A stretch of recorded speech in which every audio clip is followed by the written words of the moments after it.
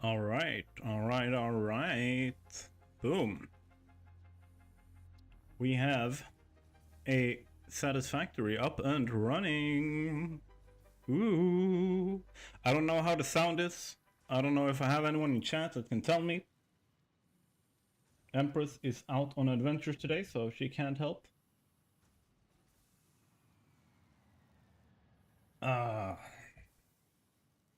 Good drink. It's a nice Friday. Tell me how you're doing. If you're watching the VOD, still tell me how you're doing. Just do it in the comments.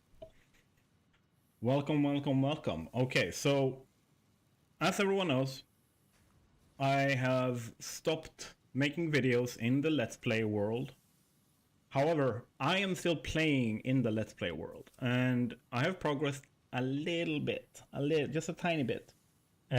Partly because I have used part of that progress to make specific tips and tricks videos, partly because I have been just wanting to play in the world because it's a cool looking world and I like what we've done with it so far. But I essentially, it was like up in the air of what I was going to do today, and one of the choices was more Helldivers 2 with Empress, and the other thing that popped up for me was this. So because Empress is out, she's on adventures, we are not playing Helldivers 2, we are instead playing Satisfactory. And that feels good. Let me just double check here. So I have my to-do lists and everything.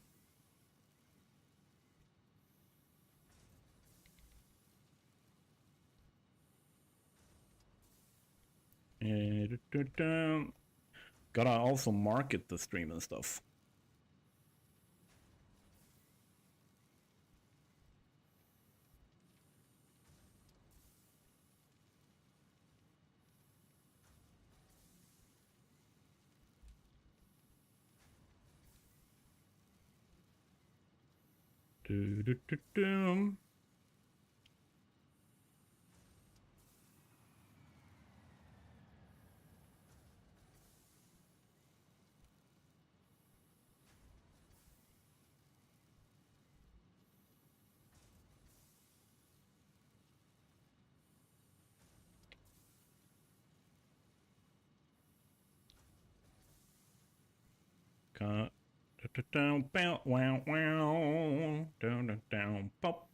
Okay, there we go.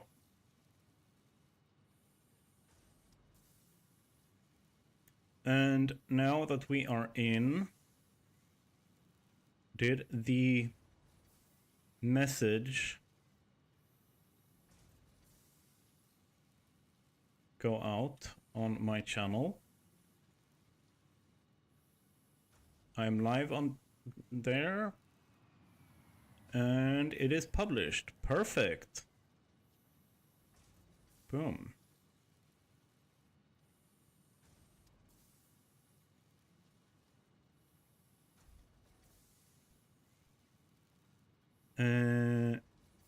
I'm just thinking I can probably also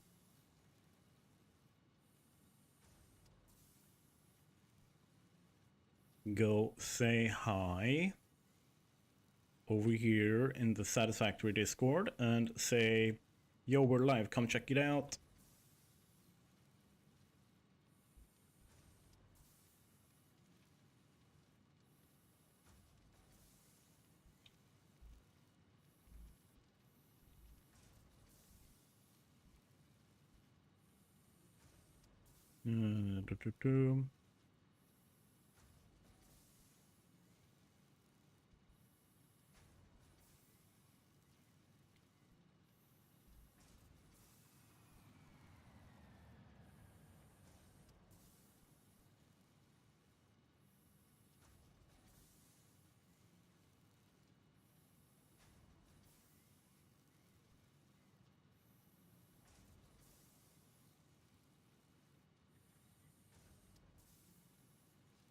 there.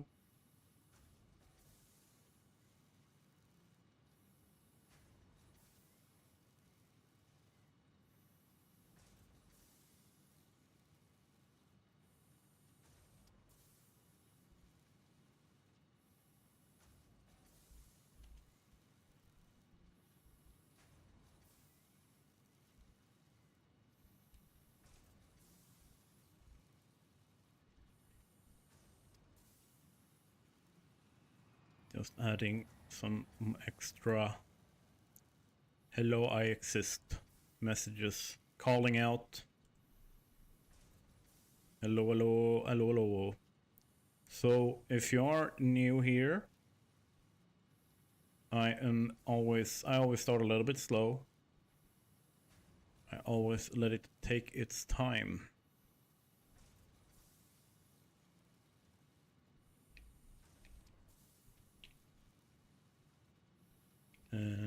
So if you came for high octane content, this is not the channel for you, let me tell you that. And boop-doo, I think that's it.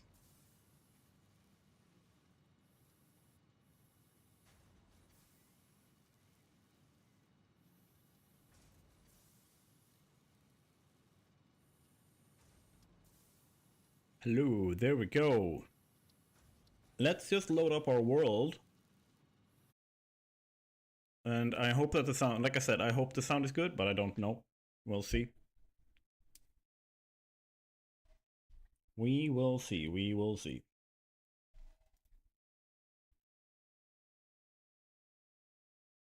The filter is doing its thing there with the being a little bit weird.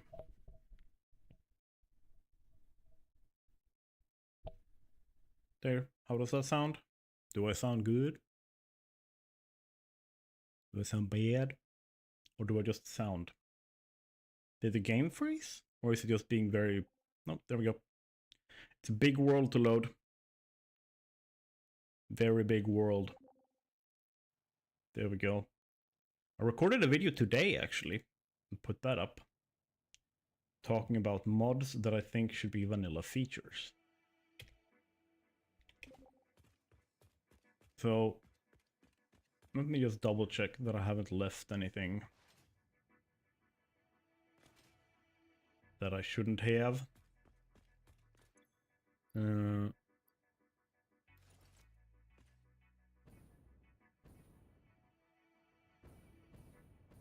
Nope. Looks good. All right. We have started on the World Resource Highway, but we still have a little bit left to go. Let me just double check. Can I unlock more of this? I think it makes things a lot easier. So that's steel. Pipes. And beam. Let me just grab that just in case. We need that too.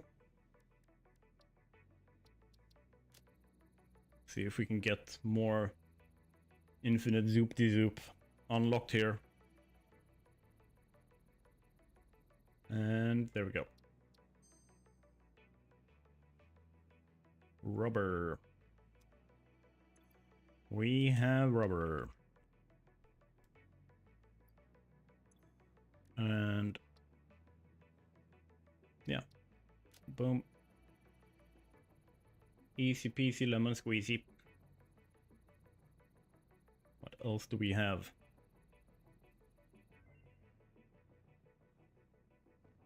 Okay, that means I can do a 40x40 platform quickly.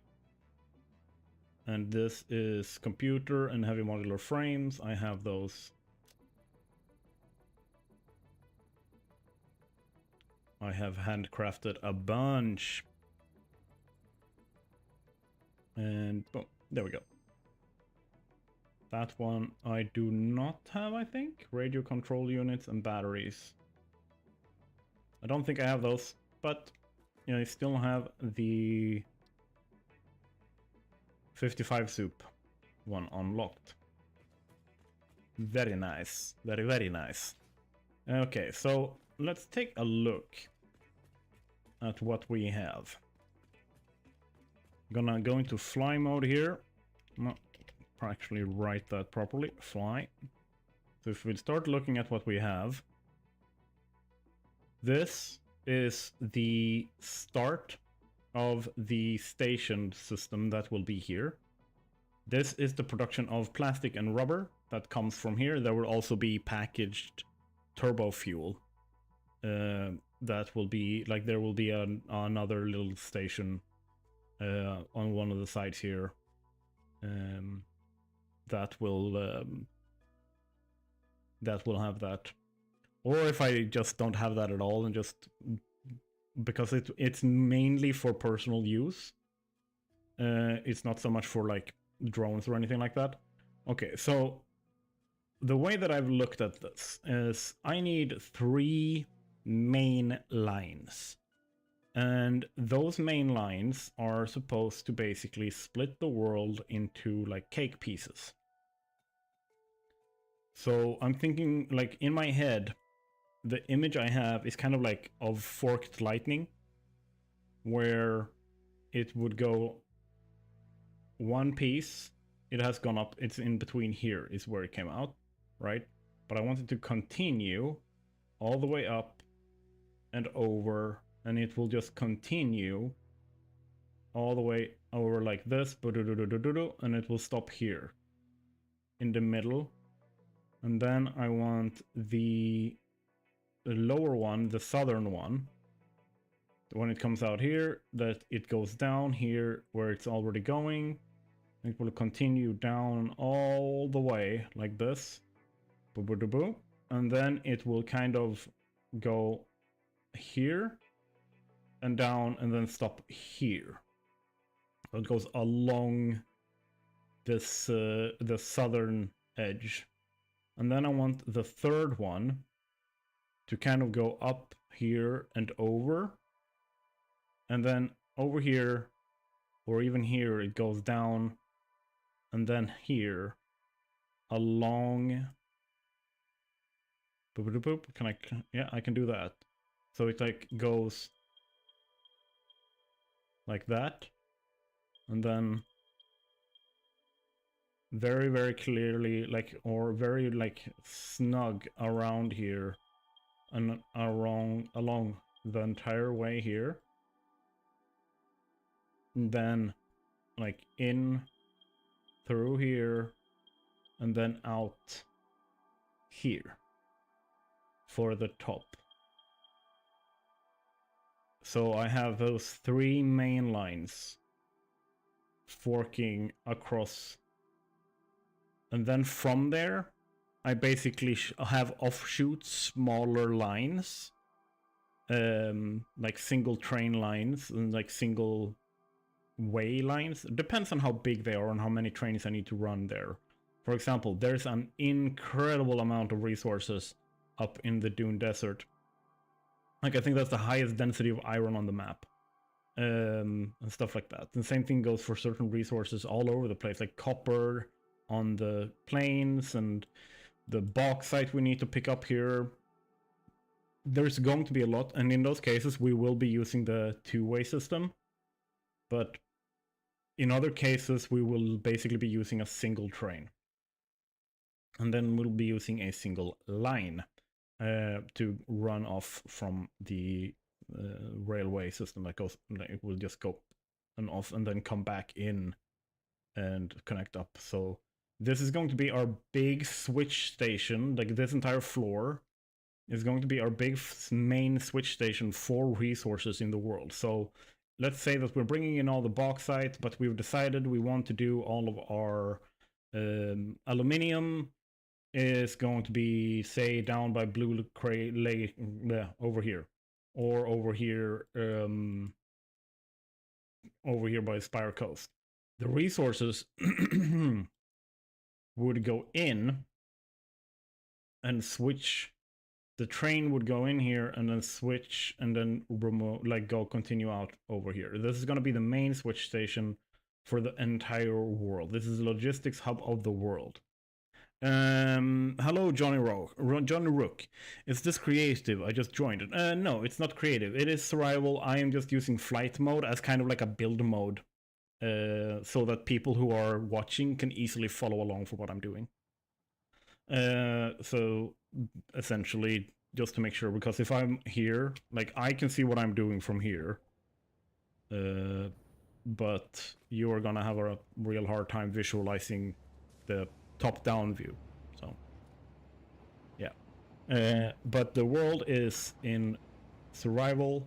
So far I think we've spent 400 odd hours. Yeah, about 400 hours in this world. And this is my Necron inspired city. I'm building cities in this save. This is Mournrock. So I have another city down in the south, down over here, that covers most of the grass plains. So this is Mournrock. And Mournrock is basically going to be the logistics hub of the world. So I am spending an inordinate amount of time building these railways to center all of the resource gathering on Mournrock, which I also need to do to build all the stuff that I want to produce. The green squares? Yeah, I really like it. It was kind of like I saw a lot of the green, the Gauss technology and everything that we had from the Necrons in 40k, but I also saw, like, I was watching a bunch of Subnautica videos at the same time, and I was super inspired by the architects' technology and their architecture. And then at the same time, I was like, I want to make something unique in the game, so this is the style that I came up with. And I really, really like it. But it's essentially just a mass of, like, half foundations, like different pillars and everything that I have just super saturated when I painted them. And then some signs to add light. Like, lumen is off now. Not you afraid of the hidden... Oh, I've hit the object limit a long time ago. I hit the object limit in here when I was building this. But yeah, I have modded the engine, so I have no problem. I can keep going. But I hit the object limit somewhere when I was building this. The rubber and plastic loops over here.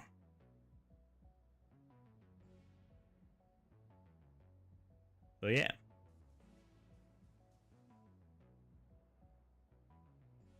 It's always yeah, I should have something like 60 FPS. Let's see which one.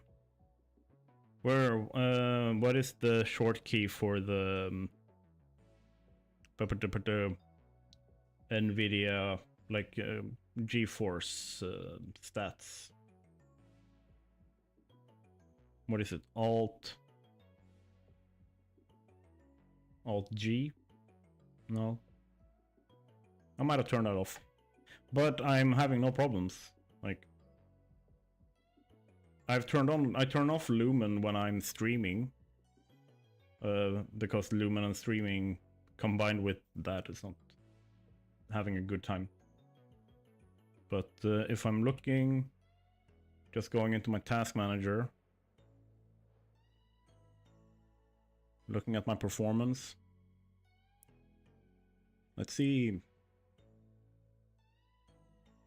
CPU is at about 70%. Memory, same thing, about 70%. GPU, about 60%. So, I'm good. I overbuilt and messed up my builds in 1.0 playthrough. Oh, damn. What happened?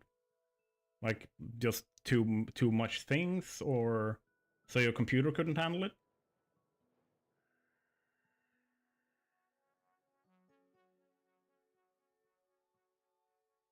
Or was it just that you fell out of love with it? Okay, let's see. Stuttering. Yeah.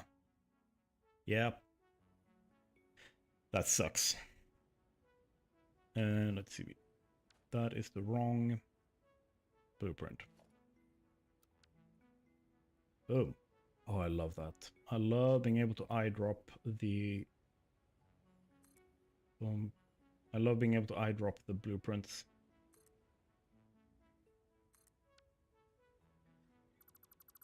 I always have this like somewhat lag when I am placing down the blueprints and start.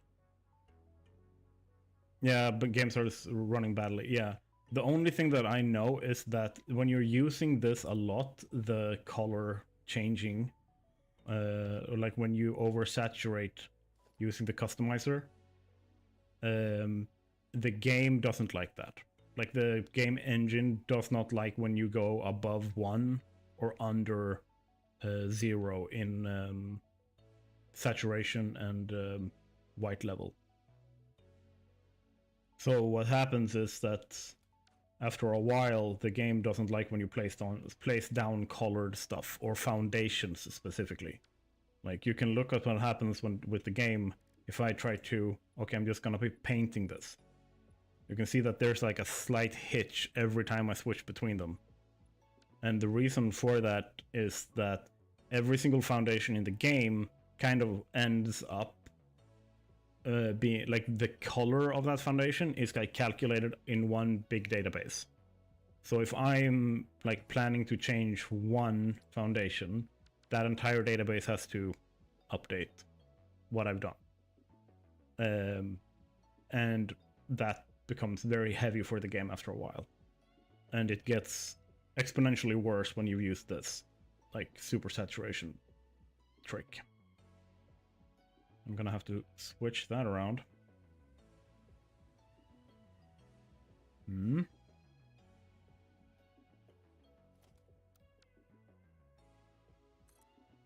One, two. What do you mean invalid placement? Ah, there's stuff in the way.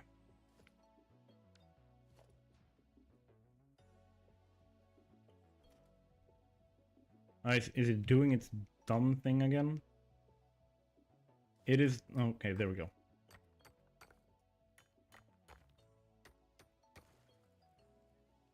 I wanted the golden nut, so I started building a factory for the last space elevator part, and my nuclear power was a mess. Ouch. Yeah, if, like... That is the one thing that you don't want to cut corners with. Like, anything else, fine. But if you're starting to do that with stuff you can't delete the waste or byproducts of, that's not so good. It tends to come back and bite you in the ass.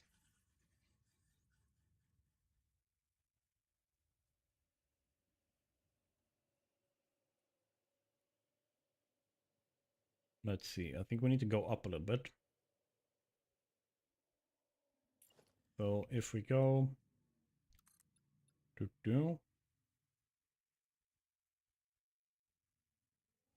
Yeah. I tend to slow down instead.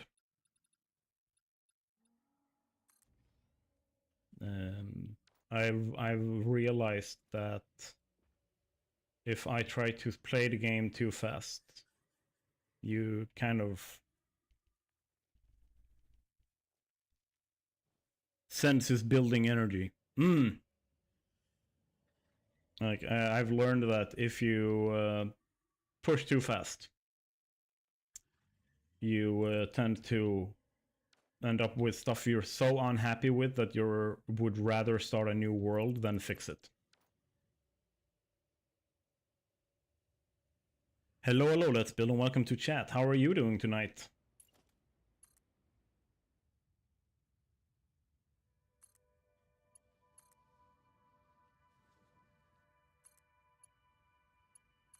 You did it on playthrough 2? Yeah. We all always learn. Like, it's iterative. The process of playing this game, playing any game really, is iterative. Like, you play one way, and then as you play, you start thinking, shit, I messed up this part. If I could do it again, I would do X, Y, Z better.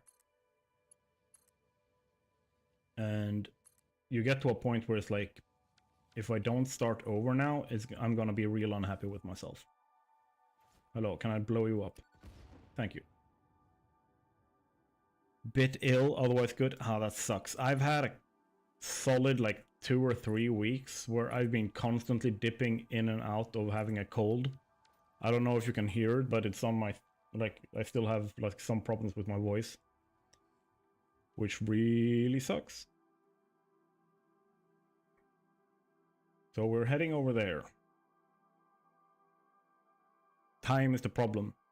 You don't have a lot? Like, you have a family or school or work? Like,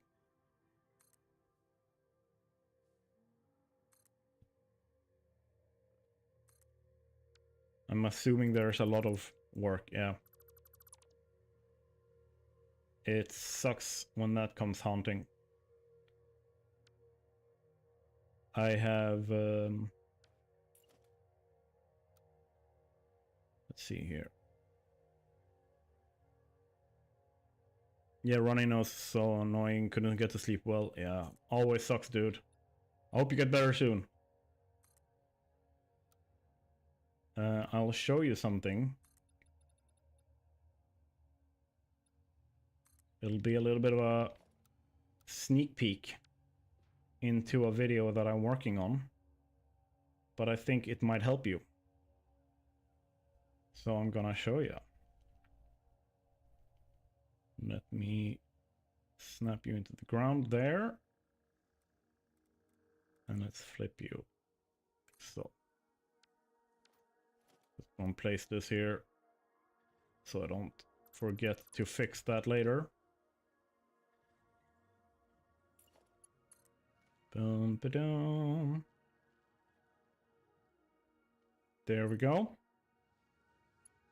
Yeah, work really sucks. Like, I have the I would say luxury if it was intended, but I have the bad fortune of being like, I'm looking for a part-time job so that I can do this and have some kind of income. Because let me tell you, YouTube does not pay that well unless you are a lot bigger than what I am. So I'm just working slowly, trying to find a job, like a part-time job, something like that. But work in general sucks. If you have too much of it, it sucks. If you have too little of it, it sucks. Those platforms really have the vibe of super advanced alien corp exploding here. I mean, that's the point.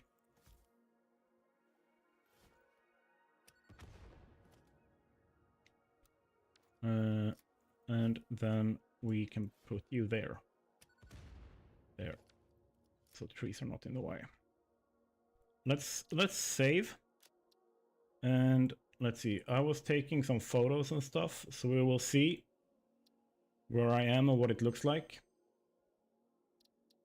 But let's load up this.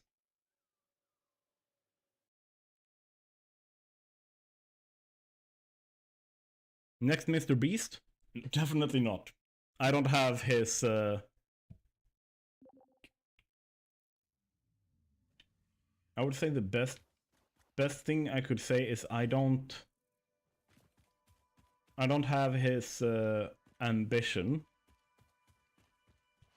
I just want to have a good time playing games, and I want to have a good time with you guys while playing those games.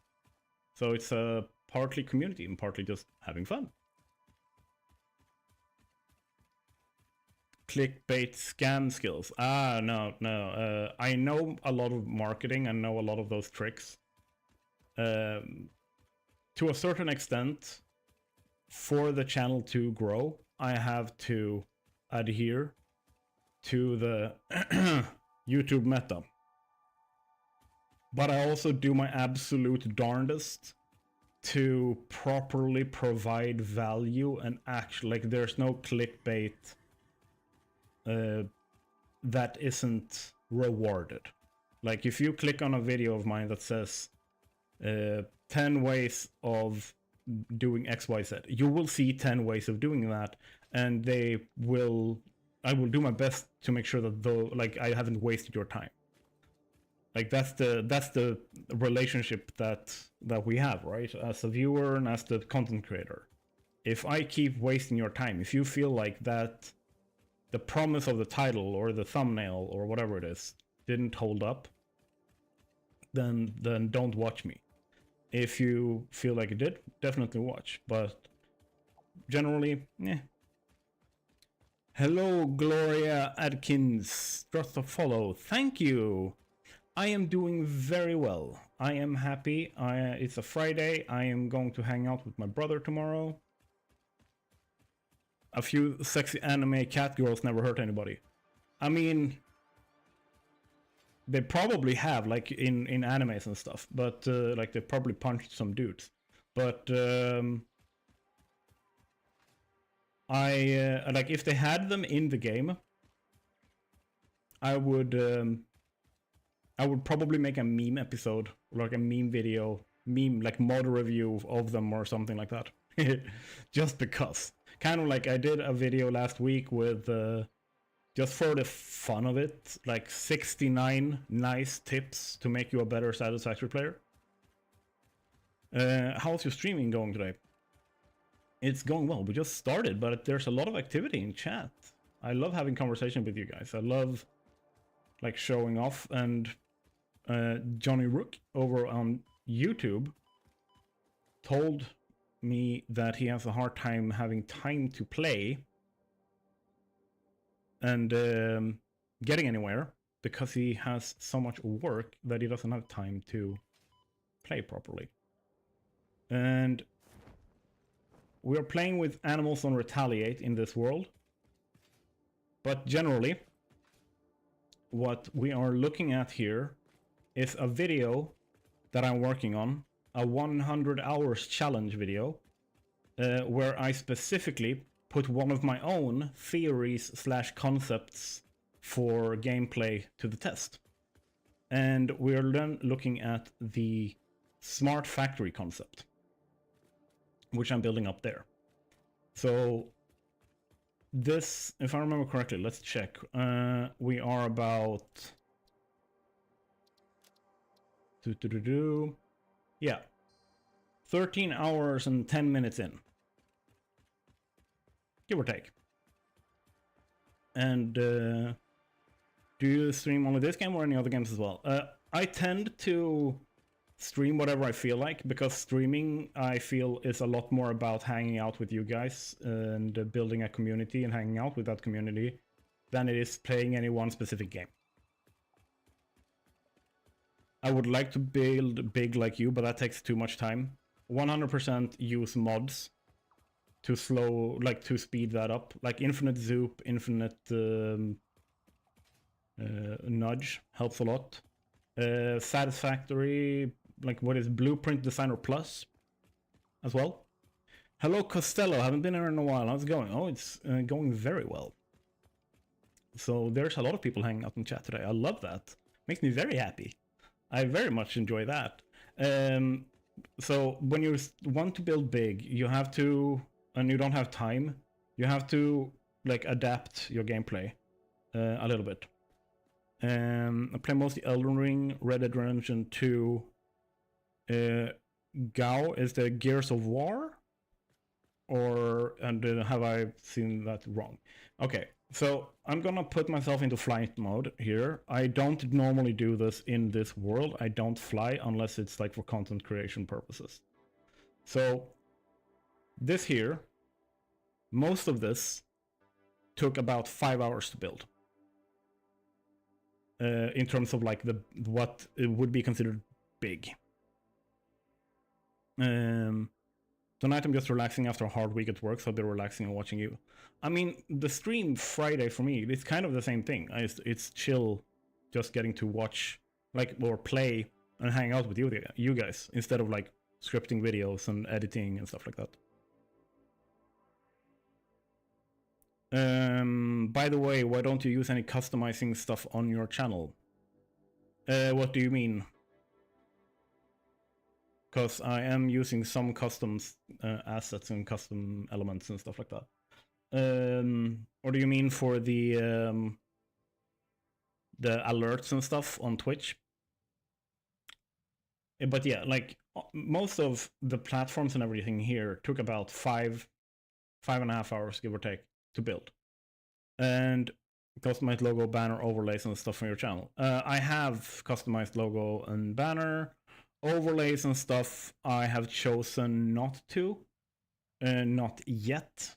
And it's basically, I'm very conscious and very careful with like iterating on my my visual like branding. And I kind of want to have the community be a part of creating and growing, that they should also feel progress as the channel grows and things change and everything. So kind of the same thing I've been doing with the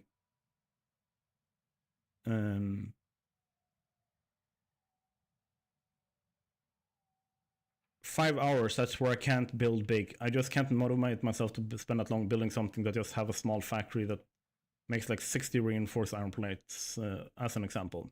Yeah.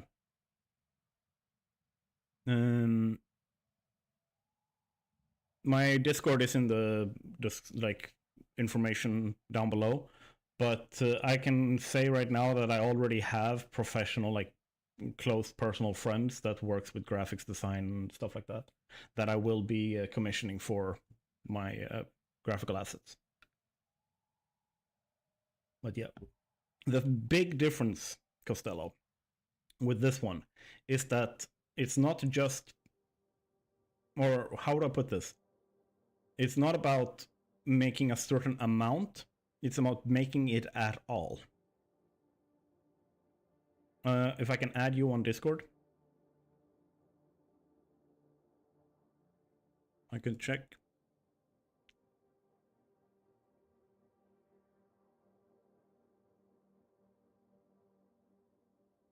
I can do this. There. It's not something that I'm going to be like discussing and dealing with on stream either way. But no, I do not. Like, I'm going to use my already existing personal friends that knows me and understands me to that extent.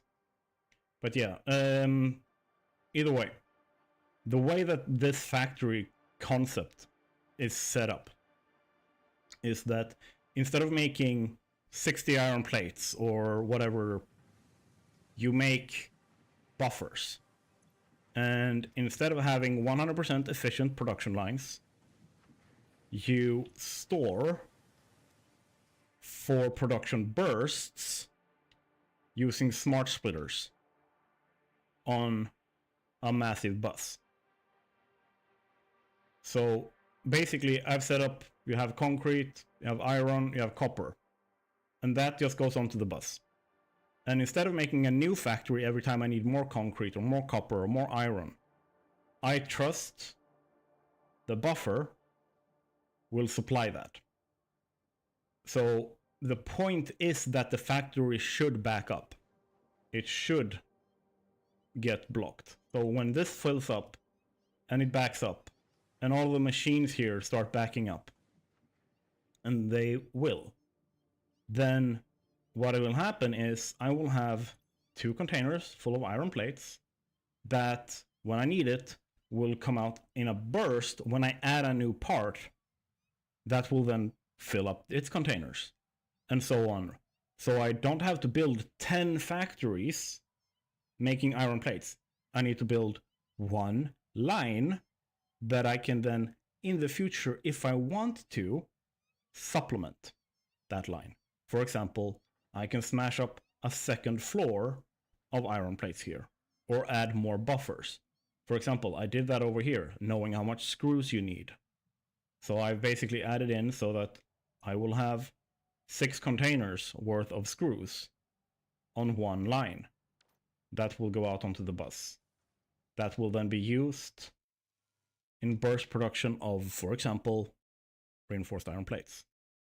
And the reason why I can do this really, really quickly, I'm not going to save this or anything, I'm just going to show you guys how it works. I don't have a lot of concrete on me right now, do I? No. I need to place some of this down so I have space.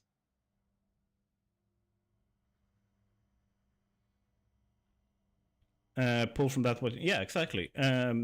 Costello said, you know, that's a great idea. So have one bigger factory making loads, and then just pull from that what you need. Exactly. So here I'm just gonna drop some stuff off that I have been out gathering.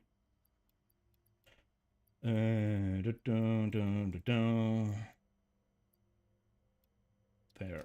And then pick up some concrete over here.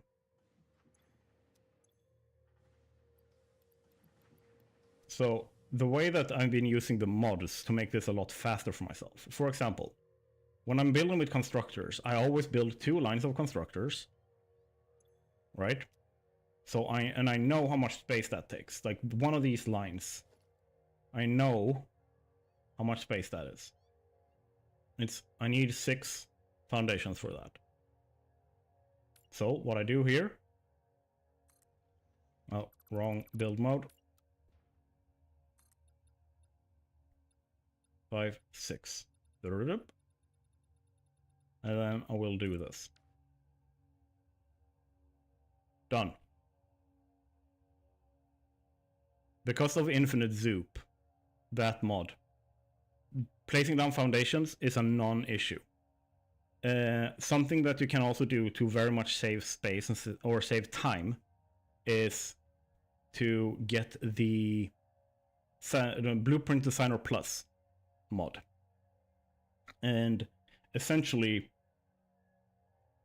I can show you guys very quickly here what I would do. If I want to make reinforced iron plates, I would go in, I would grab my assemblers, right? So production assembler. I would go here and I would check, okay, what is a reasonable, I'm looking at like the lines as well for easy measurement. So here, we want smart splitters. Whoop-a-doop. They come in from that direction. There we go. And then we got to place down our assembler so we can measure properly. Normally I do this from up here, so it's a little bit weird angle for me right now. And it's going to be a lot easier as well when I have unlocked the, what's it called? I think that should be enough. Yeah. When I unlock the blueprint designers. Anything that shuts, like, closes down your time, that's too close. So let's just move you a little bit away. Right there. 1, 2, 3, 4. That should be enough. Boom. Let's snap you in so you are a short boy. I would just make 2 lines of this all the way down here, and then another 2 lines, or another line completely all the way down here. And then I need to feed this, right? So it needs its power and everything, right? So I'm just gonna go, here's the power. It's gonna go down here to the power line, but I need to bring in the resources. So I need iron plates and screws. And an easy way for me to do this is just go iron plates, boom, you're here, and that's the line. So let's just go like so. And then I need screws, and I need you to come in a little bit out, further out. So let's go with you there. Boom, like this. So I'm not building a new factory for anything, any of this stuff. It's going there. I'm just going, that's the wrong output there. And then I can just bring you in. And yeah, I'm out of those resources, but yeah, I can basically just do that. And then I could just continue this bus. I can just take this at the end of that line, right? Because there's going to be outputs here. So let me just bring this up very quickly. An output is going to go down, like so. And then I'm going to have another line of these. I need my reinforced iron plates. Let me just grab some of the screws and some of the iron plates I can show you guys. Boom. And now we get to another time-saving mod. These are things that I've learned to use and appreciate because I'm a content creator and I need to make a bunch of videos. So this cuts down a lot of time. If you look in the bottom of this, if you look down here, you can see that there's a multiplier going up. That's faster manual crafting redux. That mod increases the speed of manual crafting. So look at how the speed of the reinforced iron plates incrementally goes up the more you do it. Up all the way and just keeps going, and now it's 30 times faster than it would normally be.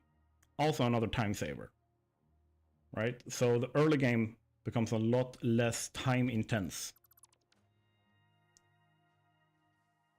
Okay, so now I would set up a second line over here. Boom, and then we need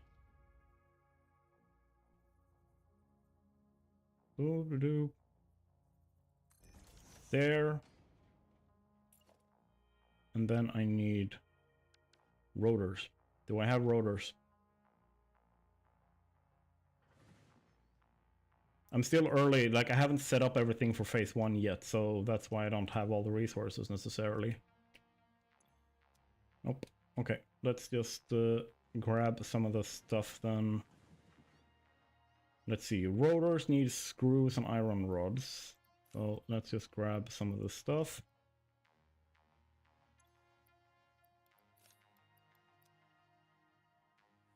And let's add back in a crafting bench over here so that I can make some rotors. There we go. Building big factories made me hate building endless amounts of belts. And on my golden nut build, I thought, why not use more trucks instead of belt I didn't have room for?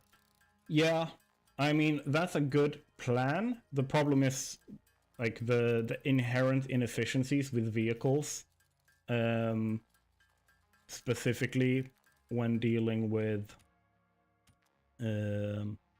what's it called, something like nuclear power. So then there it would be 1 2 3 4, and we snap you there and we put a belt in like so. So now I have a measurement here. There.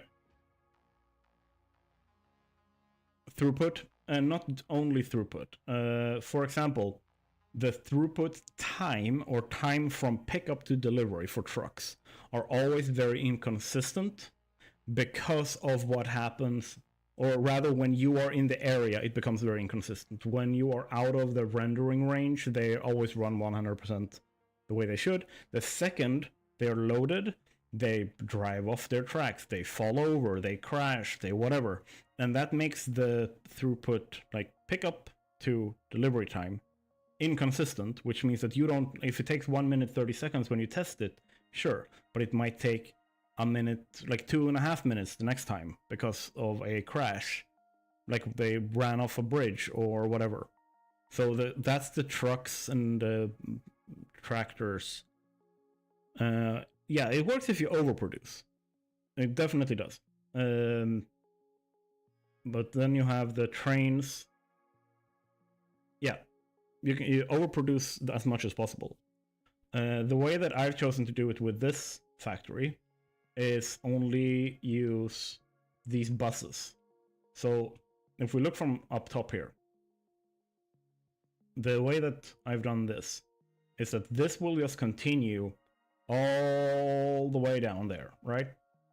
And when I get to, like, when phase 1 here is done, I will basically make another one of these that will go out, like, say, around here, give or take. That will just continue, and it will go down, and it will continue all across the world, same as that one. And then I will make another one that is, like, down here, and that one will also go across the entire world. And then I will just have, like, bus blueprints, belt blueprints, essentially, where I bring, or pipes as well for liquids, regardless of what it is.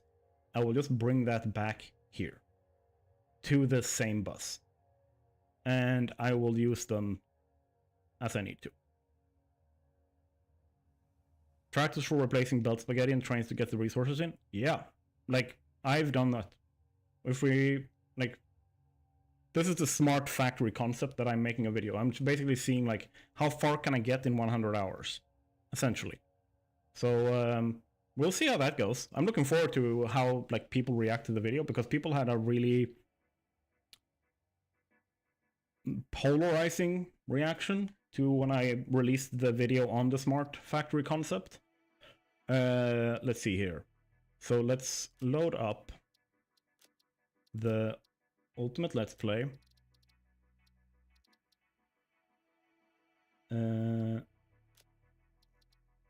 Let's load.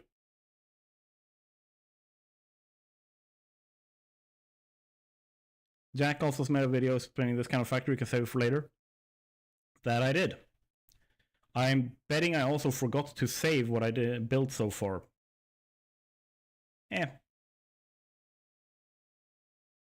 It's okay. This means I can build more of it.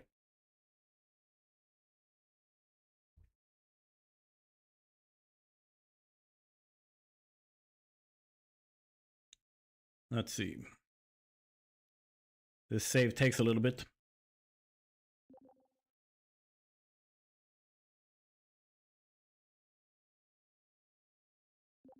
But that is huge.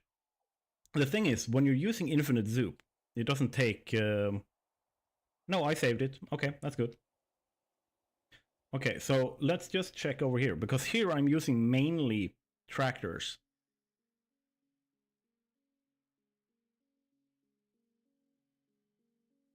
Making me want to go build something like what you have. Unfortunately, my PC has been having issues and I'm unable to use it right now. It's a pain in the ass too. Spent 1,500 euro, or pounds, sorry, replacing everything, and nope. Oh, damn. That sucks. Alright, so this is Clearhaven. The city that I built for phase 1 and phase 2.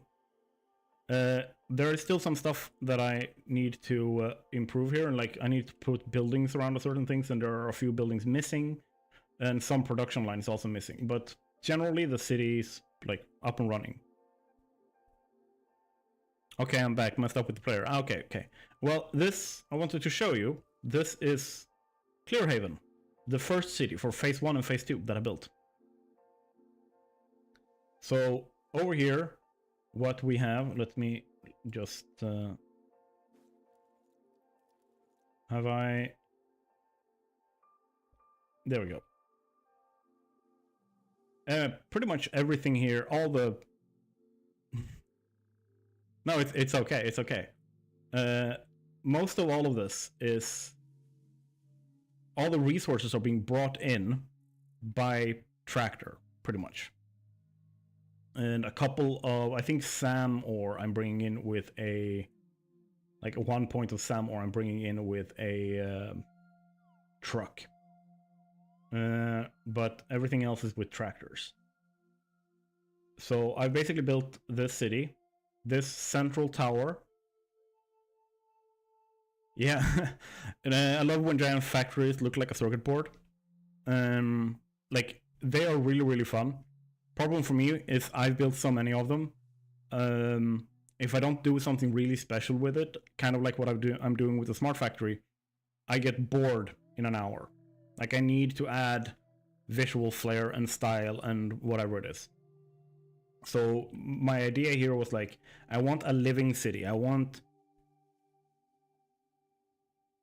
the video started playing with stream and video sound at the same time, and I closed both. Ah, that sucks. Did you like lose the video link, or? Well, either way, this little ant farm with tractors going everywhere, like if you look on the map, here, you can see that there are a good number of tractors going around here, doing its thing. And for like people like Let's Build who've watched my Let's Play series and been in the streams and everything, like you've been here like pretty much since I started building this, right? And you know that there has been iterating on this. I mean, that's pretty much what I've been living in. Like, I've been doing that sometimes when I go on breaks in the streams. I will just have it like looking at this, because this is the roundabout where all of the trucks or tractors like run around. Like, this is the central point. This is the central processing for Clearhaven. So let's do this so you guys can see it from the walkable standpoint or viewpoint. So this is the central processing that processes all the raw resources that is used in the rest of the city. And this looks like 10 times better when you have Lumen on. Turn that off for performance reasons. But yeah, so iron in those two, Caterium, I think only Caterium and steel being made here. I think there's one line of iron too. Basically all of this is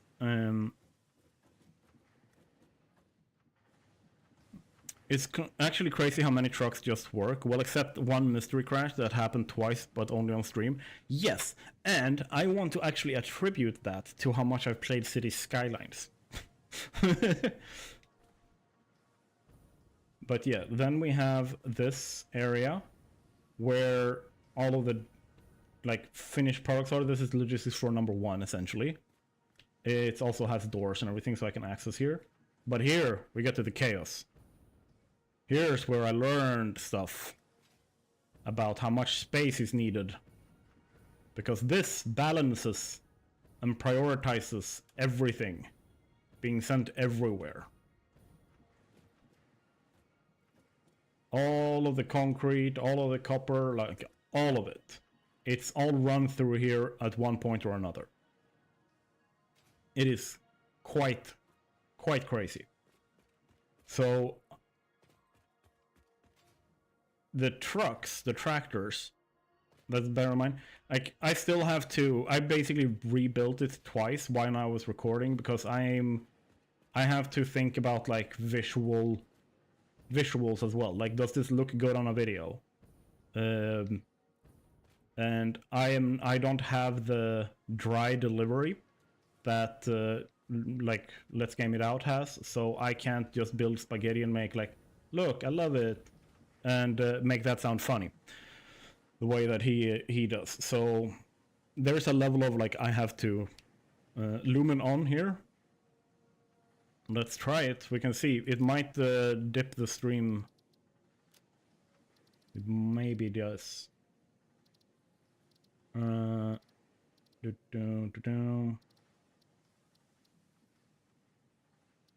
it was high.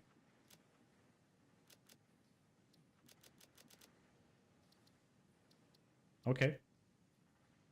Global illumination is on.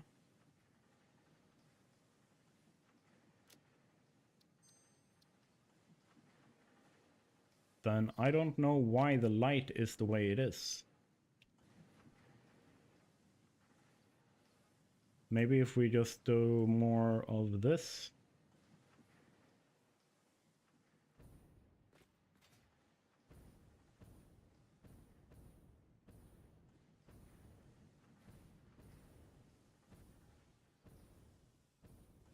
Love this. And my favorite build that we did in this entire city, I did over here with the iron processing. Let's see if we can get out on the other side. There we go. Yeah, I love this. I'm absolutely in love with this, but love that bit the most. That is my favorite part of this entire city. I am so damn happy with this.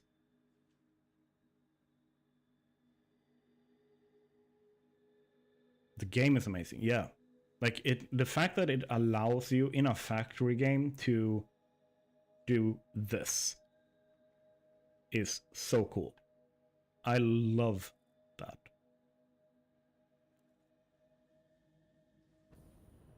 So yeah.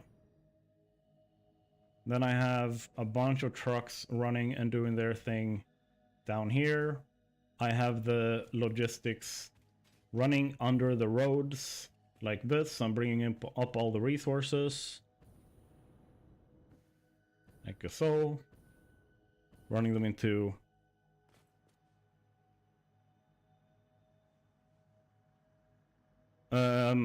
I think I blend, like, I think... And this is in no way, shape, or form any kind of like putting you down or telling you like you're not good at this or anything, because I've seen your stuff. You're really, really good at it. But the thing is, something that a lot of people, and not just in this game, in any game, really, really struggles with is applying lighting. No dual chat today? Oh, no, wait. It's I want to see. Let's see.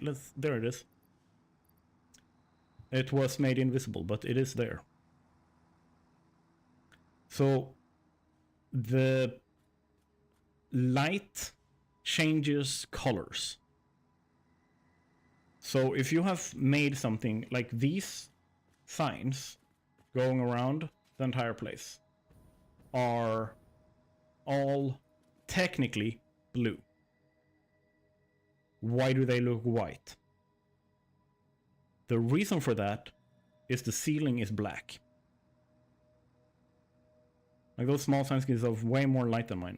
That might be my this one.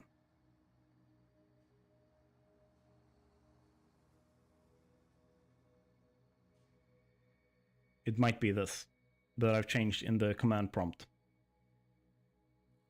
So this is my settings for the AO global distance field, min-mesh radius. Also, something to be said, if you look in this here,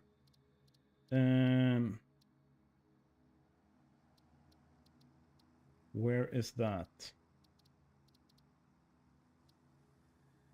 Is that something they've changed?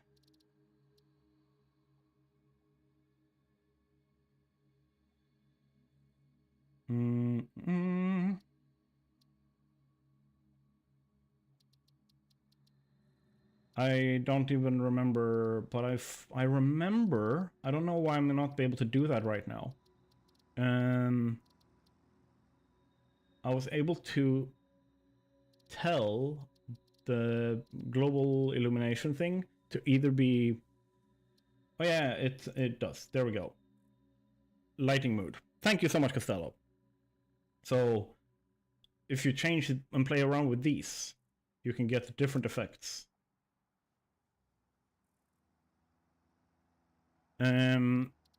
It's the chats on Twitch and YouTube merged. I feel like I'm missing out. Merged, not so much. Like if you look on the stream, they will show up in the chat on the stream screen, like there, rather than in the actual chat. That is what I've had to do so far. The other solutions tend to cost money, and I don't have enough yet.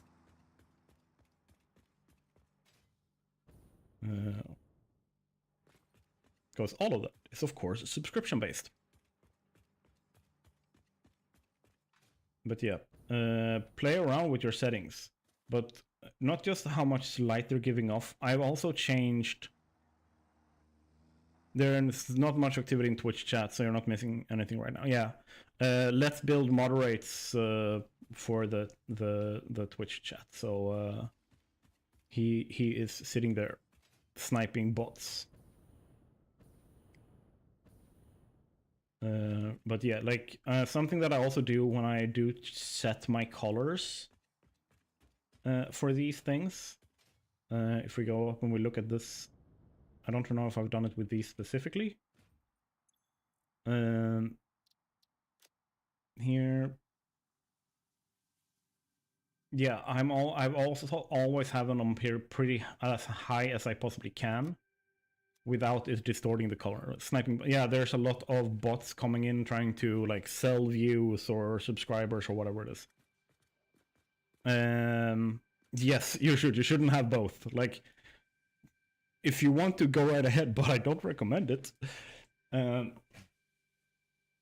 No, not necessarily. Some of them are, but it's also like just random people. Like some people are like spamming marketing. Some people are spamming like selling views or viewers. Some bots, like there's a bunch of different bots selling different things. And they tend to come into chat. Let's see, FPS on the stream is a little bit low. And let me see. Okay, there, it fixed itself. Good.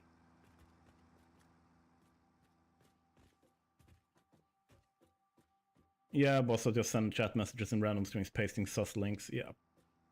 But yeah, like the lighting adds color, and it reacts to the textures around them and everything. So certain surfaces, yeah, like people, like that's literally why I'm multi-streaming, so that people can watch where they're comfortable. But basically, light bounces differently depending on what surface it bounces on, and depending on what color that surface is, the light will change color in the reflection of that, so to speak. So if you look at how it reacts to this, on this time of day, these start, like the sticks start looking almost yellow. Then that's because of the colors blending in the lights, like this light spectrum kind of like they blend. And that is a like super advanced level of like color theory. Or if you separate it from the background colors and everything, it is like literally just light. And I was lucky. So I spent a year and a half in high school studying to be an electrician. And one of the courses, an elective that the hero trucks, yes. The one of the electives that I had there was light design, like electrical, like so we learned everything about light sciences, like how does power, like what is a lumen? Like lumen is the unit of light intensity. So what is a lumen? What values can you find where? Colors of light have different effects on the human mind. So what should you have in an office versus a bedroom versus a cozy corner? And how does that react with like the walls being black? How does that change the light spread from lamps and stuff like that? And we learned all of that kind of stuff. And then I had the luck to have a very artistic mother. Like, I will not I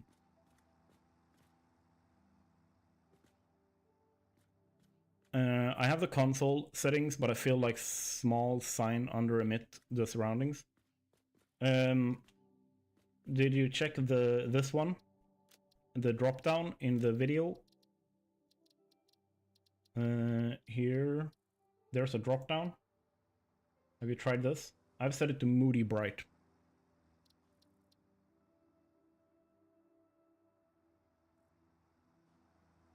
I also have gamma pretty high. I don't know if you have it that high. I have no idea. But gamma affects how much like internal light something gives off in games, like in texture specifically. So that also helps make everything a little bit brighter. But playing around with a color theory and adding light as part of your color mix. Moody brown. Okay. Then I have no idea, dude. So part of it also for me is time of day. I also stack a lot more than a lot of people do. So as you can see, there's a lot more different signs and stuff than a lot of other people use. And for something like this over here, what I've done here, if I remember correctly, I have used a chromatic finish. It's a big concrete pillar, but I don't remember which finish I've used. I think I've used black chromatic.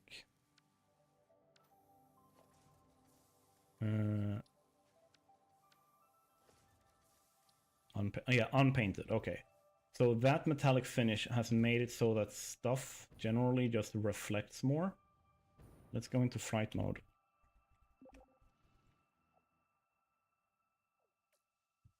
Like this. So the lights reflect a lot more off each other because there's a lot of metal that causes reflection. Same thing with the glass. The windows are causing a lot of reflection. So that kind of amplifies the light. There's also a lot of backlighting inside the building. So if you look here, like on each floor, there is a lot of light coming in.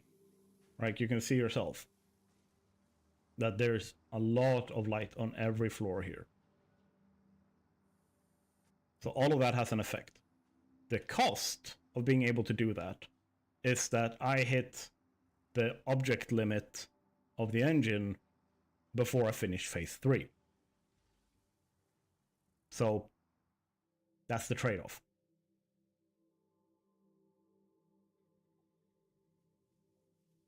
Because if I'm looking at something that only uses the light, like these here, they are bright, but they don't give off a lot of light. Like, it's not suddenly like I can see the bottom here. Like, if I go midnight here, where can we find a really dark part of the night?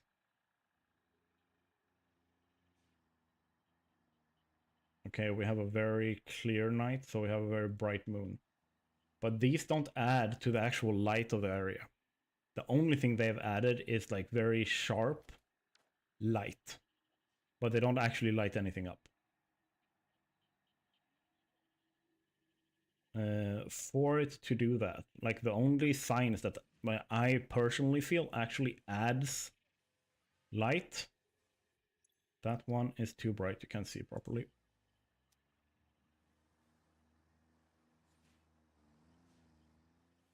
I don't like that. I should probably, like, here's what I would do here, right? So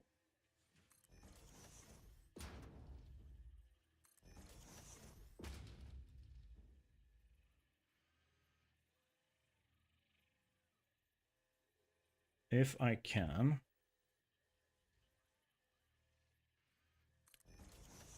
I'll add something like this.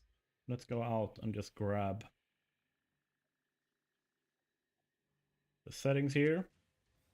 Because I want this to have light, but it's too bright if it is set to light stuff up. Right? So now it adds a little bit of light in the corner here, but it doesn't add a lot everywhere.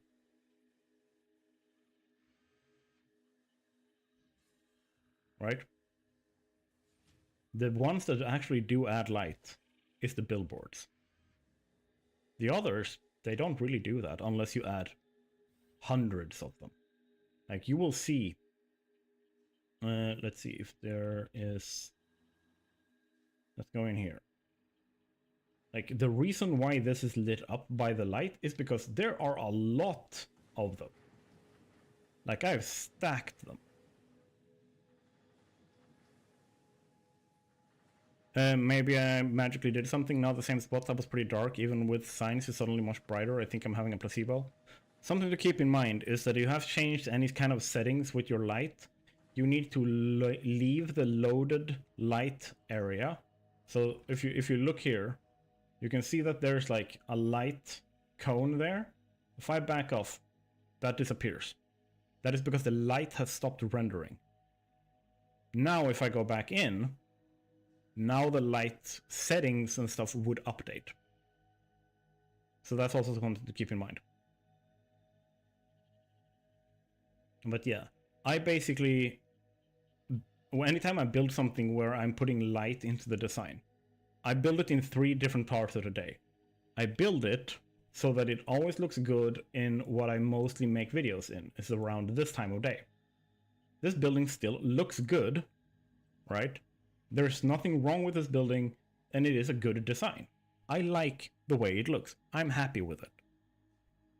But I also always check, how does it look in the middle of the night?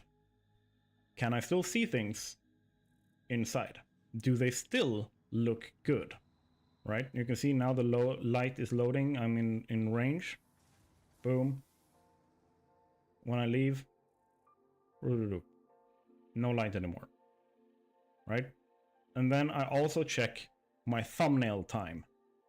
A lot of the time when I take thumbnail pictures. Sorry if you don't know how to plan a factory. Awesome content. Thanks, Jack. I love that compliment. Thank you so much. I can't pronounce your first name, but Menenes is your last name? Probably also because I have Lumen on mid, because I have not that beefy PC. That definitely affects things. Because I have it on high. So when I take screenshots for my thumbnails, like, does this look good? Yes. Jose. Ah. Joanne.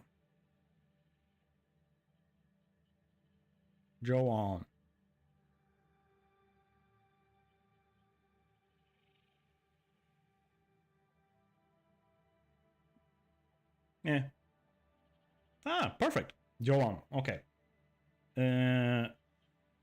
In Swedish, with Swedish spelling, that name would be Johan. Okay, let's see here. So when I'm taking screenshots for my thumbnails and I want to make it look very artistic, we have something in real life when you're taking photographies called the golden hour. I don't know if you've heard about it. I don't know if you know about it. So I might be over-explaining things here. But you have a time of day in real life where essentially the light level is such that there is barely any shadows anywhere. The light is super even and it has a little bit of a golden tint to it. So we have something similar in the game. And if I open this and we start going, because the golden hour tends to happen like either you get it around like this time, right? Boom. Suddenly, this is a lot cooler than it was before. Are you Swedish? I thought you were Danish. Like all the gods. Yeah, the Danes. Yeah, they can go down in the Delta. I'm Scanian, so I'm close to Danish, I think. That's what you would call it. We live in Malmö. I'm from Trelleborg. But yeah, it's essentially like a comedic, centuries-long feud that has been going on between the Danish and the rest of the Scandinavians. Like everyone else is like, okay, we can tolerate each other, but the Danes, nah. And then we have, let's me go back here. And we can go look at, we have a different golden hour with a different kind of like light set in the evening, like so. That is a bit of a purple light. We have a bit of a yellow light in the morning, and then we have a little bit of a purple light in the evening. So, ta-da!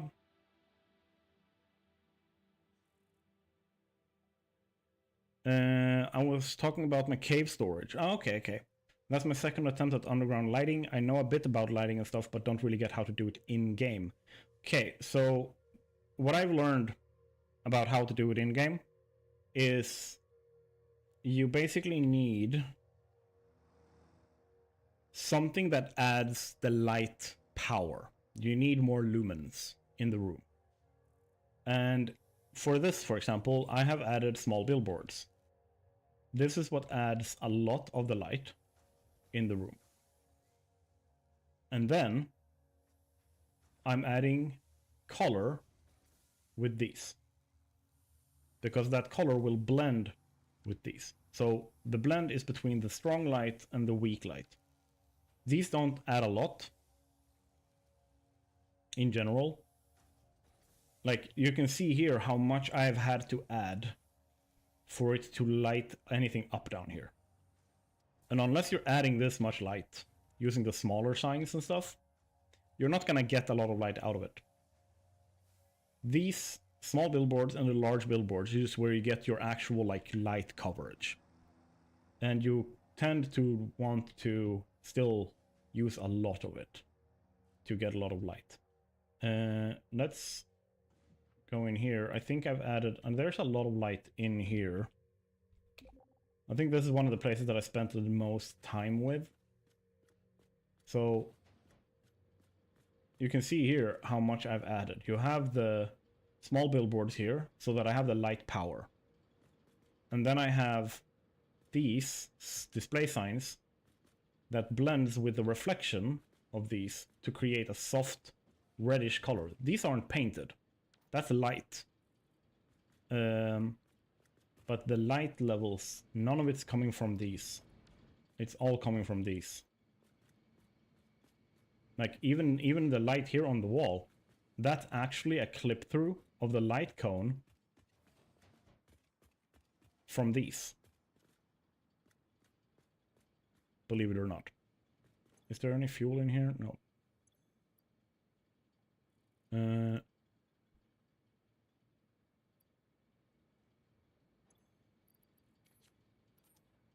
I need you to move, dude. You are not parked properly.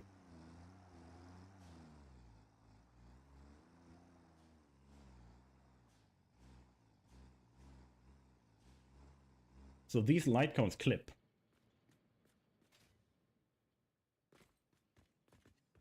And there. Now you can see all three. Because you don't have it on this side. So not only does having the parked trucks here add a little bit of detail, they also add contrast on the left and right side. And then you can see in here, I have added so many signs to this for there to be lighting in here. So if you want to use the smaller signs, you need so many of them. Like even here, portrait signs, so many of them. I have stacked them so much to get any kind of like light coverage in my like factories. I also like want to make sure that like Let's Build, I know that you can spend the time. I know that you spent like 8 hours on just Coal Factory. I did not spend 80 hours on this. But the lighting that I've added, like the lighting here from these, they extend to here. Like they stop here. Like they don't even cover half. If I wanted to actually light this up as a corridor, I would have to take this and mirror on the other side to have a bright corridor. right? Same thing here. Like I have had to let these add a lot of the lighting and bounce off of the roof and the glass to cover the whole corridor. It's already starting to look dark on the right side of this. So Lumen makes the game a lot darker, and it requires a lot of light for you to counter it. And that is like, there's nothing wrong with that. Like if you want to have a lot of light, you can do a lot of light. Here is what you can see is you have a light over saturation, where the room starts looking very dark because of something that is on in the settings. So let's go into video. Where is that?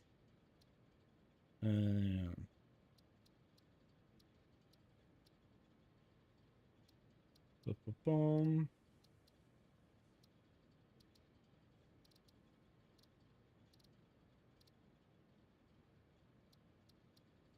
Yeah, it seems like they don't have it in the game, but a lot of it is added by this, the TAA.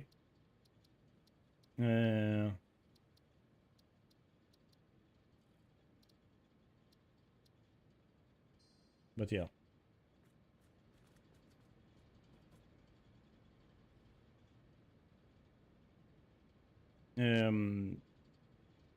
I took a walk through my coal plant again and then back at my cave, and the more I walk around, the more I actually like and satisfied with the lighting.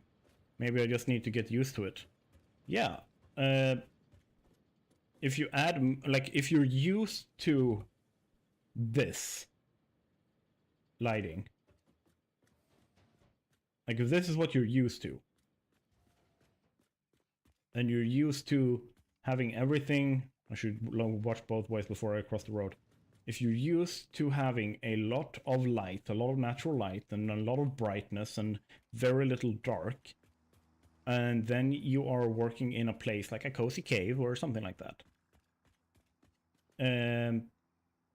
it definitely becomes a kind of adjustment period before you acclimatize to the level of darkness that you are dealing with. So, for example, when I was building this, I felt it was too dark in here. So I'm gonna go back. We're gonna have a little bit of dark with our northern lights. So now I felt it was too dark in here for a long time. And then I started getting used to it. And I realized that what we see now is mood lighting, is cozy lighting. I don't need to see everything in here. The light is supposed to draw my attention a little bit. You're supposed to see a little bit of movement as silhouettes against the light, like that, right? Probably also because I'm building it in a different biome, the lighting is diff. Yes, that is definitely the case. Something to also keep in mind, if we go upstairs here, is that something that changes. I am going to go into fly mode, and I'm going to show you something. Something that, yeah, okay, there we go. There's a bot. Yeah.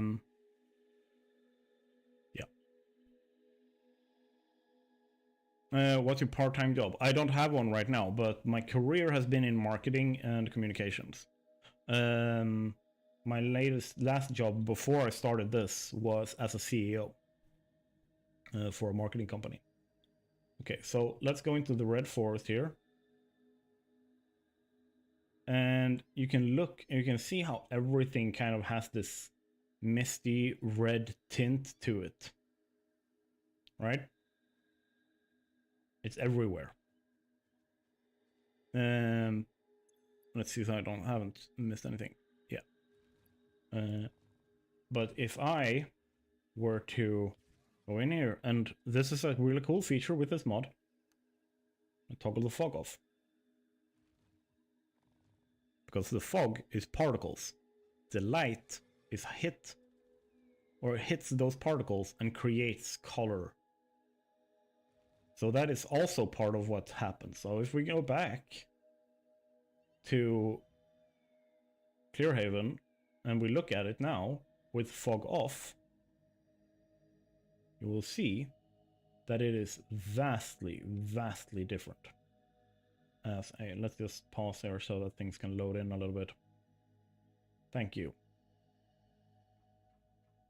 I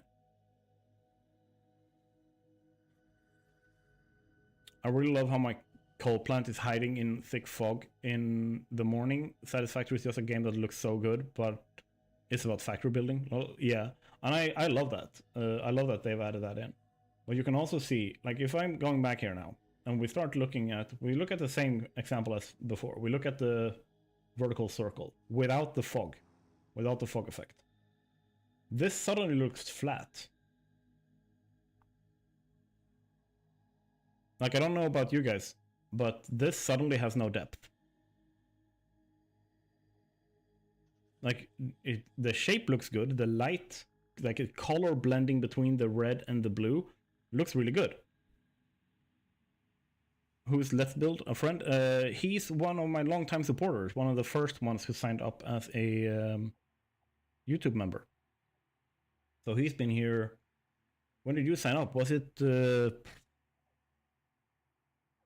September last year? Something like that? Boom, and this is with the fog. So the fog is also part of what happens with your light. So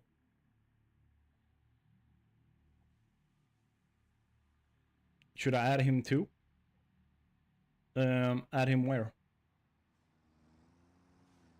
I have, I see that a lot of people, or at least if one person, is writing to me a lot in Discord. I tend to focus on the in-game chat. Yeah, it's Gloria Adkins who's written to me there.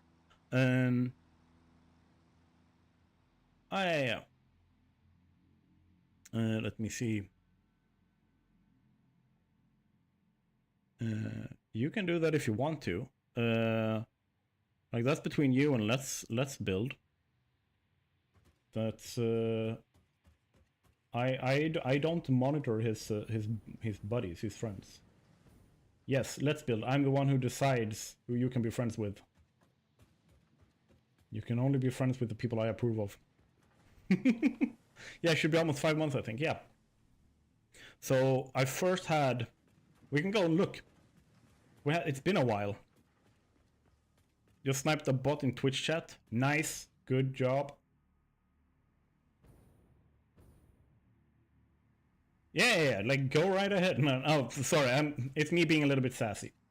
You will notice that Swedish humor is very... Like, it's a mix between Valley Girl and British. There's a lot of sass.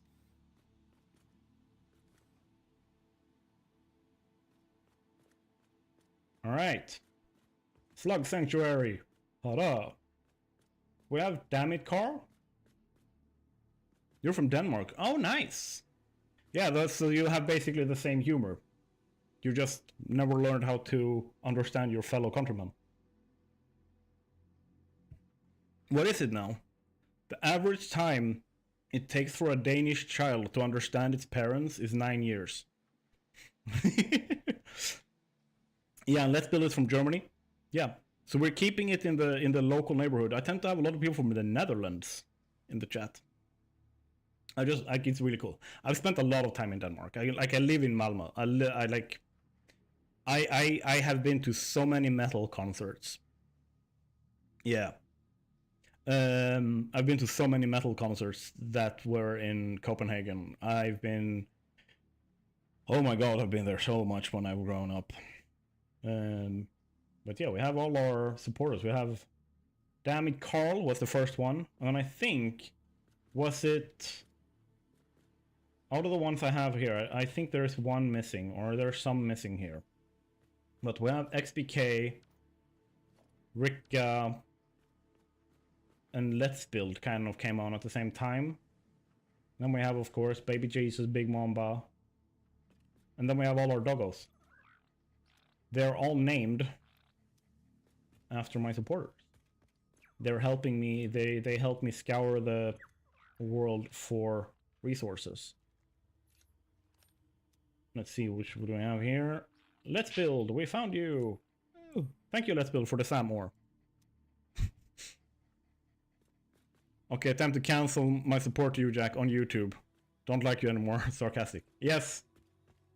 You don't like me anymore on YouTube, so you support me on Patreon instead. Damn it, Carl is over here. Is all the doggos still here? We should have 10. 1, 2, 3, 4, 5. Like and subscribe is the name of that one. That's a really good message. Empress Victory, you were the one who inspired me to start out with collecting all the doggos. Hello. And we got an Empress here as well. Baby Jesus, he found me some electromagnetic control rods. He wants me to go nuclear. And we got an actual nuclear Nobelisk from the random doggo number 12. And then we have Nanobivar over here. That's 1, 2, 3, 4, 5, 6, 7, 8, 9, 10. Which ones are you? You are Rika. Jack is Dum Dum. Yes. This is accurate.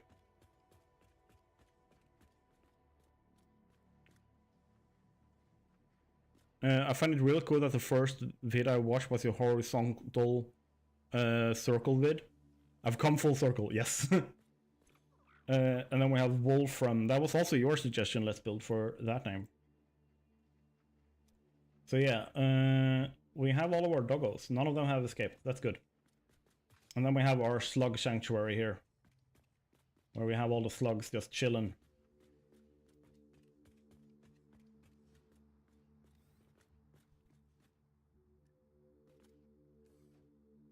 There we go. But yeah, I'm having a real fun time with this stream. I love this. We kind of need to yeet ourselves though. Let's see. Can I pop you in there? I can. Good. We need to get up top. Nope, I missed that one. Where are you? There. I should also go back to a time of day that you guys can see things. There we go. Boom, boom, boom, ba-doom. Let's go. Whee!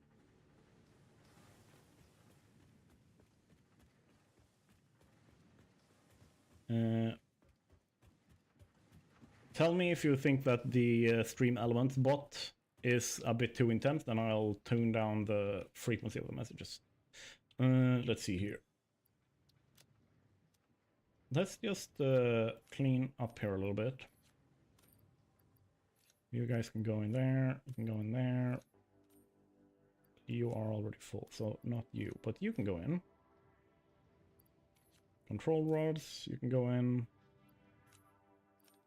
You can go in. Can you go in? Nope, you're full. I think everything else I'm producing, so that's automatically also full. We can remove the iron. Yeah. Feeling like a god adjusting the time. Yeah, I mean, we should, like, do you know what we should do? I would love, because you said you didn't know what it was, I would love to go on to, like, abandonware.com or something. Really missing rain, though. Yeah, the weather not being, like, here yet. It sucks, but I also understand, like, their explanation of it. I would love to see you react to us playing an actual god game, like Black and White. I would love to see that. Because I think you would have a really good time with that. Okay, we need to go here, I think. Sorry if I'm making your head spin here. We just need to yeet ourselves a little bit.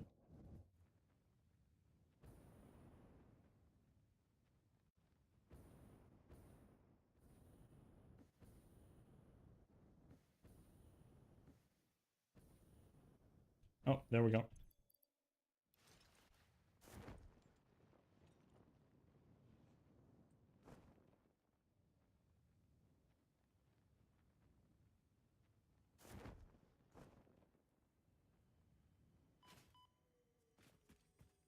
Loboyos. I think they're still on Retaliate, so they're nice and peaceful. Or they've just learned by now that after me killing thousands of them.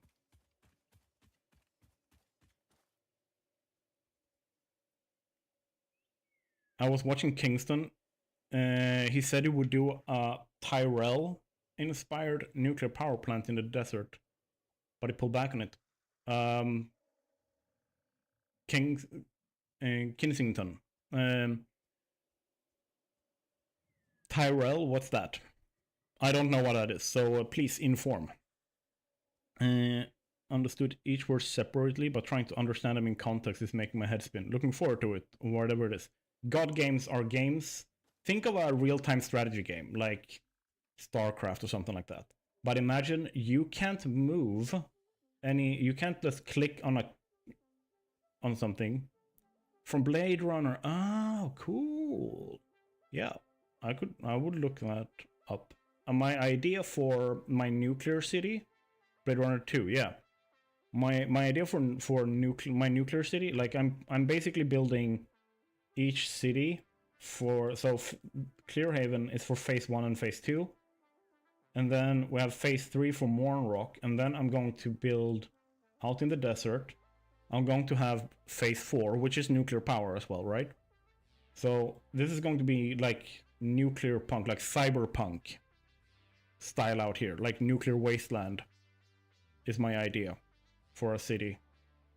That's kind of just like spread out across the desert. And then I want to have, I don't even know what I'm gonna do with phase 5 yet. Like hyper advanced, like, I don't know. But yeah, a god game is a game where instead of being able to directly control something, like I can't just go over and, like, you have your top-down perspective like this, right? But instead of just being able to click a unit and then click where you want it to go, the Tyrell building from the first movie in the desert. Ah, nice. I'm gonna Google that so I can see what it looks like.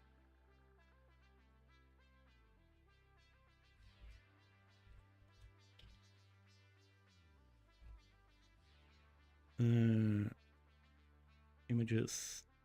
Oh yeah, we're looking at that kind of style. Yeah, okay, that makes sense. That's a really cool building. It's a really cool building. It is giving a little bit of the Necron pyramids, like ziggurat style buildings. Looks really cool though.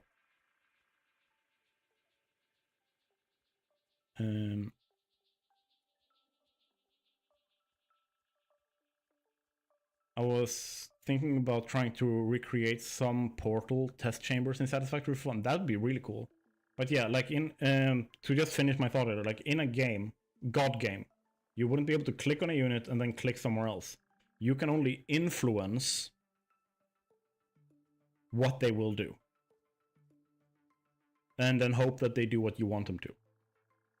So you only have like have the ability to nudge people with stuff like miracles and like a little bit of magic powers, and then you have your like avatar, which is like a animal like pet of yours, like a big thing that you have to train and race and everything. It's really cool game. Like it's from the god, like AAA god game era, made by Lionhead Studios. So I'm really looking forward to showing that off.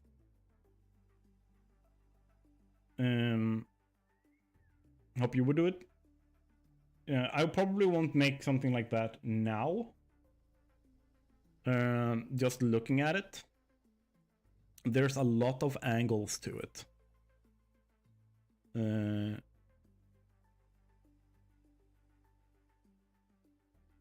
there's a level of,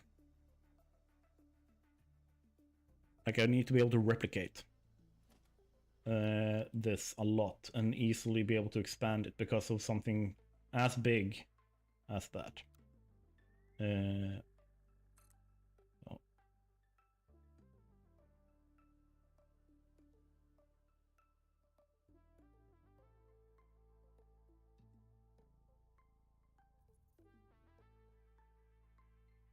Let me see.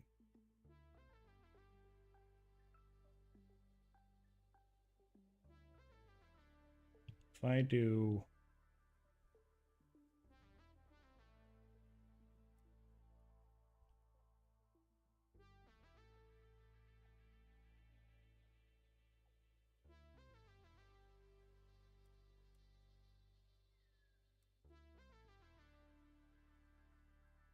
that,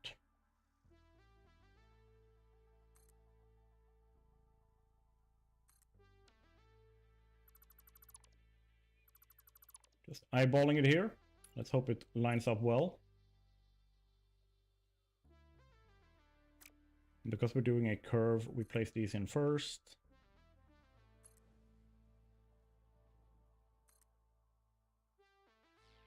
Boom.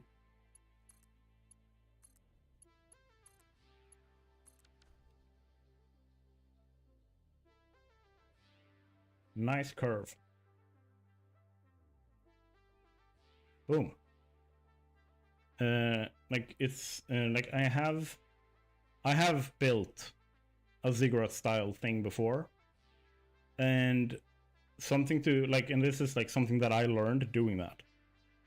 When you're building tilted walls like that, no matter how you look at it, it's going to be a lot more difficult and a lot more complex than you thought it was going to be. Either you have to build everything using pillars, or you have to use the tilted walls. Either way, you should probably have like beams and pillars and stuff to texture with. But the like, I tried making blueprints and stuff for it, but it, oh my god, it was hell trying to replicate it to any significant degree. So let's go 2 here, 3, and then we'll remove 2 of them.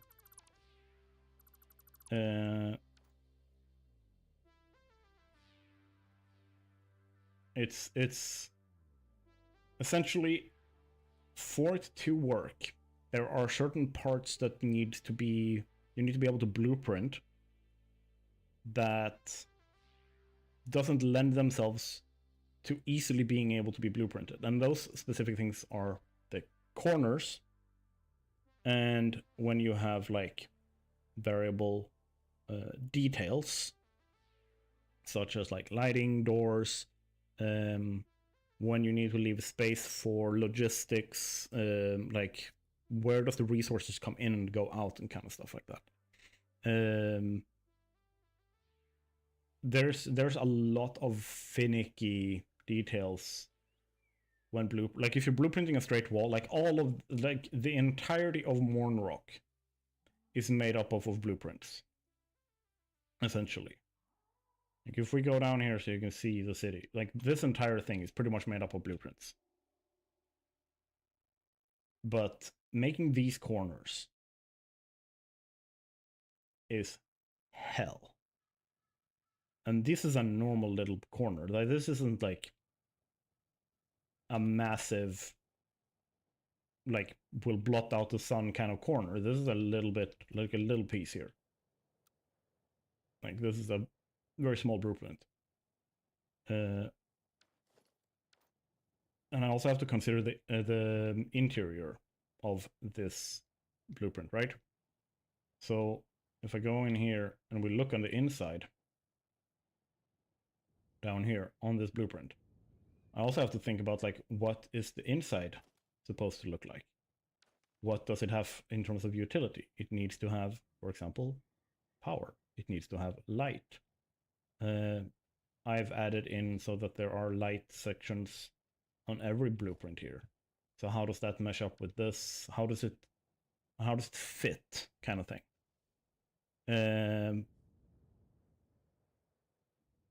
Yeah, I tried blueprints with tilted wall, but it was more effort to get it working properly than just building everything per hand. Yes. And if you're building something like the Tyrell building, it also means that you need to make some, like, that's a mega structure. That would mean that, like, if I look on those buildings, like the tilted parts, that essentially is the entirety of the building is tilted. Except for the front towers. And that would mean you are probably looking at a tilt that would start pretty much at ground level, except for those outer, like, barriers. But it would start, and you would probably go to at least, I would go around, probably around this level of height, my guess. So if we look at the largest blueprint you can make in a vanilla blueprint designer is 6 high. So let's go vertical. Yeah, infinite zoop.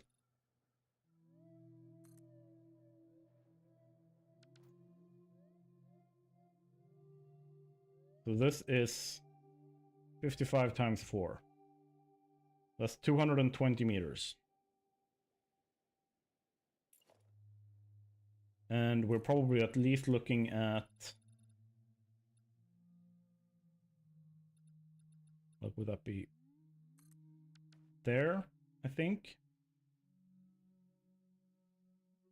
Oh, not 16. That's wrong. 15. There we go. That's 70 times 4. If we add 1, 2,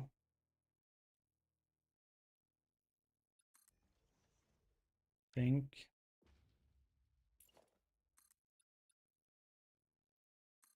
that's 300 meters. And if I remember correctly, this is the height of the Eiffel Tower.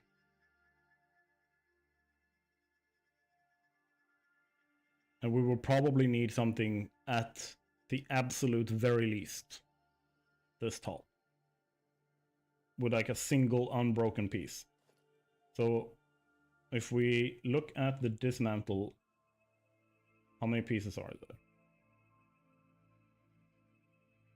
Let's actually ignore the top 2 pieces. We count those as 1. And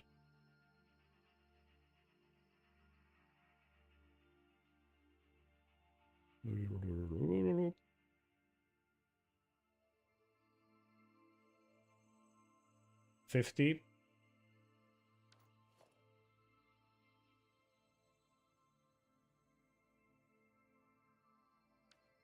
Plus 25. That's 76 total. So with the largest blueprints we can make, that's 76 times, or sorry, divided by 6. So I would need to make 13 separate blueprints for the wall for it to work. That is a lot.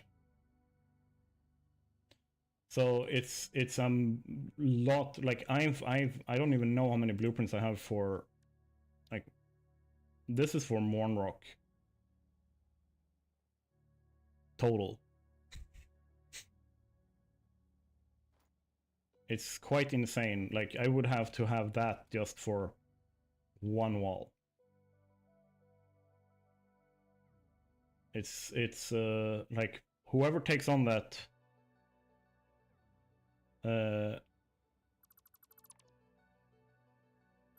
are taking on a lot more than they know. Like I specifically check these things beforehand. I've made the mistake. Trust me, I have made a mistake so many times where I'm going like, yeah, well, this shouldn't take more than a couple of hours. Like if I'm making a video, for example, where I'm like, yeah, this shouldn't take more than a couple of hours to build, and then literally 2 days later, like 16 hours in, I'm like, yes, it's prepared. I can finally record. For example, the 69 nice tips video that I made. The immediate thought is like, well, it's just 69 tips. It doesn't take that long. God damn, just writing the chapters for the video took a solid 4.5 hours. Like for the description.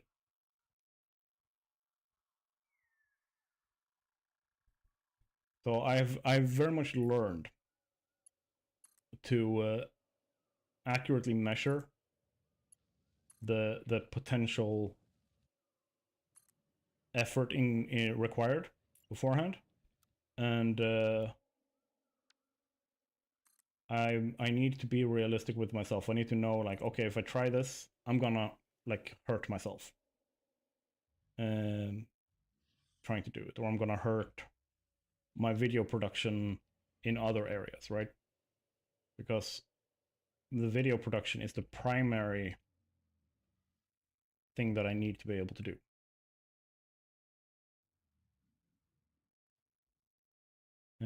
Let's see, that should be good.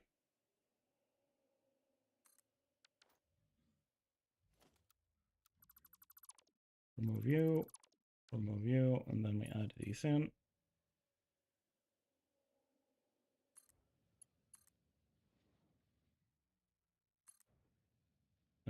But if I were using something like the Blueprint Designer Plus mod, that would make it more feasible. The very steep hill there, but it works. If I was using something like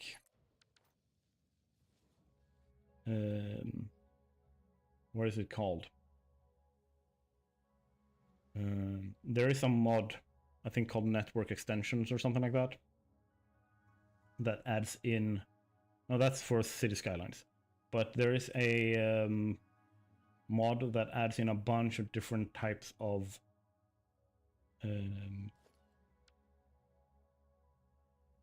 what are they called? Why am I blanking on this?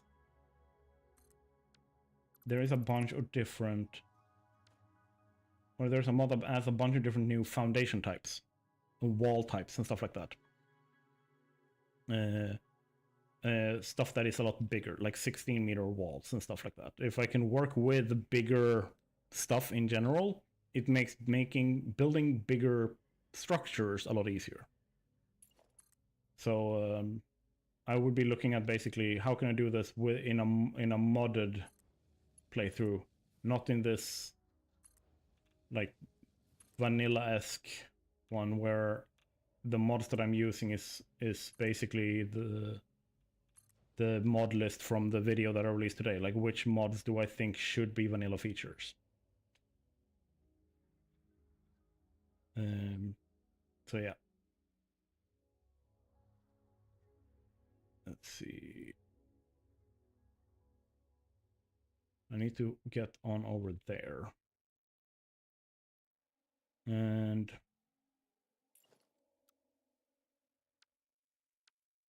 let's copy you. That doesn't work. But what if I copy this?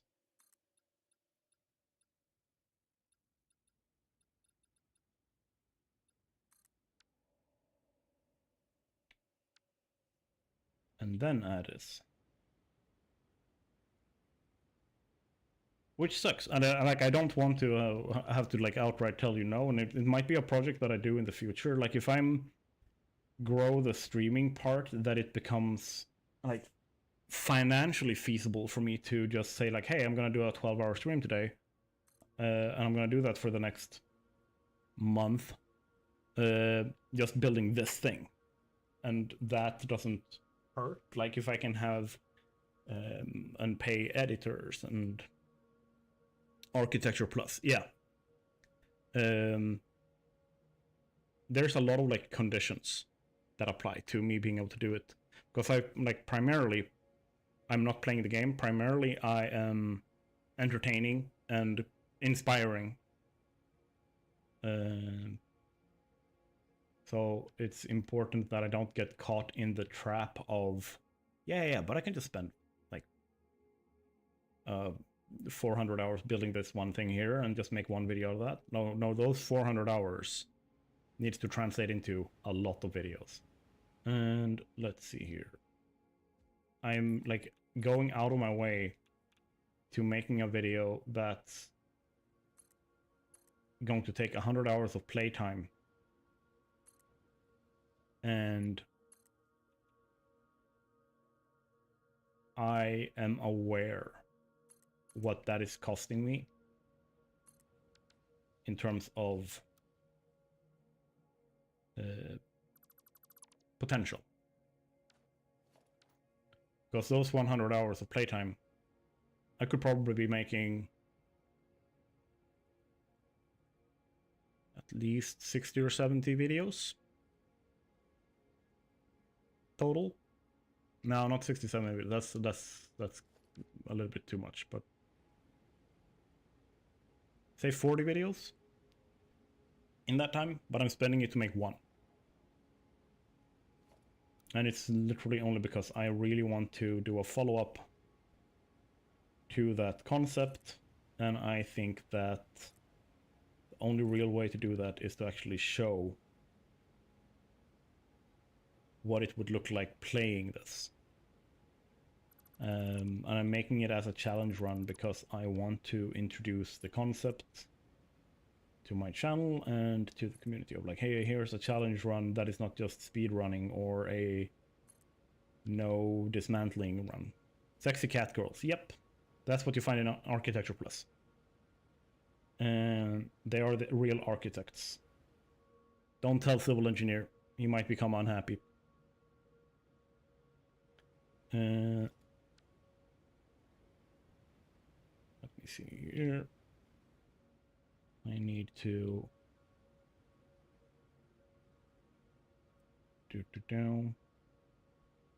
turn you over this direction.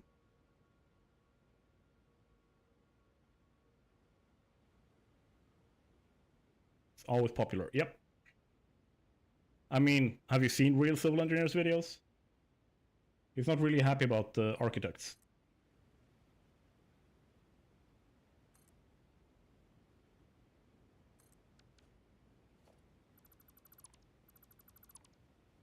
All right, there we go. And will this even look good? Might be too sharp of a turn.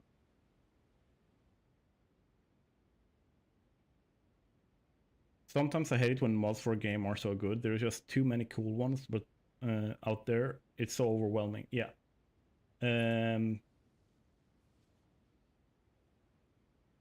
Something that like I do when I'm playing a lot of like when I'm playing something that is like heavily modded as a game. Yeah, that's too far over.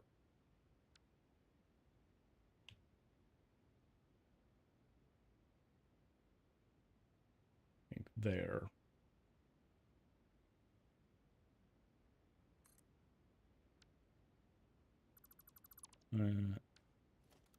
Is I add in a mod and I test it, and if I like it, I keep that.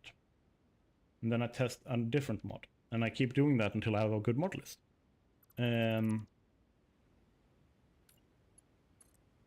Over time, a game like Satisfactory will give you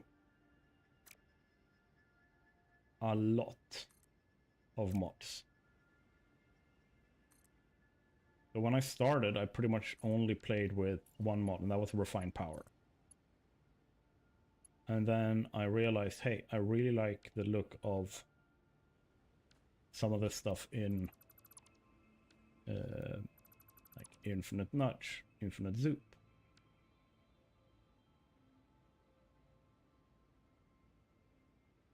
There's like a lot of mods with the same function. There's so many different inventory mods. I've kind of felt like they weren't like they've added a game loop to deal with your inventory issue now that they didn't have before. So like before 1.0, I always felt like, okay, I need to have like at least 1500 extra inventory slots or something like that. Real civil engineer, yeah. His channel, like he doesn't like architects. But there's so many mods that adds inventory slots where I personally think that if you set up a good enough system with your dimensional depots, you don't need them. Like I have vanilla. I don't have a modded inventory. This is entirely vanilla. I haven't had to go back for resources once building all of this. Right.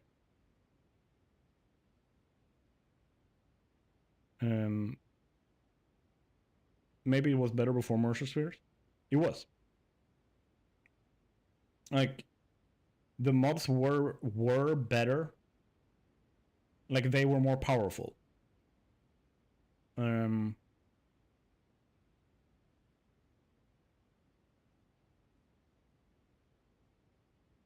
I like his vids, but I hate his thumbnails. I don't know what game is being played before I click a vid. Yes. And that's a funny thing. That is because he's not marketing the game. He is a variety YouTuber, which means that what people are actually going to his channel for isn't the game, it's him.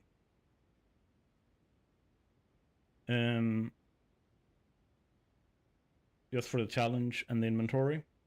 Yeah. Like there's a bunch of different challenge runs that I want to try.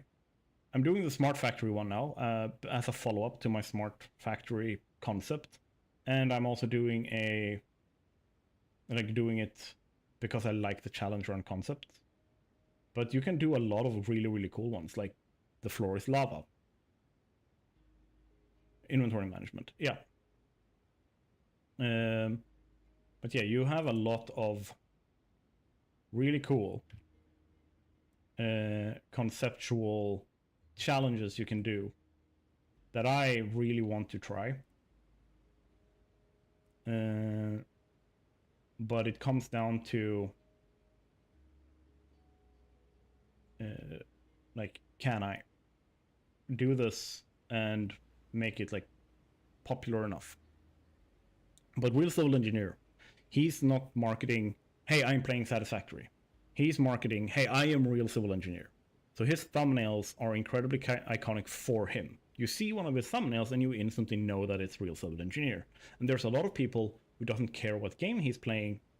They only care that it's him playing it. Kind of like people like Let's Game It Out. People like IGP. People like...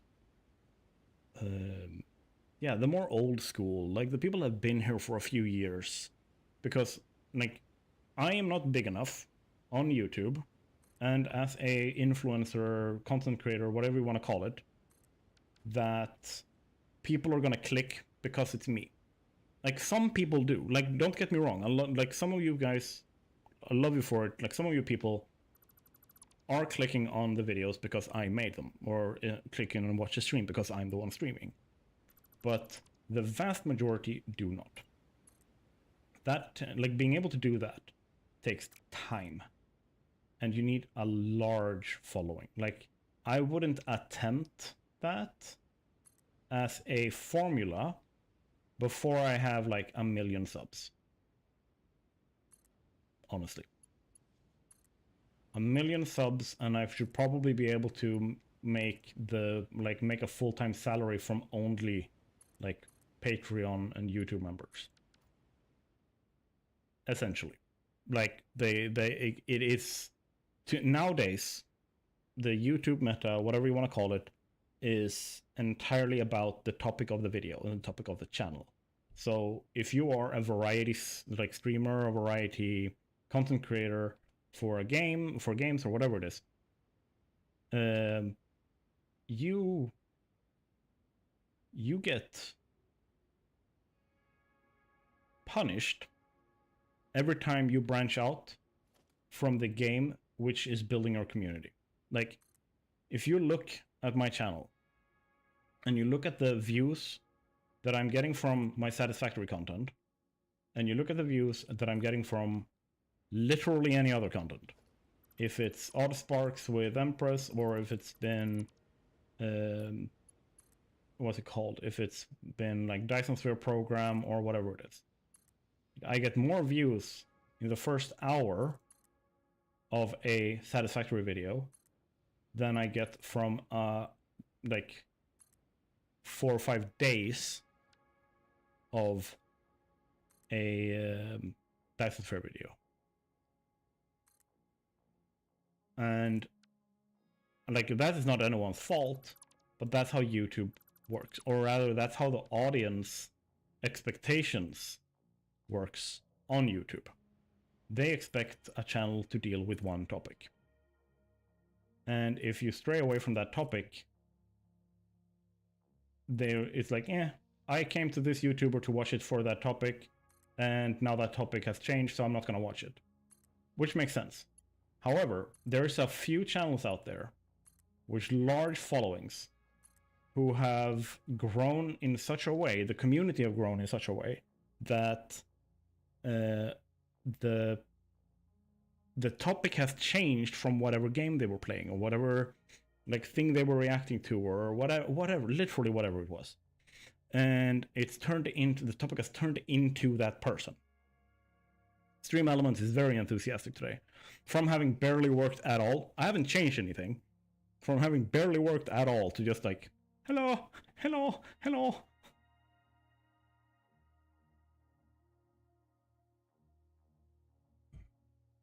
But yeah, like that's the thing that Real Civil Engineer has like succeeded with. He can play literally anything, and because people aren't there to watch the game, they're there to watch him.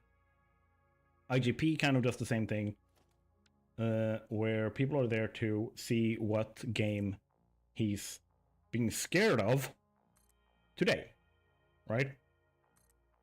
Rather than seeing who is being scared by this game today. Like, they're there to watch IGP.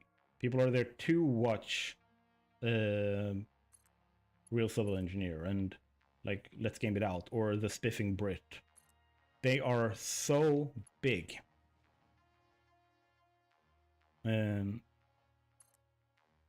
Sometimes it's like 30 minutes to 1 hour apart, which is fine, and then 2 messages within 5 minutes. Yeah, I've literally told it to start counting from when the last message is sent, and don't send anything before 45 minutes have passed. It just doesn't give a crap.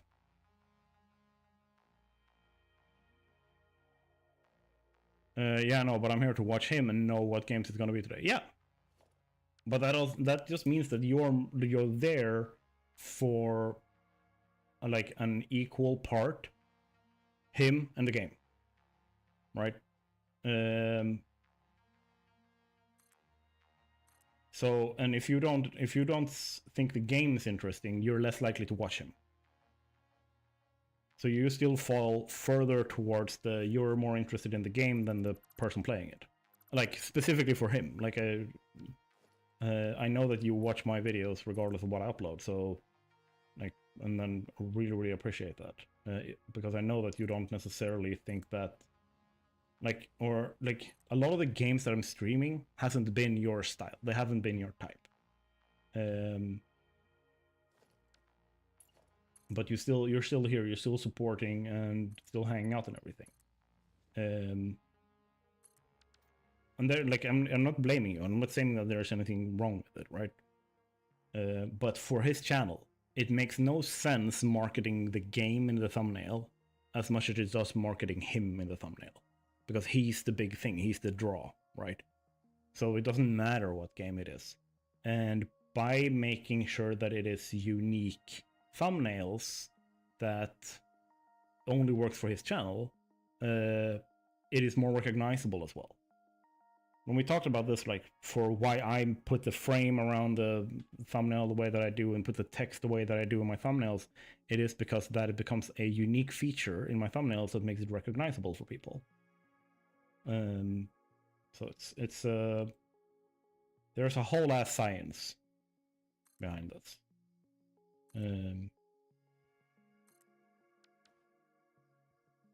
It's the whole behavioral sciences kind of thing. And the whole concept of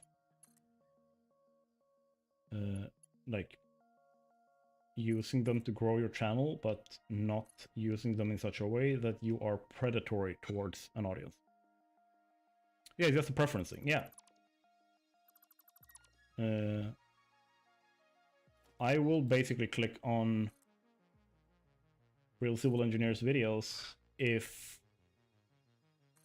I am looking for a certain kind of energy from my videos. And a lot of the time I can watch Real Civil Engineers videos because there's nothing important being said in them. So I don't have to pay attention. But if I'm, for example, watching someone like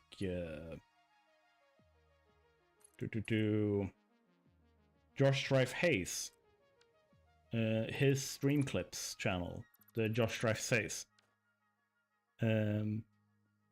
just found a Minesweeper mod for Satisfactory web browsing. That's cool. Like if I'm watching Josh Strife Hayes, I will watch Josh Strife Hayes videos if I want to watch something where I want to pay attention. Because he often has really good shit to say. He has some good insights, and he doesn't shy away from calling the industry out and calling out like cultural behavior that others won't talk about because they are afraid that they will alienate their audience. Because the audience, like I tend to be of the opinion that an individual, great. People as a group, the more people you add, the closer to like infantile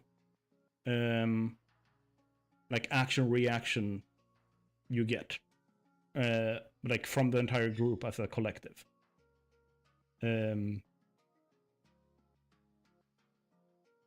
So a lot of people have very like strong reactionary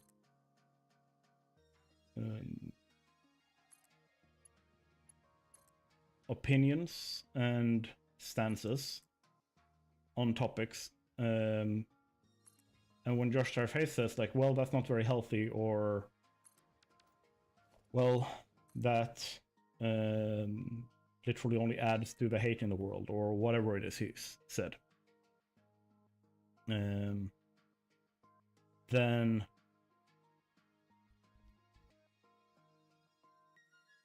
I think that people appreciate that, and I know I do, because I like that insight.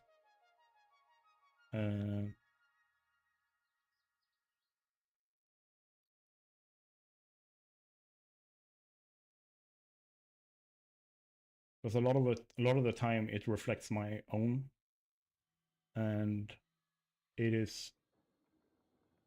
I think it's I like getting that confirmation that there's more than me thinking this way out there. With that said, just like with everyone else, including me, take everything said with a grain of salt.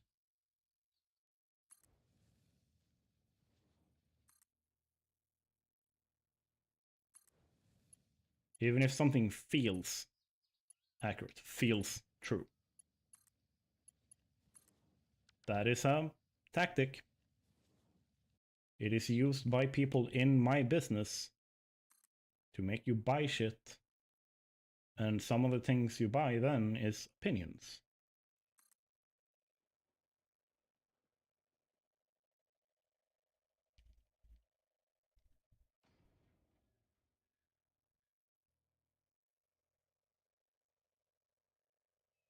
See. That's going to be okay.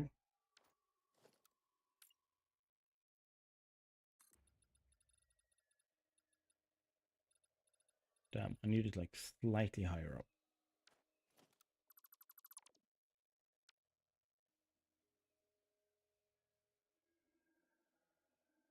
There we go.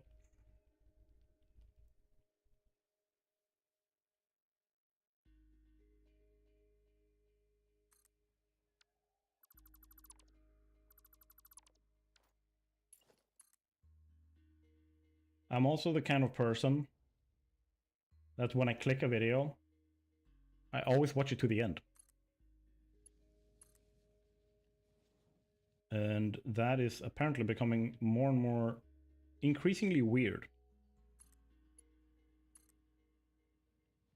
Like if I started watching a video, even if I don't agree with what's being said, or it's like objectively wrong, I will finish watching the video because learning about opposing views or what the state of like education and information is out there is important for me too. And sometimes I will watch videos when they're really, really badly put together. Like the sound is really bad, the video is really bad, the script is really bad, the jokes are really bad, whatever it is really bad. I will still watch it and I will take notes like, oh, that's the stuff I will not be doing when I'm making my videos.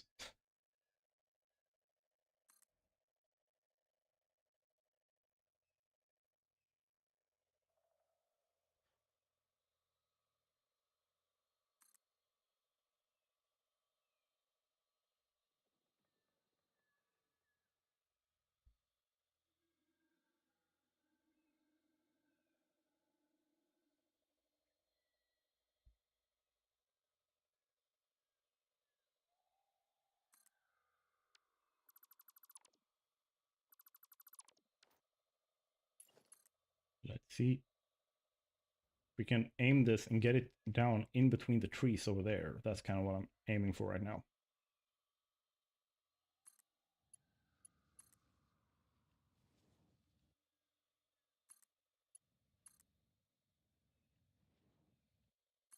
There we go.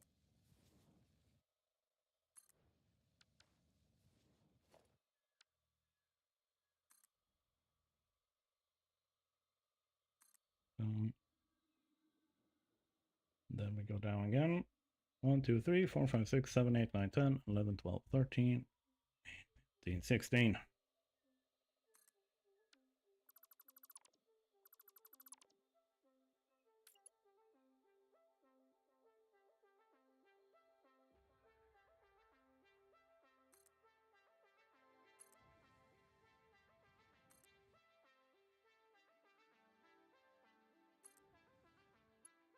There we go.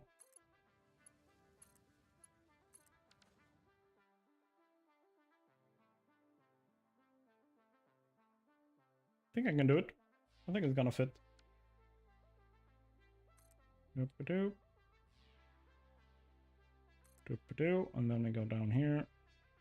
1, 2, 3, 4, 5, 6, 7, 8, 9, 10, 11, 12, 13, 14, 15, 16.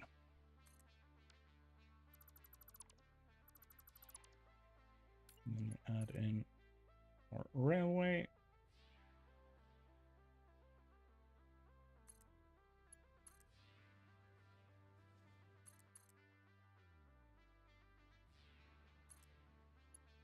And more railway like this. All right. So now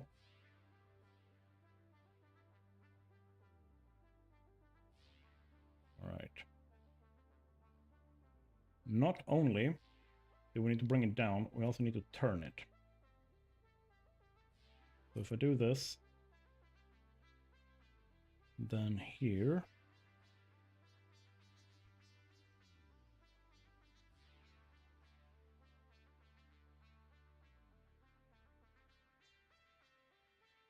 let's see.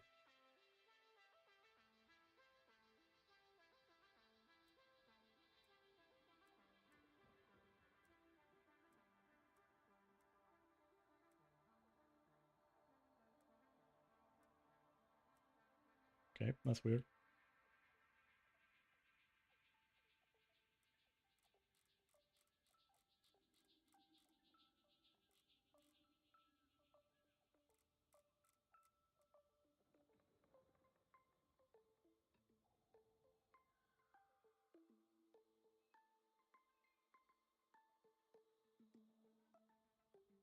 Double check here.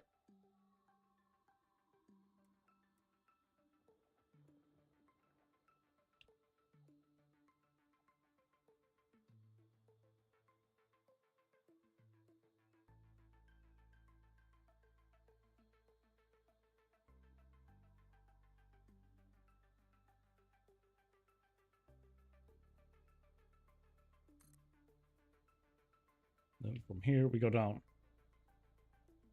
1, 2, 3, 4, 5, 6. Wait. Miscounted, I can already tell. 1, 2, 3, 4, 5, 6, 7, 8, 9, 10, 11, 12, 13, 14, 15, 16.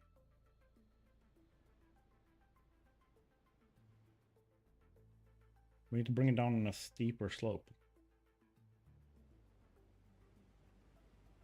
We basically want to line it up with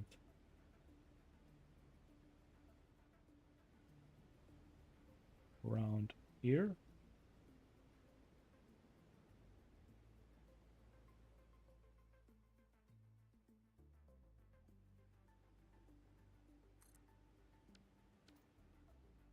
Like so.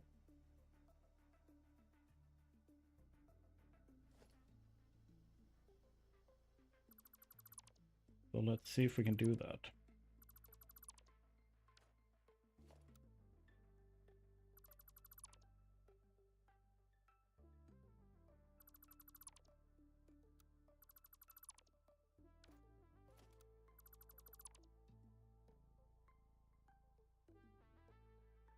And that's not what I wanted. That's what I wanted. And 1, 2, and then if we take you down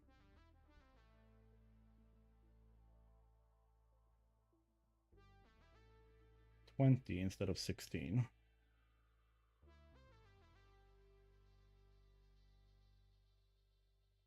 Let's try 24. See if that works. Or if it's too steep.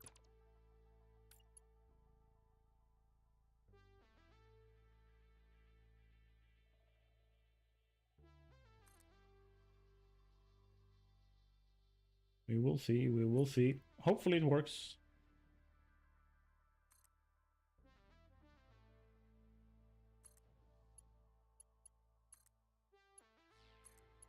It does work. 24 does work. Okay, so let's do that again. That's 1.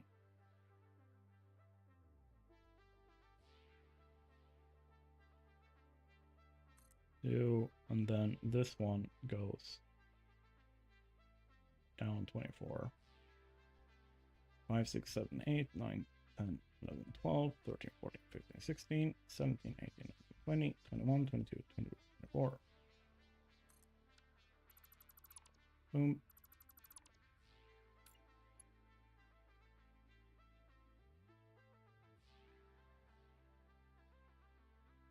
And let's add that in.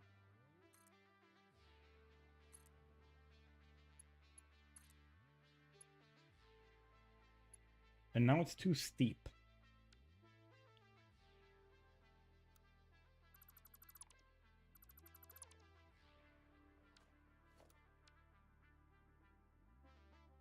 Okay, so what if I just do this?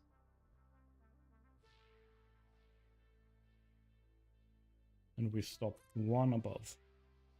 And then I remove the bottom one. Did that cheeky trick work? Let's hope.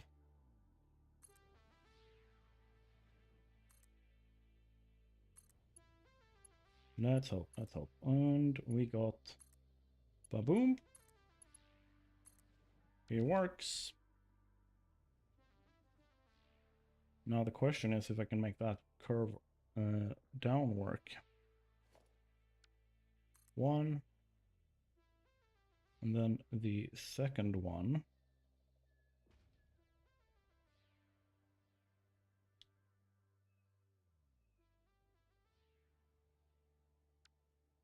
That's way too steep.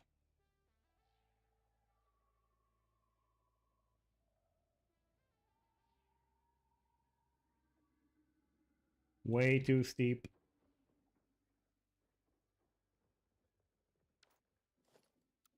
Not gonna work. What if I do this? Okay, we change this up a little bit. We move away from the set formula.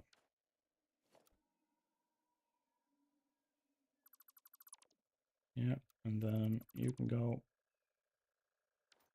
And you guys can go. Also you guys. Give me foundations. And I need 2 meter ramps.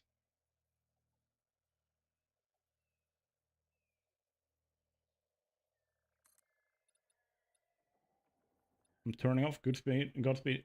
Thank you for being here, and I hope you had a good time.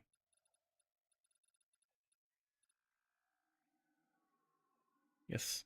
Have a nice sleep.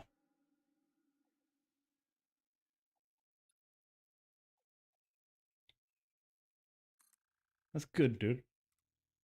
Happy to hear. Well. And there.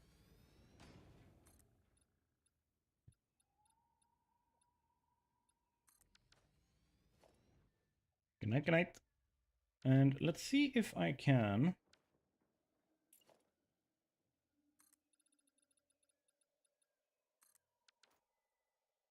create a nice downward slope. See, so we go to half here. And then we go down to half there. Yeah, that's a good slope. And then let's look at down here. If I put these in here, right? How is this going to line up with our straight slope? I don't want to make a flat section there. That's going to look really bad when you have all of the rest being like a straight curve or a straight slope like this. So let's go there.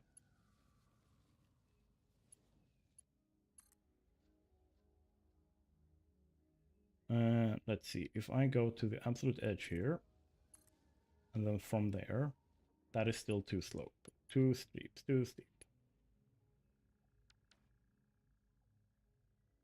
So I need to start this kind of slope already, like back here by the tree, okay? I probably won't be going long today, gotta rest up and get healthy. No problem, dude. You stay here for as long as you want to. And I do hope you get better. Like I said, I've been wrestling with it myself back and forth the last couple of weeks. And I hope that You don't have to deal with it a lot longer.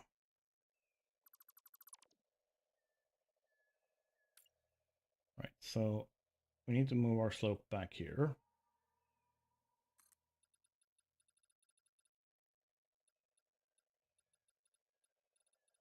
And because of infinite zoop, I can essentially go all the way down here to where we need.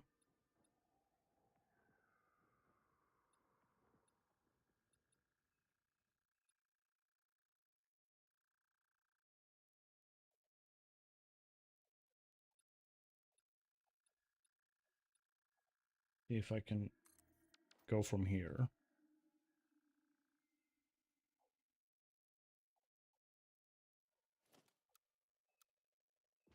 Just remove the old stuff here, because this doesn't work. Too steep, my dude.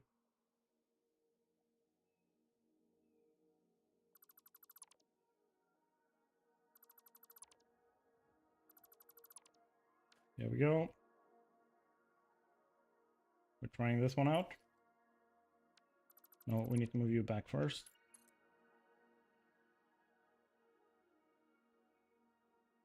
I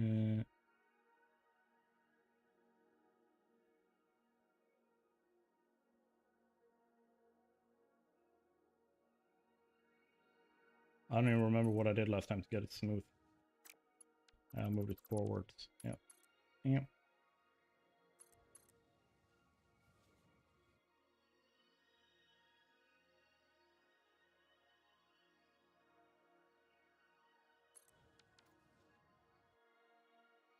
Yep.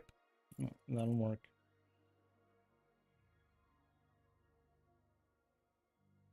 Then let's go there.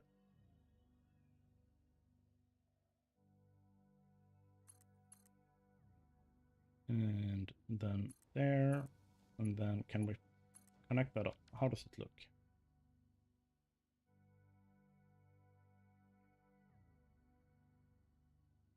Damn. For eyeballing it, that's pretty good.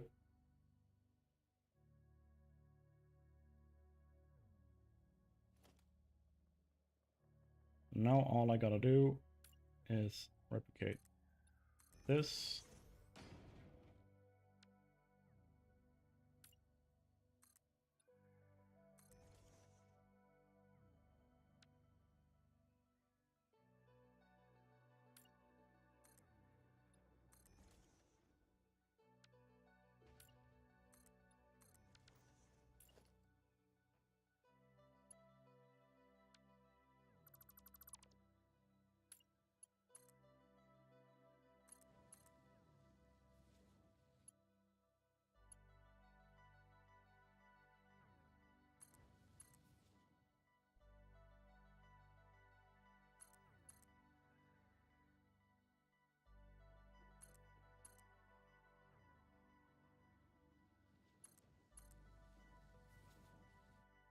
And then connect in. That is a nice slope though. That sloped curve is good.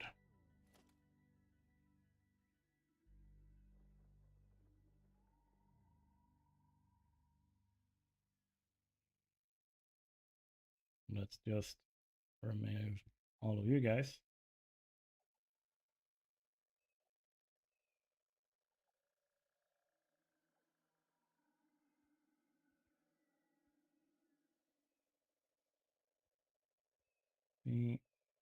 There you go.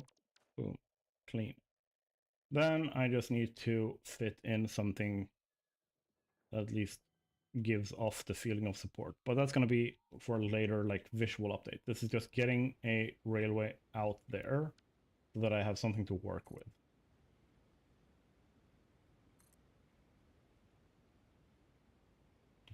And you go 1, 2, 3, 4, 5, 6, 7, 8, 9, 10, 11, 12, 13, 14, 16.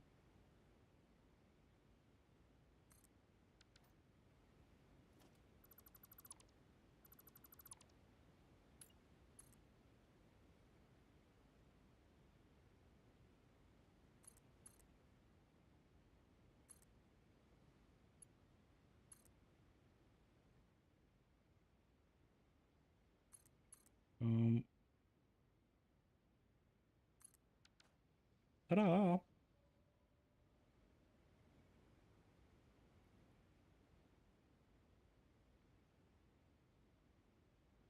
There we go.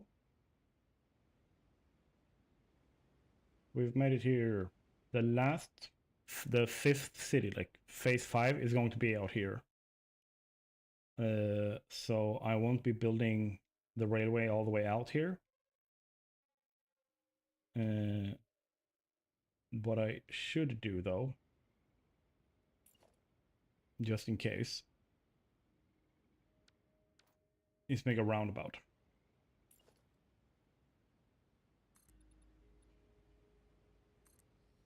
So let's do that. That should be the same, right? Yep. So all I want now is a turnaround for my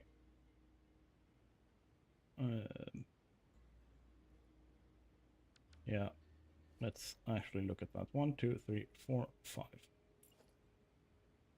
2, 3, 4, 5.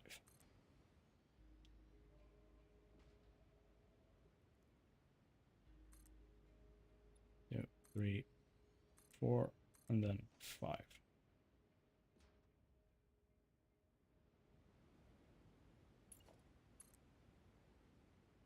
Well, I could technically just do this.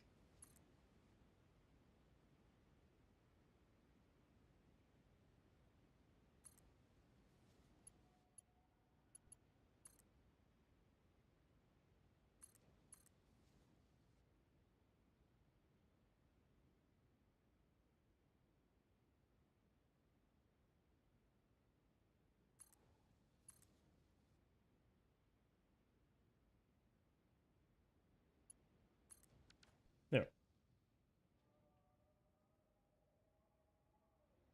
Took a lot less space than I would have if I did it the first way that I was looking at it. Whee!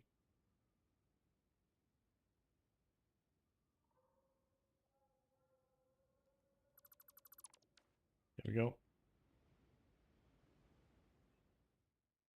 So that is one of our arms built. So if we go up, it's one of our main arteries. We can see it as well. Goes all the way up over, whee, and all the way down here. Then we're going to have the second one. That goes there. Like I said, this is just a first pass. This is just making sure that there is a railway. If you watched my video on 5 mistakes people make when building train networks, one of those mistakes is you spend so much time worrying about what it looks like that you don't actually build it. So that is something I am not going to, like a mistake I'm not going to do with this save. I will first and foremost build the railway, and then I will do like detailing passes and stuff on it after it's built. Like probably change up so I get more of an even slope here and stuff like that. But primarily just need to have a railway to work with in the first place. All right. So here's the southbound artery. And we're just going to draw you all the way around along here. And remove, remove, boom, boom, boom, then remove, remove, and let the game catch up a little bit. I have crashed the game with how fast I've placed my blueprints, so I gotta like keep an eye on that. So that's gonna need a little bit of a angle adjustment.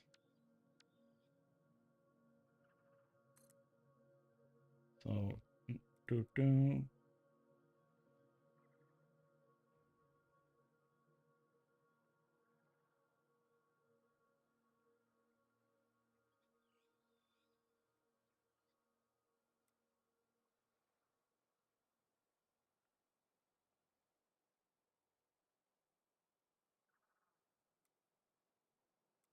Can I? Yeah, there should be fine.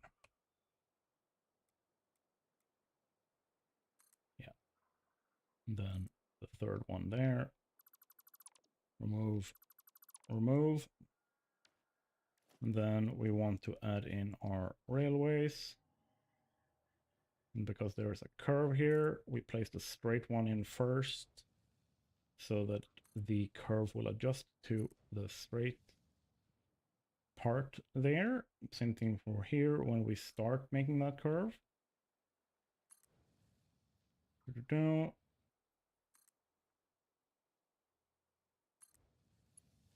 So. And then over here.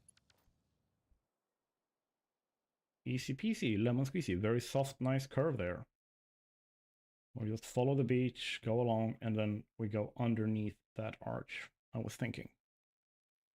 Which I think is going to look really good. Like, if we go along here,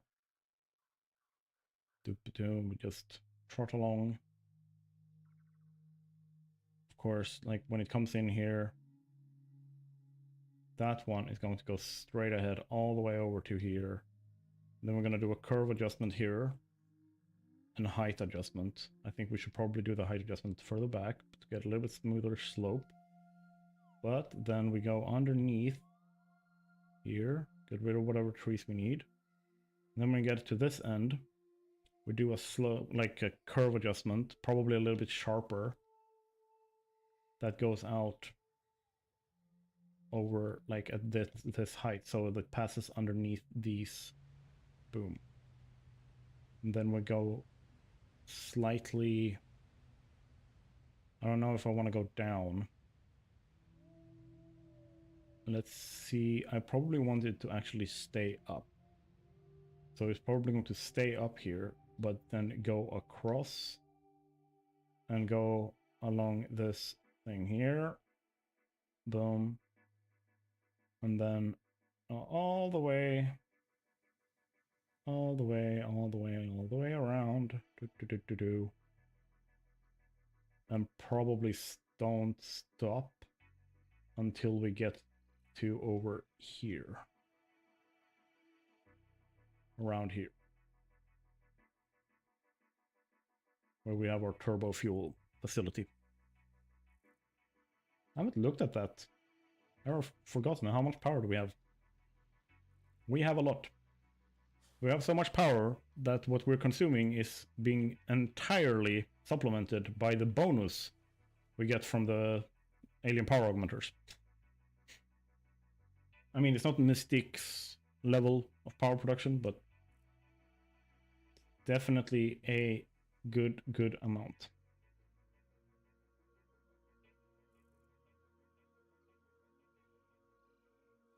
Yeah, still haven't picked up all the slugs and everything that popped back up.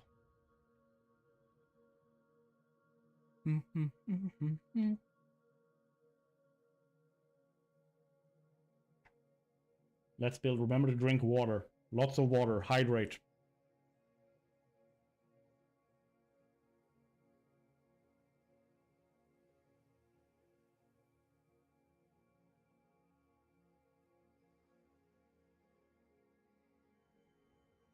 Yeah, I've already picked this up once. I should do another collection stream.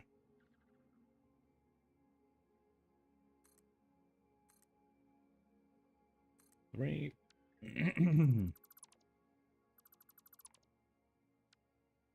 1, 2, 3.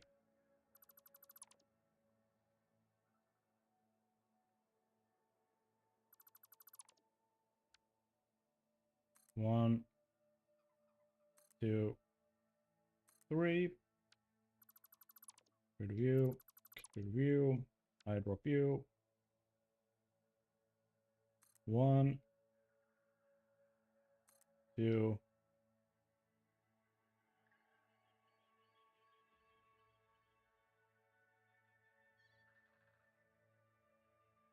3.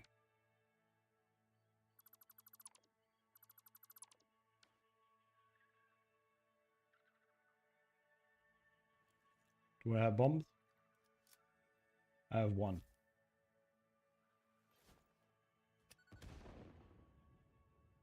A good bomb.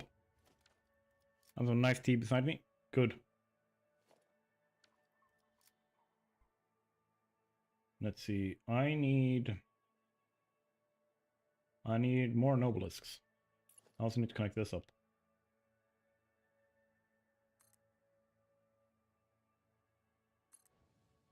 Do.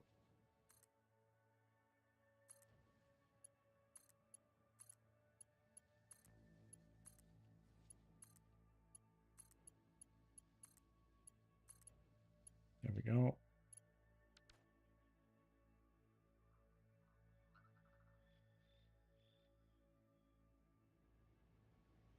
I think this is gonna look really good. Like, look here. The clearance here is so nice. So the train is gonna come underneath here. Oh, well, that direction. It's the right-hand side.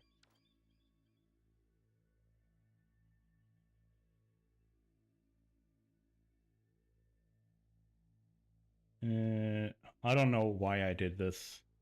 This made no sense. Because I don't have it here either. And it's all I need is an awesome shop. And coupons. Of which I have a few.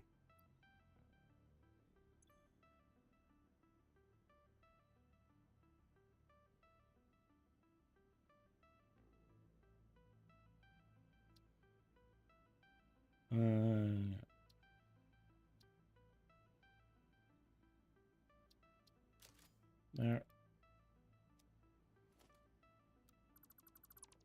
I literally don't know why I went back here to do that.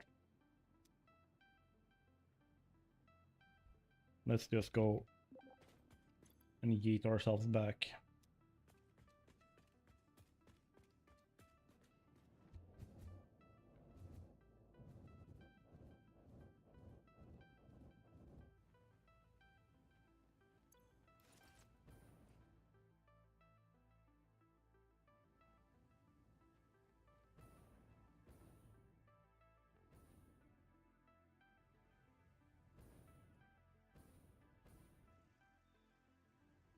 Very nice control there. I'm getting good at this. I say now and then I will immediately fail at this spectacularly, I'm guessing.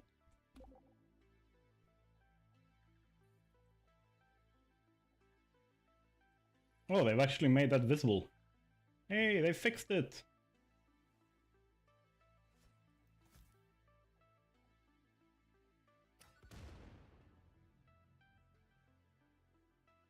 Congratulations, dude. It's the first time ever I see you actually in existence.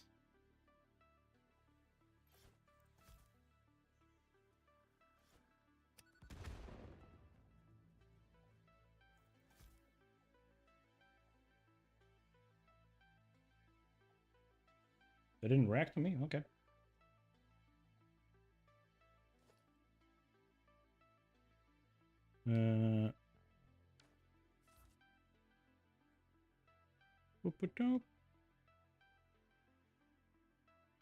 So the two things we need to do with these is curve it and lower it. There we go.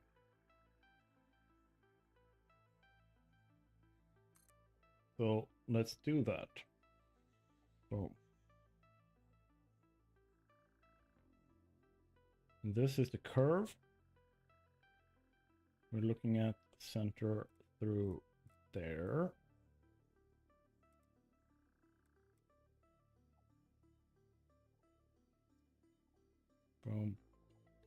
just need to...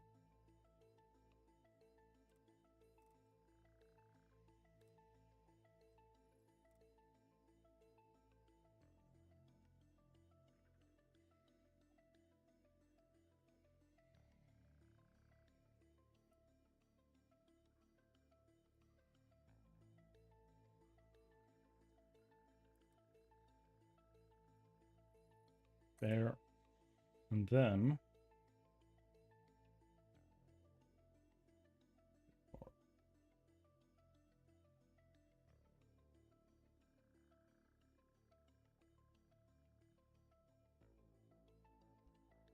I think that should be enough. Let's try it. Let's draw some rails and hope that it works.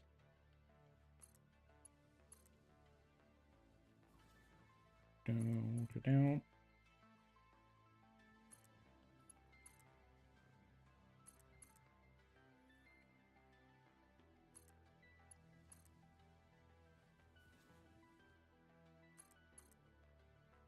And that's another line.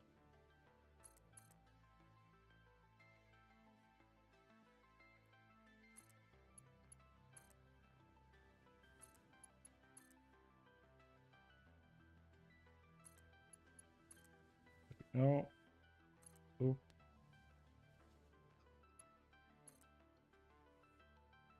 And there.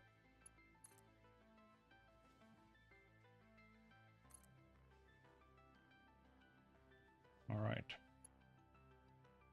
Okay, so there's going to be a curve here.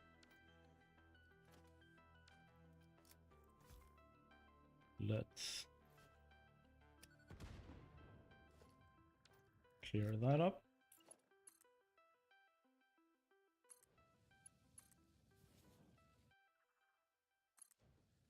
There. Add in the rails over here to anchor our curve.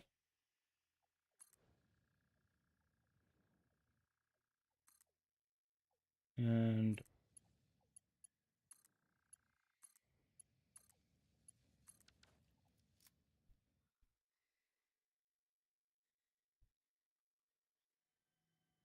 very nice. Now let's see if it actually connects up as I want it to over here. 2, 3. Remove, remove. Then it's 2, 3. Remove, remove. Then we need to blow up some trees.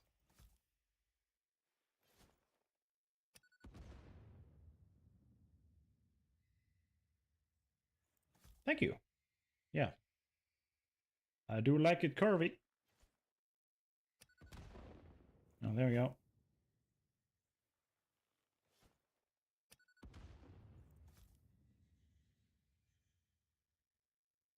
And then we can...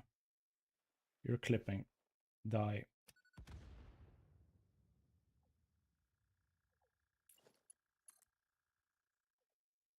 Then we can look at whether or not the train actually passes under. Just eyeballing it, I think it does. But we have to actually test. Otherwise I need to lower the platforms here a little bit.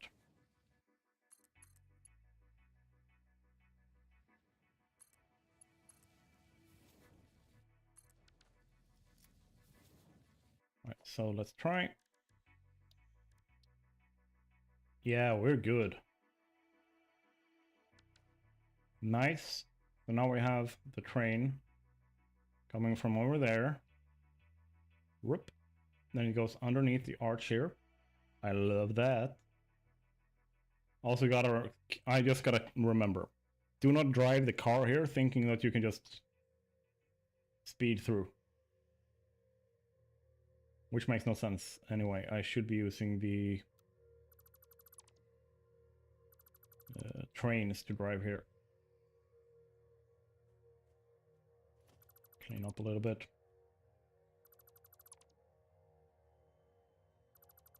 Get rid of you too.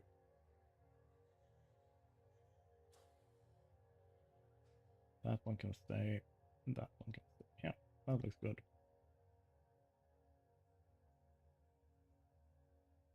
Yeah, that's fine. We do have some clippers here though. So you guys go bye-bye.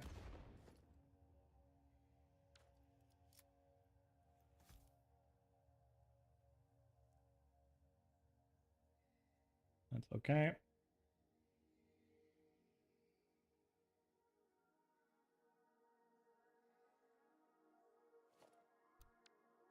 Then we go boop, boop.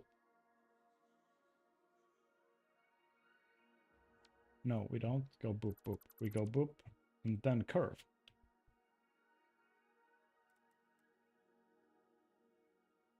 Now we want to do this.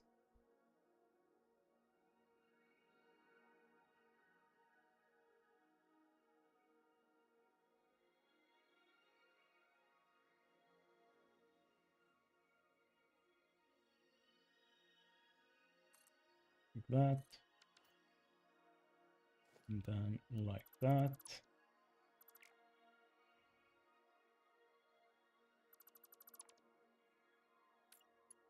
Should work. But we will see. I might have rushed it there. Did not let my brain process the eyeballing properly first. Let's hope.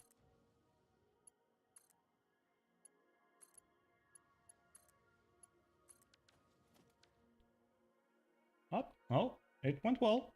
Very nice curve. Damn. Surprised myself with that one.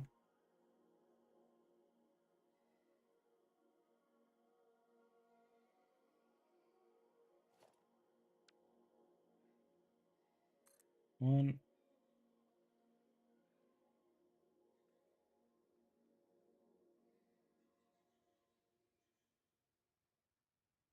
I want this to go down though. So the 3 here. 1, 2, 3, 4, 5, 6, 7, 8, 9, 10, 11, 12, 13, 14, 15, 16. That low enough? Let's try it.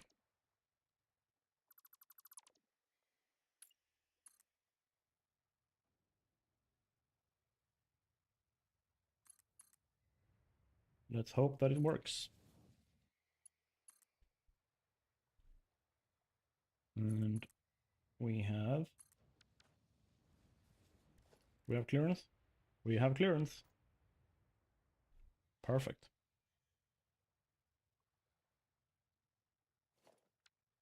This has been surprisingly smooth.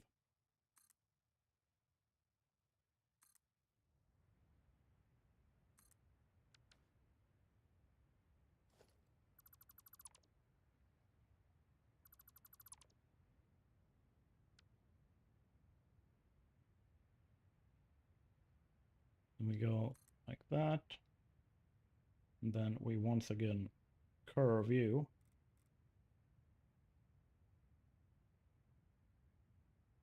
Move you to the side.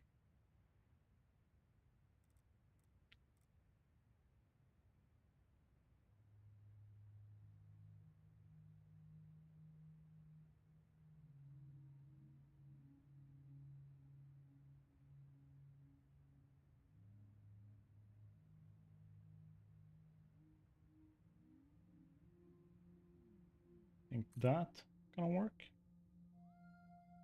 And then the third. And then we try the curve.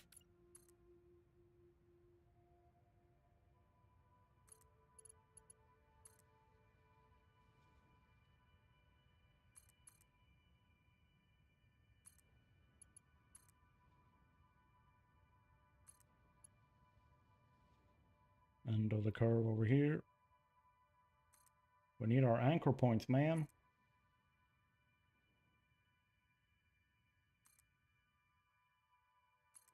There. Let's hope that this worked.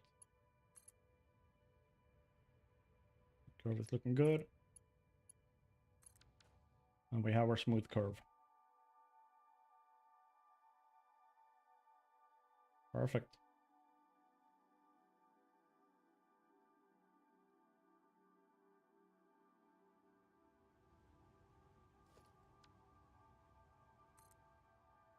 This is going really well. I like this. I love this a lot. Going very well.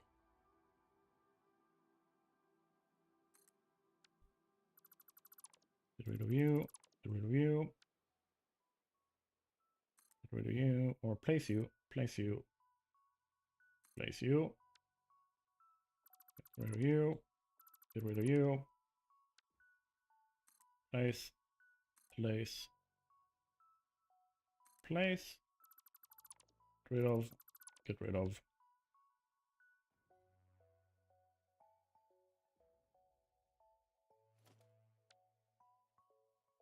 So go there.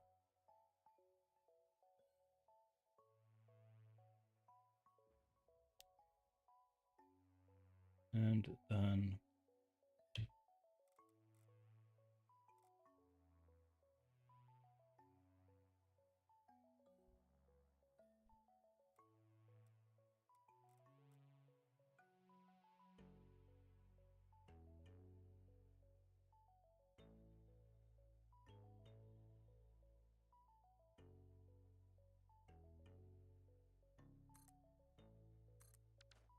soft curve here.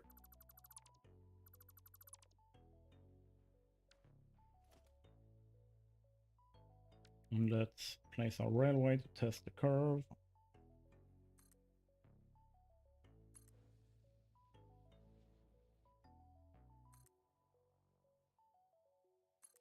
And then we need to have an anchor point. Second anchor point.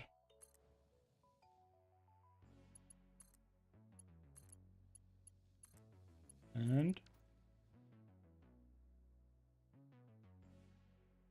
man, I'm getting this curve game down. Very nice curves.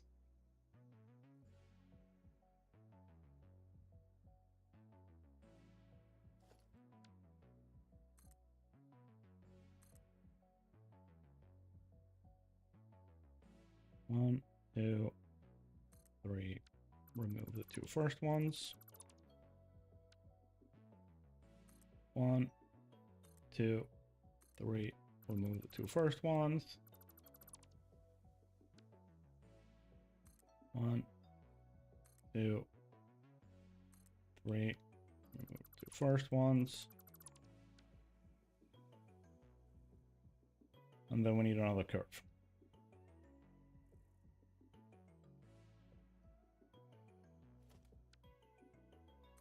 Place the first one, and then we curve on the second.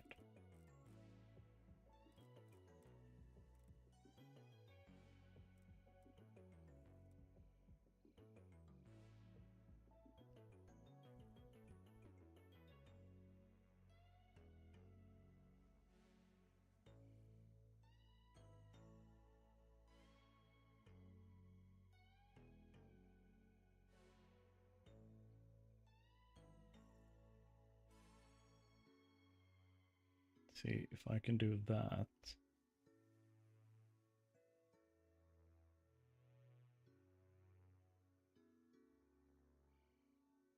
Should work.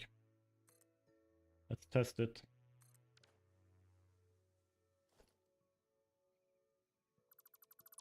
Getting rid of the two first ones. Getting our anchor points in and testing the curve.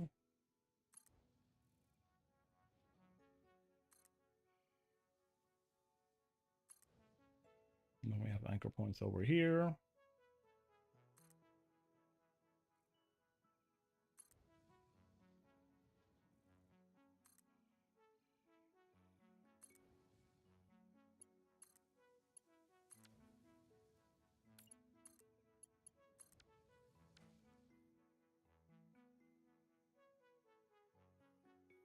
Looking good.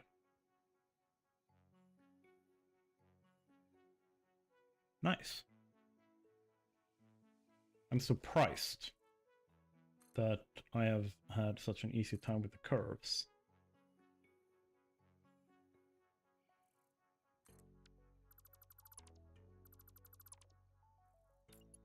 All right.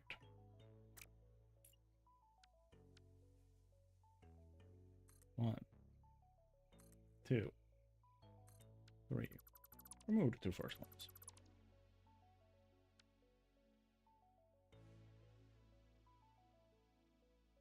One, two,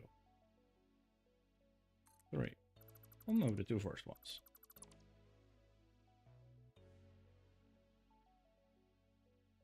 And then we have another curve here.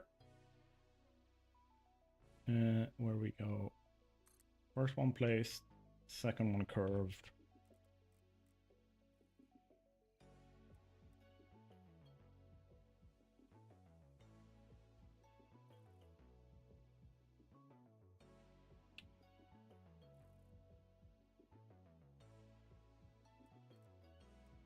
Feel like I should be moving a little bit in like that.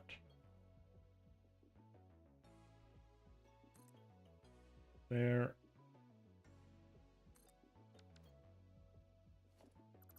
Removing the two of you. Putting in the curve.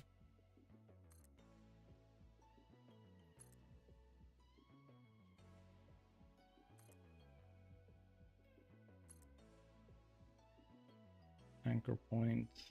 Keep forgetting them.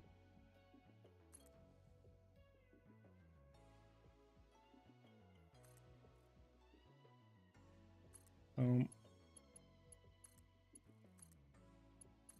Then we have our curves.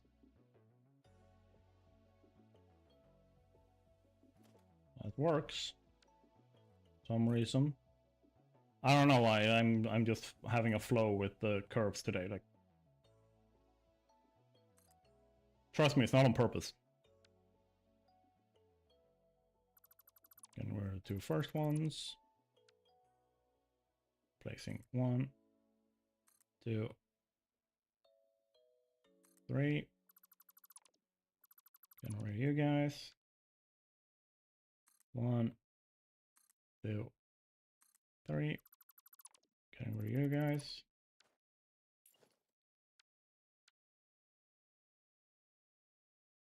1,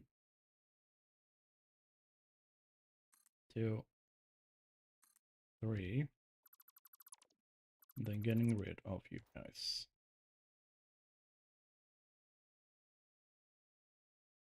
Nice.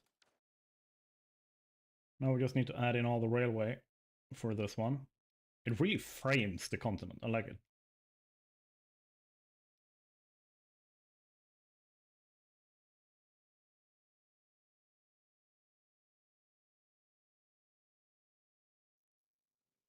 Yep, a flow with the flowing curves flows into a nice train line. Yeah.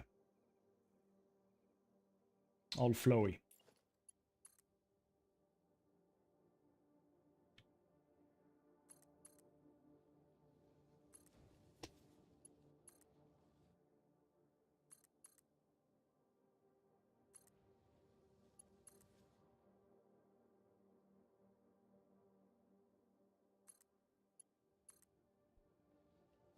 And then there. Boom.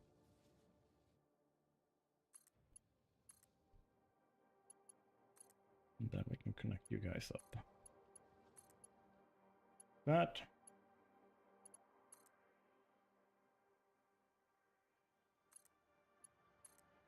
It's gonna look like I'm putting a fence around the world.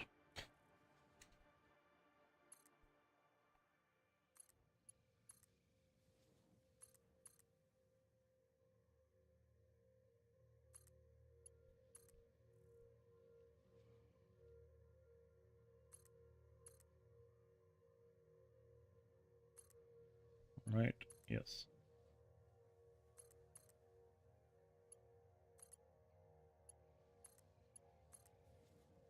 you. Think I'm going now. It was really fun stream. Yeah, it was really fun stream. Thank you for being here. Let's build and feel better. Feel better soon. Drink a lot of water. Drink a lot of tea. Drink like sleep a lot. You're gonna get there.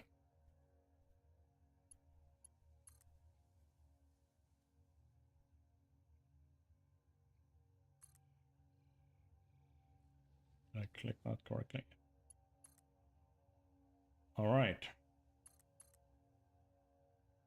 So with this, we're going to have our southernmost or southbound main line hooked up or built out. We just like what we then will do is like add stations where we need them, of course, but for now, this is the big thing. All right.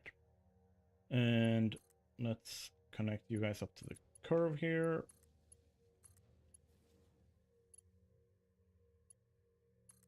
And I have my floating islands.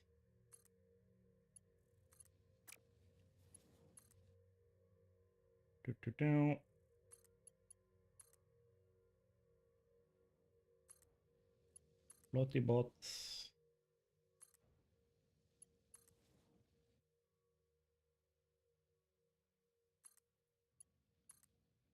We're going to have to add like multiple like turnarounds and stuff like that as well, of course. But bypasses and all that. That's going to grow up over time, which is the entire point, that this is a growing system. You just need the like core architecture,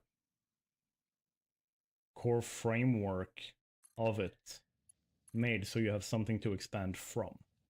If you don't have that, it becomes incredibly difficult to use the railway without making it very tedious for yourself. So that's why we are doing this now, because then I can just expand from this however I see fit.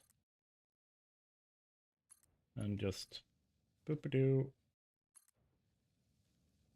Go there.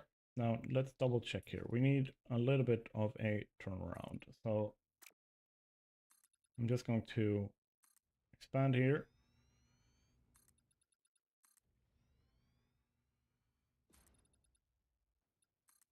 Boom. And if I do this the way that I did the other one, I do a 45-degree curve, both parts, straighten them out,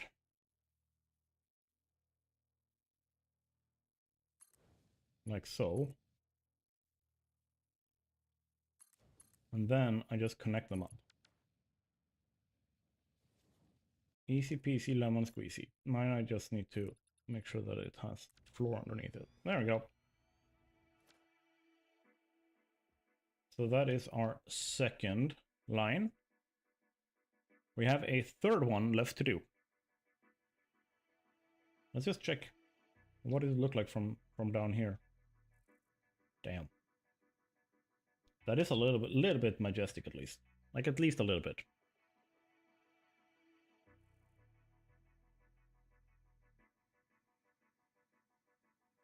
Yeah, I think I'm really happy with that. And there's a few resources which we have in Clearhaven over here, which I want to move on to a train. That train station is going to be here. I think. I have to double check my notes. We're gonna have a train, at least. Like, it might not be there, but it's gonna be there's gonna be a train going out from Clearhaven. I might put it over there by the end. Who knows? We'll see. There's still a bunch of resources I'm gonna redirect as well, so that we're not really using, like limestone and stuff. We need a lot of limestone in Mournrock for what we're planning. Oh, and we have our underpass here. Very nice, very cool.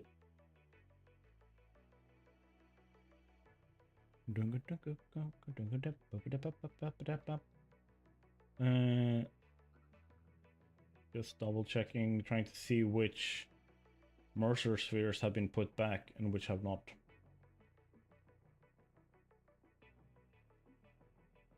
Doggo cave in there.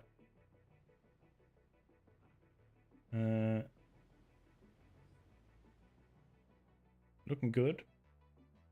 We are back at Mournrock.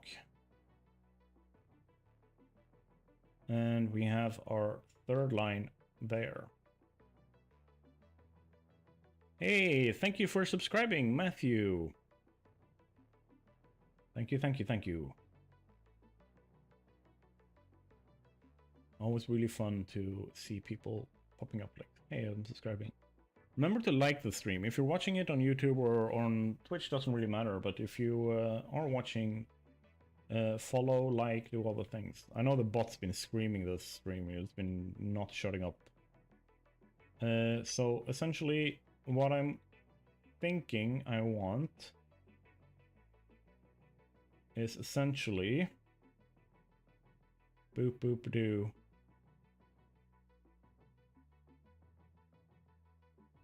To take this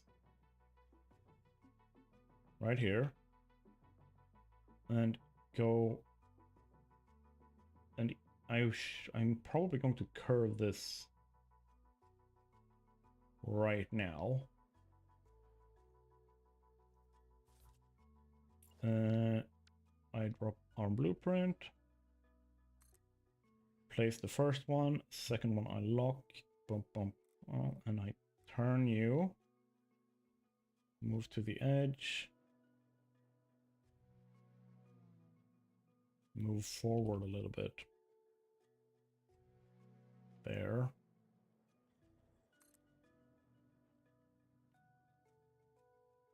And then we place the, I think we make another boop boop bump.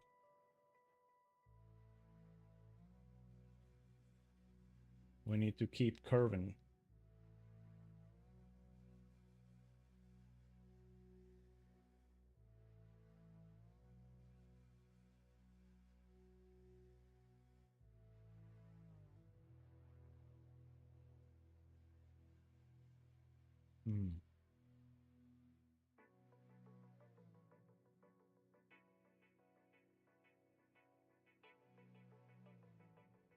Or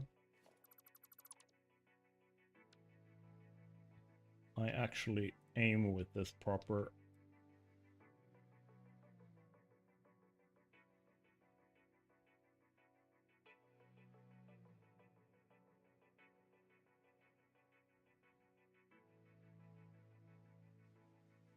There we go. Is that correct? No. That is correct.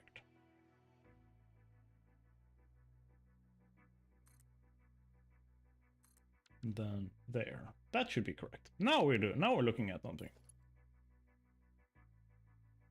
Now we're cooking with biofuel.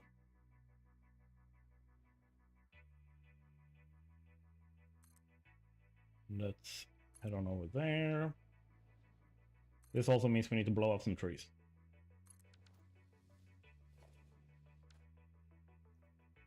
Blow trees.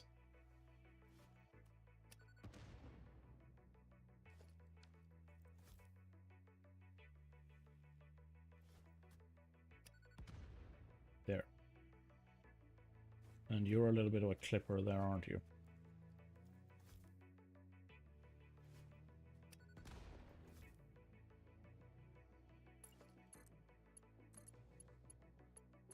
Boom, boom.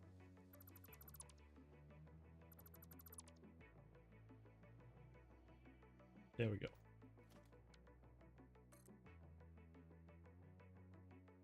Like, why do I need to make a continuous curve here? I was like, I haven't had to do that before. Something's off here.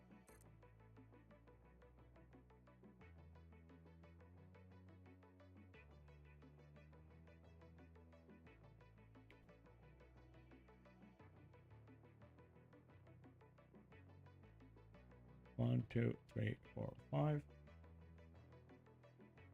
6, 7, 8. I think that's enough. Remove you.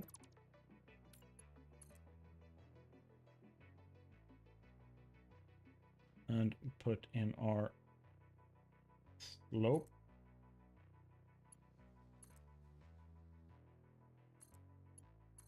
And then there. There.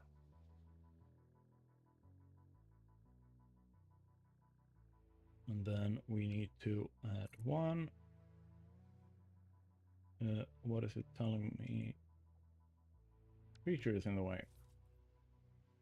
Hey bird, can you hold this for me? Thank you. 2, 3. That one just barely passes over. That is perfectly aimed. If I may say so myself. Little like self pat belly on the back.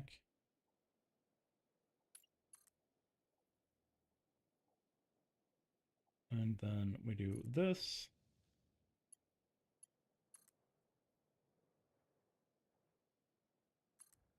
Do this. We add in our blueprint or our railway. And then let's see what it looks like. Oh, that's one too short. One step too short there, man. We need you to be all the way. There we go.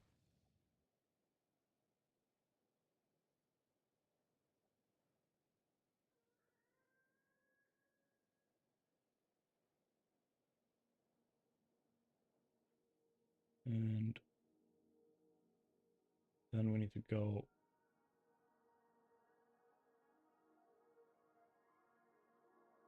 We need to go down here.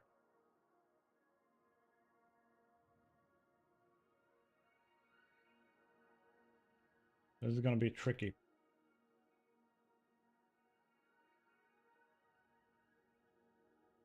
I want to come. I'm going to get this essentially curving around this rock. And then go down underneath here. So if I were to grab and draw the stuff first. Oop. Do this. You can see we are just barely passing that cliff. Which is exactly how I want it.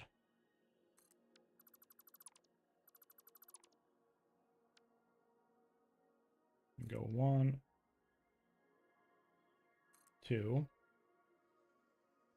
Boom.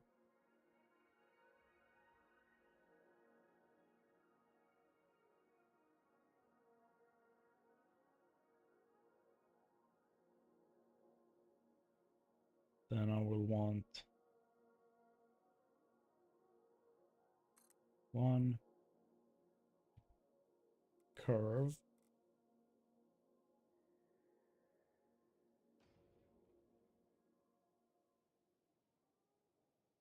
Like so.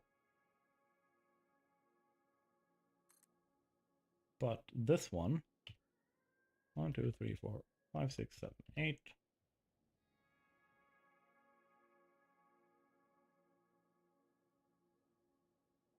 10, 11, 12, 13, 14, 15, 16.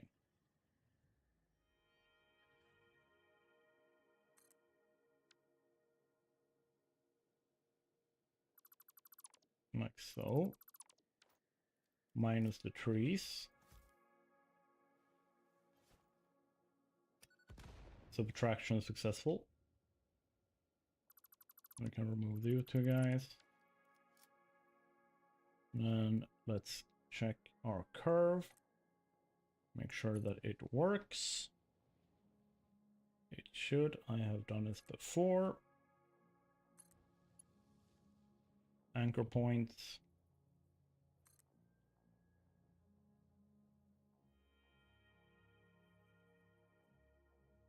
Damn, is the curve not sharp enough? Might be the case. I might need to do a little bit of a trick here, but let's just add this in for now. I know that was too short. That is okay. That's part of the trick. So if I draw this curve,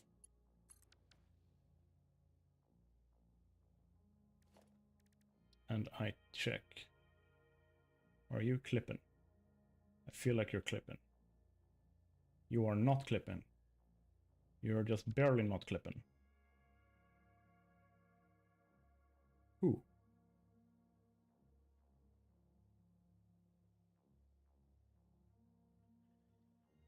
Okay, so here's what I'm gonna do.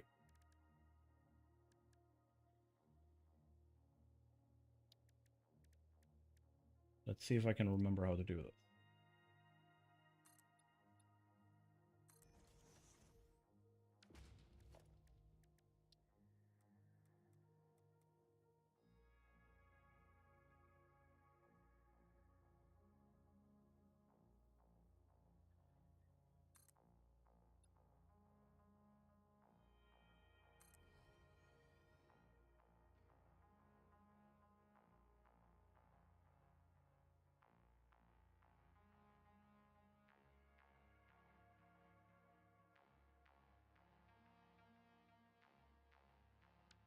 So if I remove these two,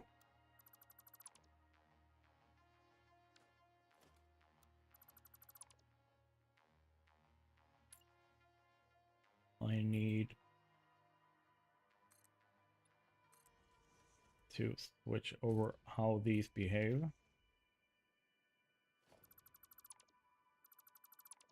Well, we're switching around our anchor points. Like so.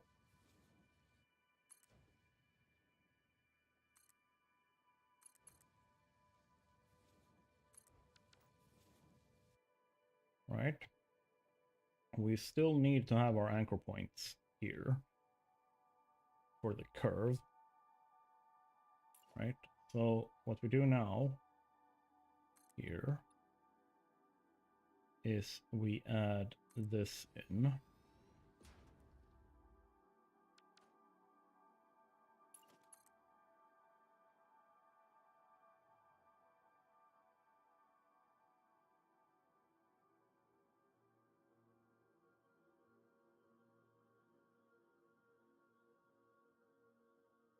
And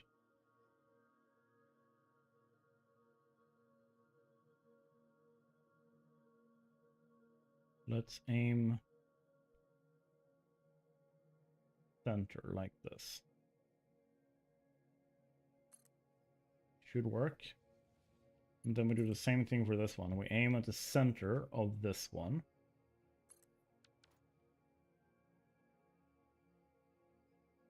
Right? So that works for starting the slope and the curve. But we still need to keep going with this slope. And the way we do that is we keep using this as if it was a flat floor. So we just keep going like this.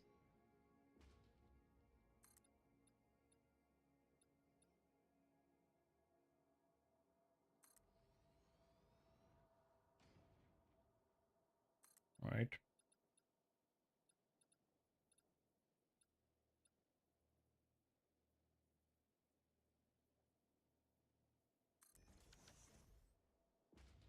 Let's check if we can pull this off.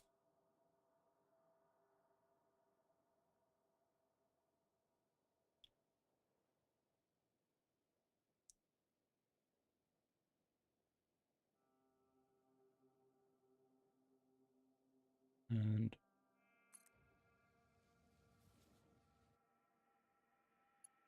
then we pull this one.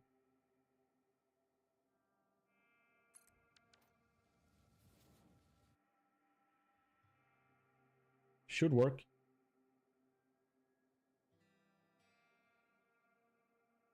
We pulled them too far. That is not what we're trying to do. Let's add in some more of these. Because remember, we want to aim through this.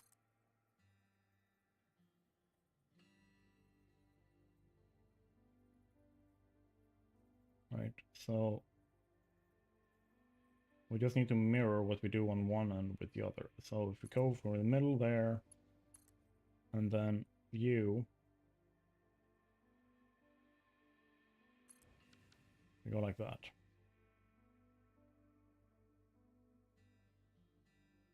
This is pretty damn smooth for eyeballing it like this.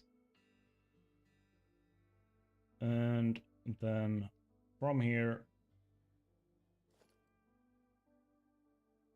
the anchor point now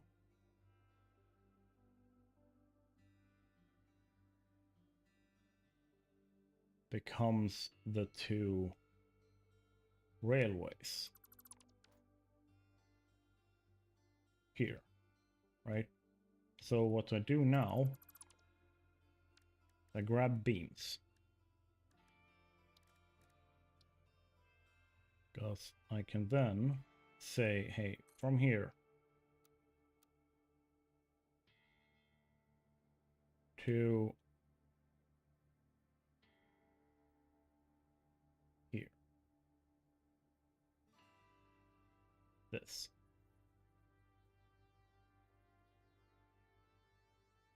Becomes our new anchor point. I just need to be smart about it and straighten it out. So in the point between them, the midpoint here, I need to go down 2. Okay? Let's try 4. Then we add in a foundation.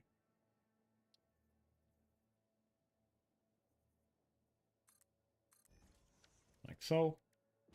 And then we grab our blueprint again. This one.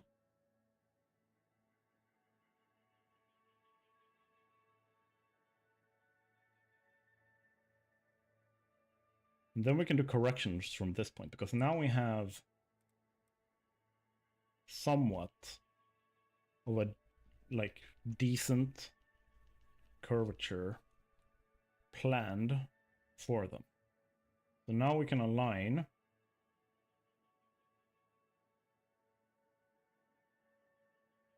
this. We just need to go further down.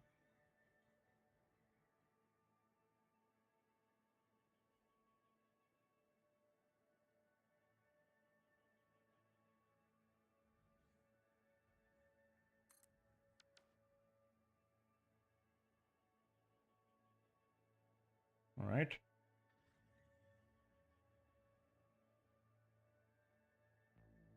And then we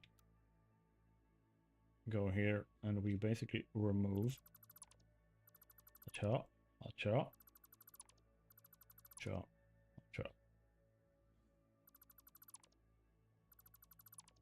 And we add in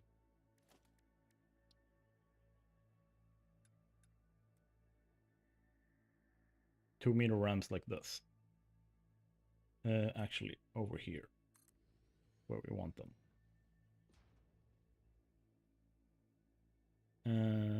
No, not even there. Okay, nope. Just be smart here. I need 1 meter foundation. And then a 1 meter ramp. Because I want a smooth. I want the smoothest possible downturn here. So what I will then do is we'll pull this. Can I pull this with a 2 meter too, I think? Let's try it. Let's try this. I might need to have an extension here to make sure that it's smooth. And then we can go to transport, railway.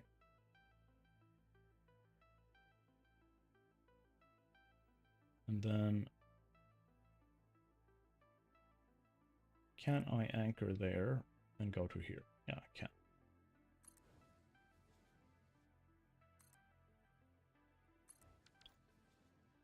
Is it smooth? Is it straight? It does seem like that. Now let's see how it behaves with pulling them all the way up here. It does not.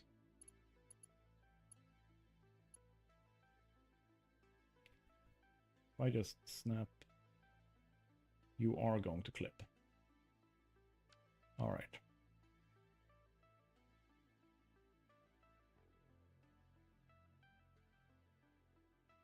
Let's grab you.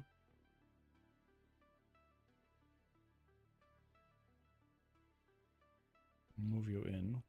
Let's move this curve out.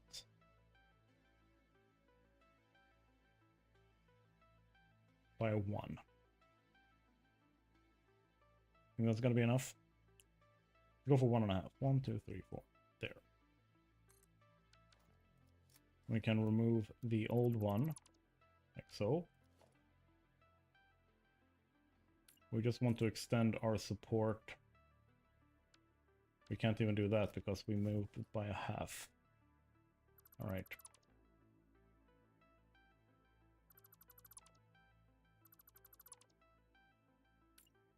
Well, I can put you there and I can put you there, so I can easily eyedrop you. Let's get rid of the rest.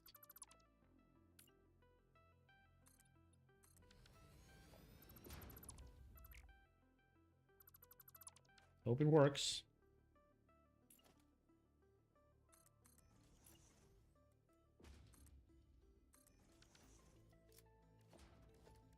So railway, upturn like so. Upturn like, oh, that's wrong. Lope.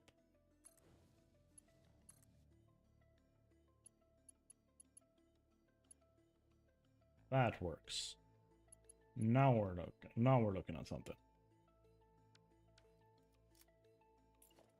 Right, so now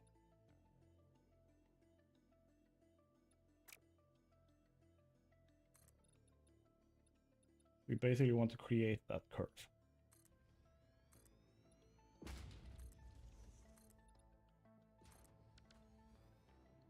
So we have our anchor points.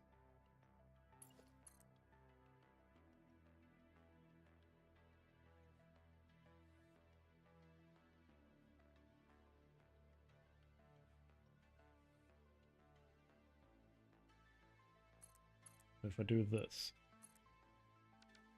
that a nice smooth curve?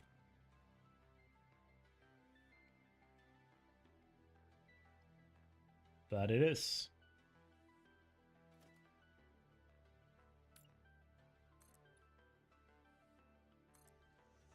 And I connected that to the middle, right? I did. So then we do the same thing over here. Oh, call on the cliff.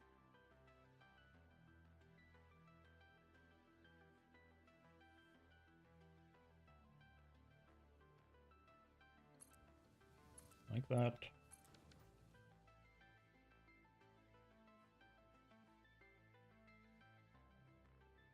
That's a very nice curve I've put in there.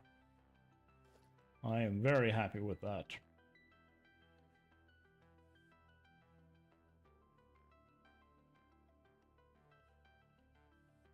All right. And get rid of that.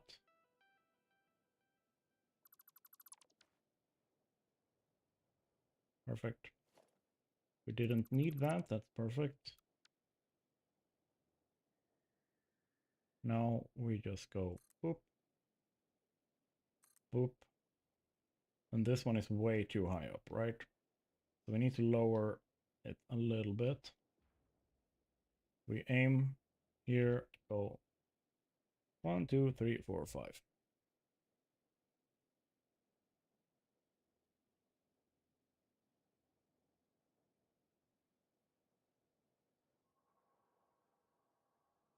Go one more. 1, 2, 3, 4, 5. How many are there? That's few. Because I'm thinking we could just remove the anchor points there and pull that all the way there. Try it. 1, 2, 3, 4, 5, 6, 7, 8, 9, 10.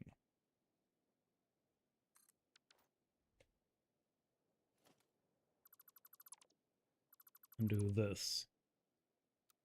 And if we remove those anchor points,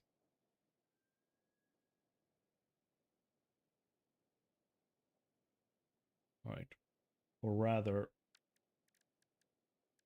foundation, 1 meter foundation, and then a 2 meter ramp, right? That's what we used. So my idea now is, how about we remove this entirely?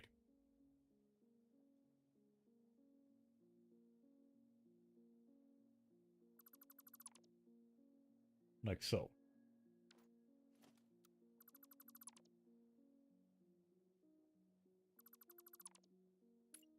And we go here.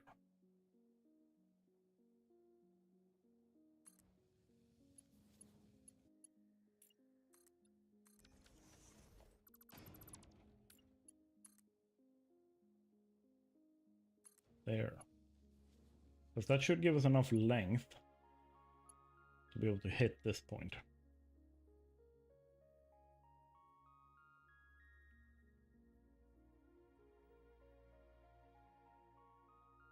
I just need to be smart about the slope.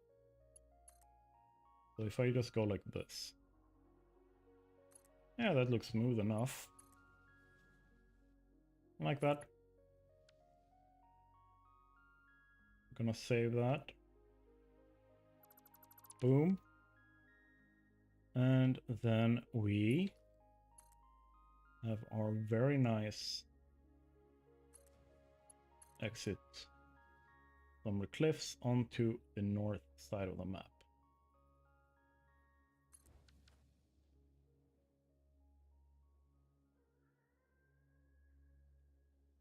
I am damn proud of that, I gotta say that myself. Or if I can say so myself.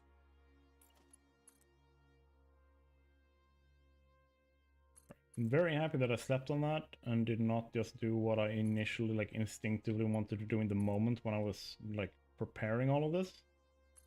Because that instinctual thing was to just go above everything over here and go down on the other side around the corner here.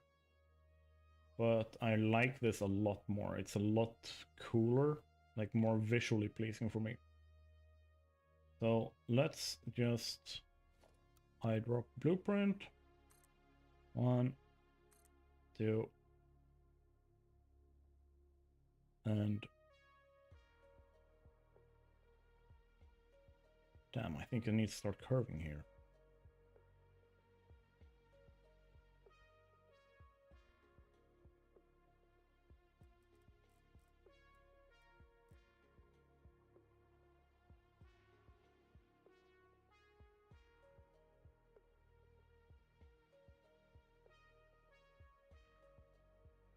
I think that's gonna work. Let's check. Otherwise, I'll just do what I've done so far with the curves. If this works, it works. This will just create a longer curve, more or less.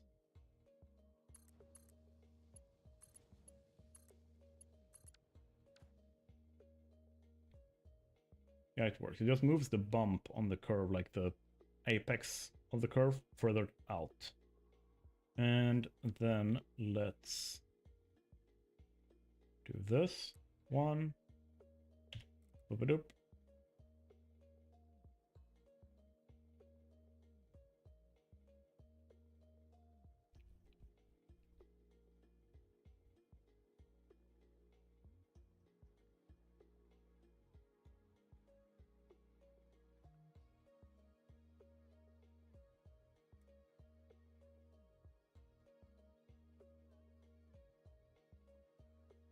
There.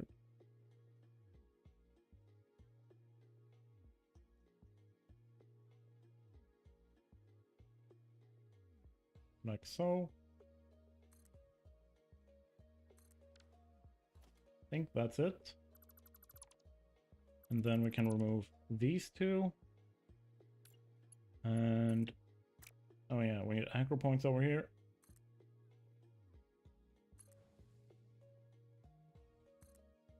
Oh, that's wrong. Nope. Stop snapping the wall. Thank you. And then boop.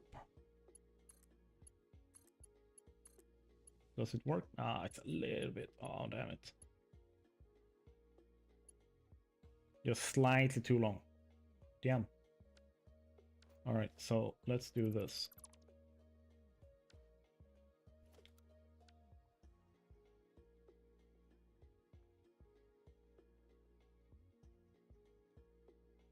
Boop, boop. Boop, boop. Då 4, yes.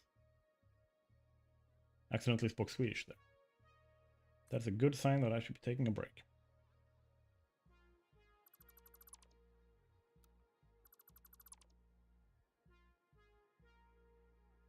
Yeah, that doesn't work. Hey, dude. Boop, boop, boop, boop, boop.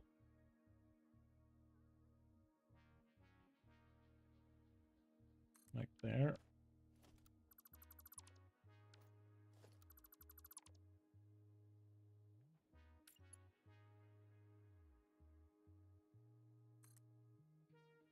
And there we go. This should work.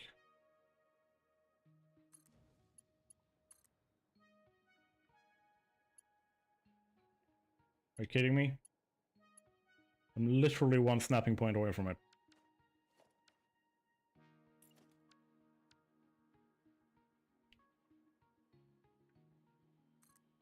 There.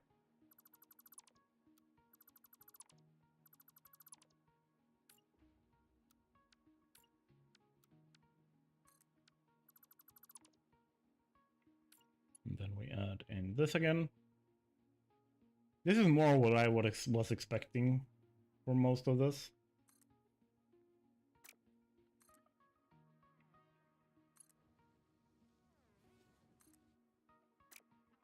None of that.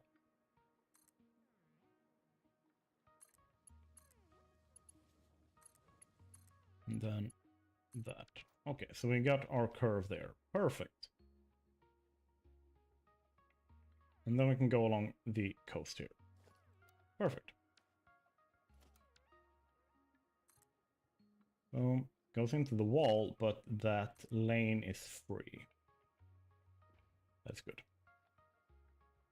The third bit, and then we remove the two first ones. 1, 2, 3, -2. 1, 2, 3, -2.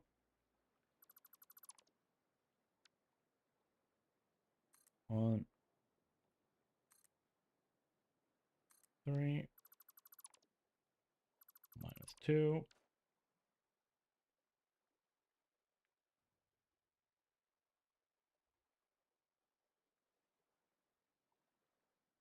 No, nothing weird. Pretty easy.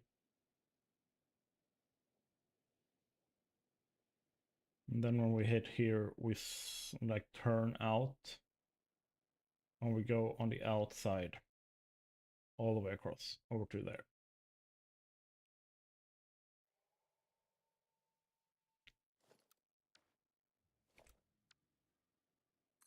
One, 2, 3.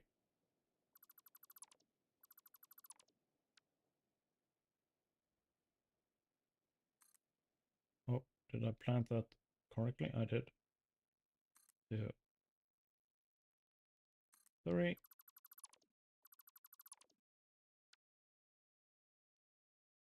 1, 2, 3.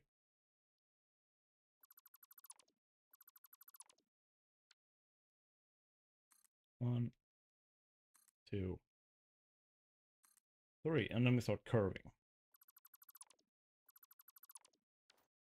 So let's just bring up all of our railway to this point. So that we know where that is. There.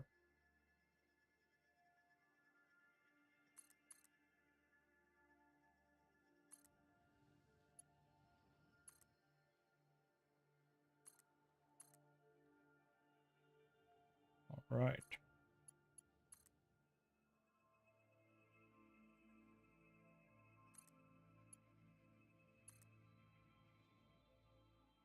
Then there. Boom.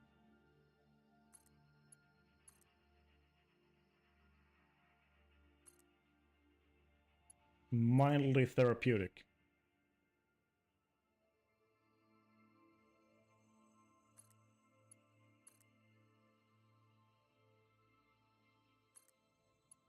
I also know that once this is set up, there's like nothing stopping me from just steamrolling the rest of the game. Now I can move resources everywhere in the world using trains instead of having to make like individual belt lines for every single thing I do. Which is always a good thing. There we go. Gotcha.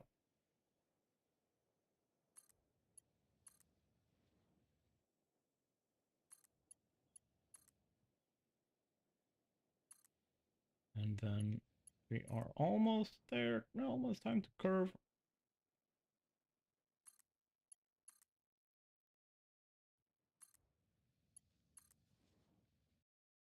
And there. 2 more. But I'm also going to take a little bit of a break before we start curving and everything. I have been sitting here since... I've been sitting here for 4 hours. My butt is getting stiff and I need to do some stretching. I need to fill up my drink. And I want to go say hi to Empress because she has been gone all day and just got home. Or she's been home for a little bit, but I still want to go say hi. Okay, let's... There.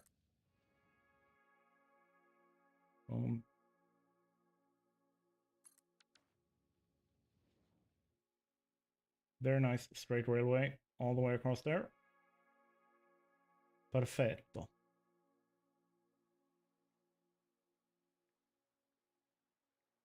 I'm very happy with this. Like this here, when we get around the curve here, we get around the bend, we go whoop, underneath here, and up in this curve. This is perfect. I didn't connect this. That would have been awkward if I tried to connect trains. There we go. And it just goes into this and intersects with the rest of the railway. This is a really, really bad curve. Why have I done that? Have I... I will need to fix that later. That's really bad. That hurts.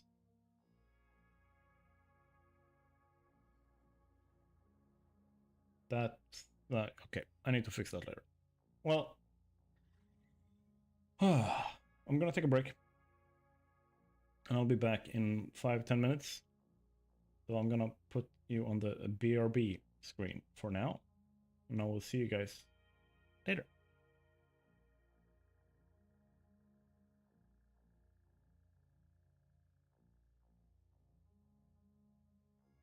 Real.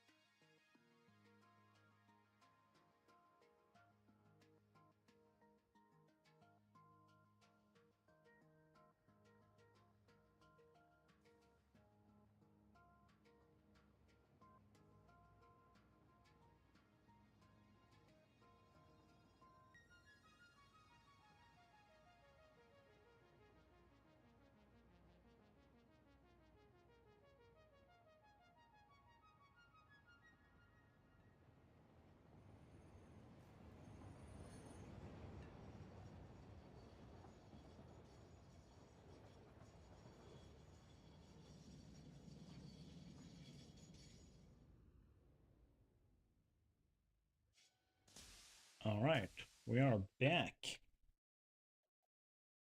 Thanks for subscribing, Tarot. Thank you. That is awesome. Let's see.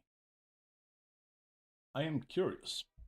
How has the video gone that I put out at 4 today? Let's check. I go to studio. Are you kidding me?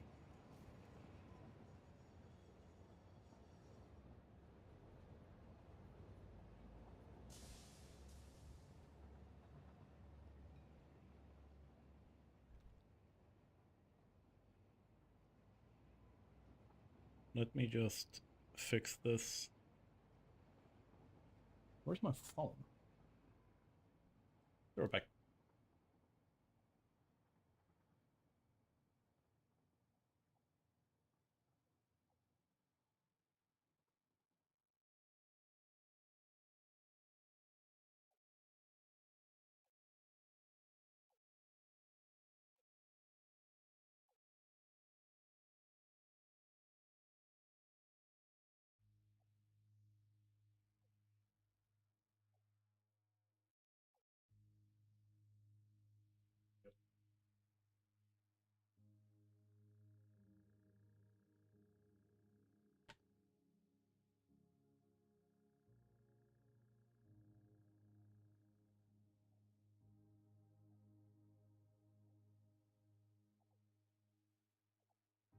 So dumb.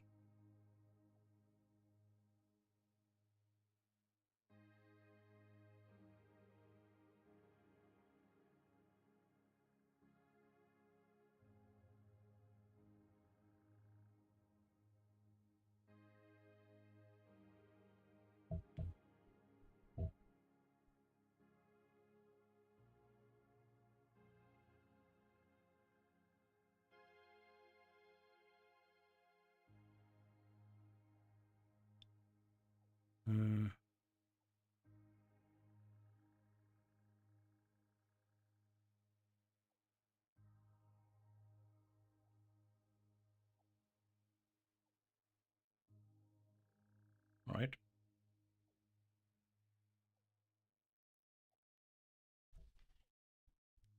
Okay, I'm getting a bunch of comments. That's nice.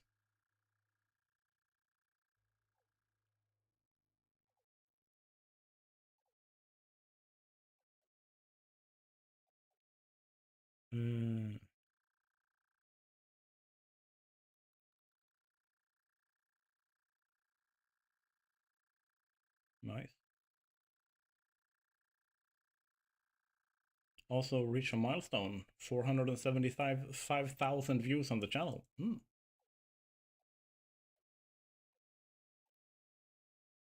Very nice.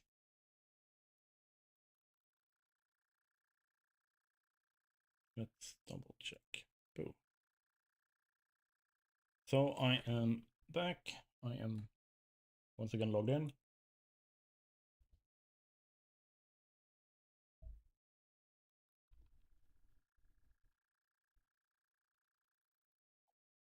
It's so dumb. Because I'm using Restream.io, YouTube thinks that I have suspicious activity and tries to log me out. Or it doesn't try to log me out, it logs me out. Which, you know, really sucks when you're streaming, dude.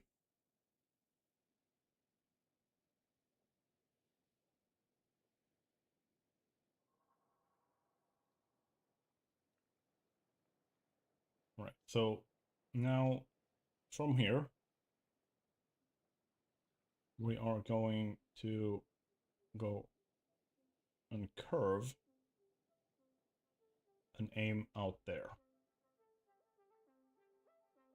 Which means that we grab, whoop, and place the first one and we curve on the second. So this is what we're aiming with.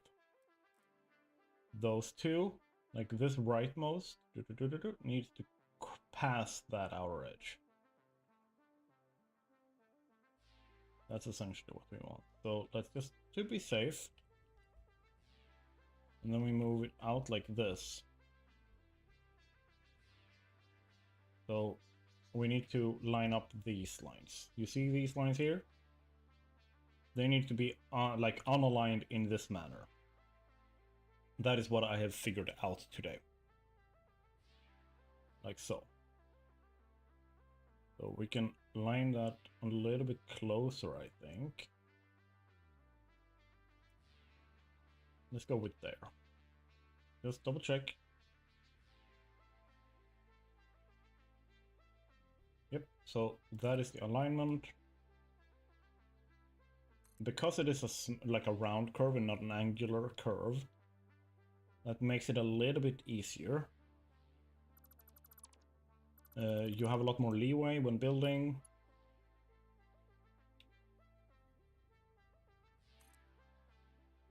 And your curves are gonna be smooth as butter. Like so. Like that's a nice curve. And then we just add in the second curve, like so. Boom, and they're perfectly spaced. Mwah. C'est perfetto. Love this. And now we just go straight, 1, 2, and then the third one. Nope, not on top. Third one on the front. Boom. Remove. There, and then we go 1, a 2, a 3, and remove the first 2. 1, 2, 3. Just need to be careful with how fast I build the blueprint so I don't crash the game. Because it is trying to build a lot of buildables at the same time. There's a bunch of stuff in here to make them look like this. Okay, and we can go here. A 1, a 2, a 1, 2, 3, 4.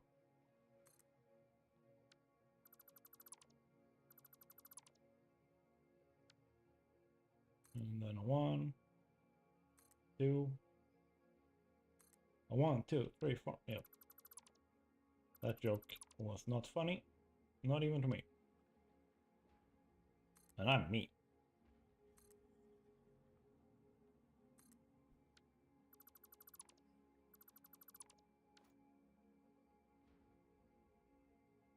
Just eyeballing this works out.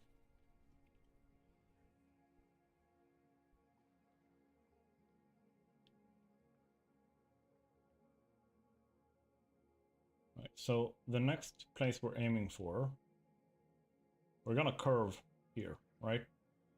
So the next place we're aiming for is gonna go straight across this entire thing with 0 chill. All the way across here. And then I'm just gonna double check so that it is wide enough. Because I kind of want them to snake here. It is not wide enough. Damn, I might need to raise it up and make it snake here.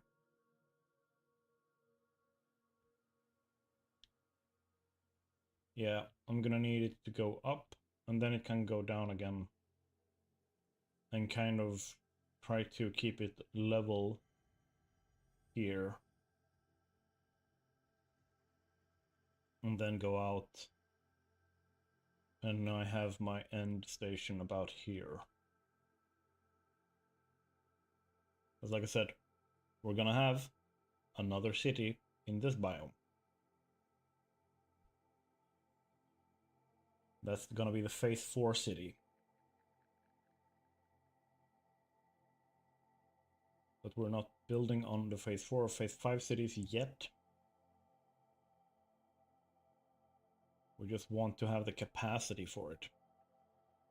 So that the train is lined up later so that we can easily just go like, no, we need this train go over here. And then water, like I'm producing 30,000 water already over in Mournrock. So, yeah. And we have the Spire Coast out here. We're not using any of the oil in Spire Coast. We're gonna need that for stuff. Alright. Gonna be one. And then the second one is the curve.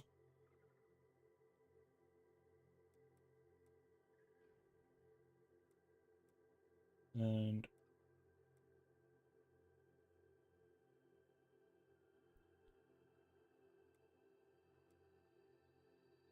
let's move it over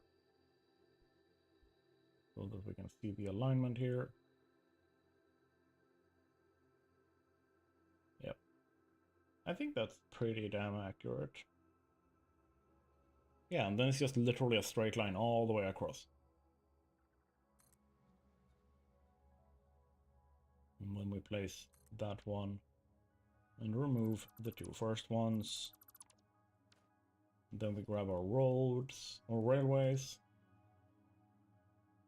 and place in our curve.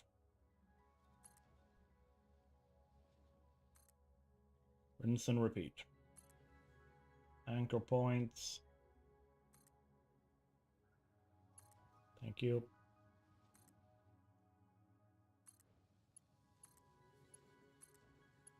And then we have a nice smooth curve. Ba-da-bum. Like that. On our floating platform.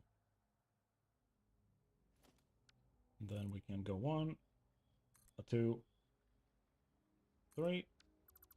Removing that. Let's just put it like this. After we are done with this, anyone who's been here watching, plus me, will be really good at counting to 3. I'm missing materials. I have actually run out of materials. As in, I am not producing them fast enough. That is insane. Wow. Well, I can just do this.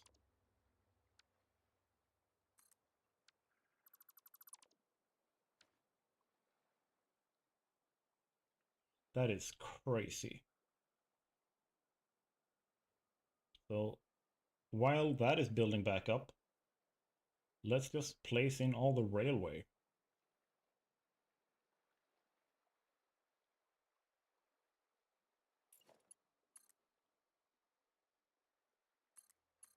And then...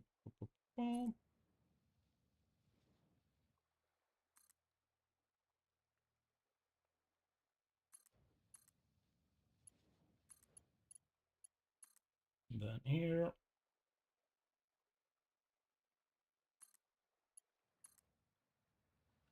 Then we can place in this. Boom.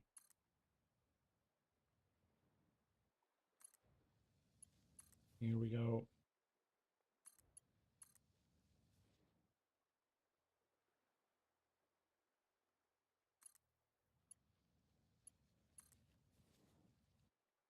And then we can go across. Down.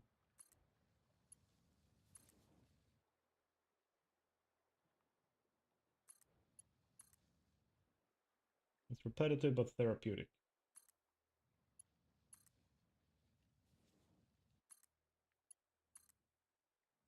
That's the best way I can describe it right now. It's for those people who wanted a calm Friday evening.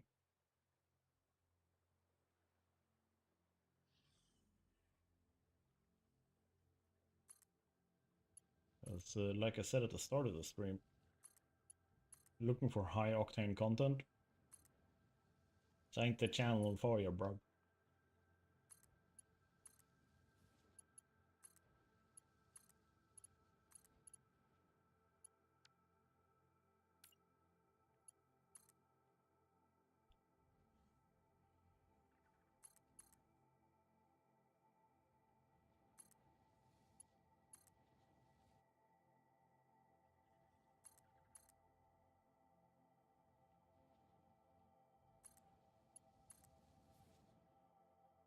then we can connect you over here.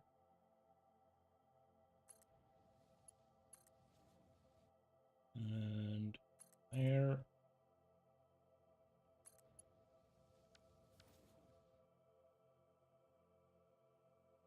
Let's double check our industrial. Damn, they're really struggling. They're not moving at all.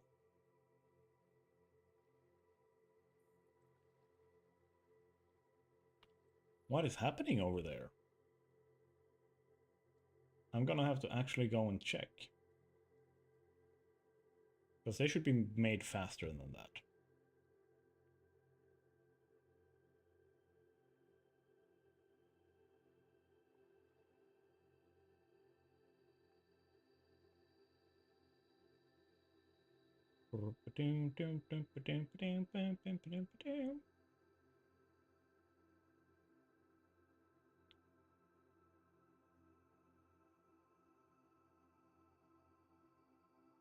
Let's yeet ourselves.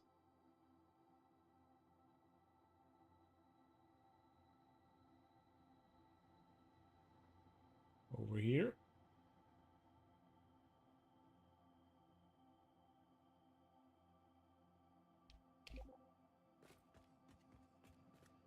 And I am wearing, it doesn't matter.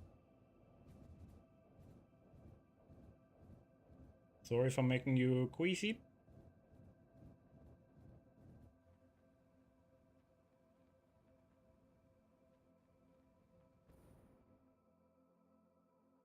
Let's see, steel factory. You're there.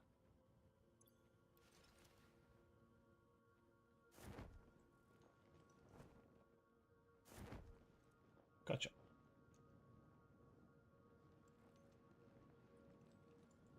Nice. Love seeing the railway there in the background. Very cool.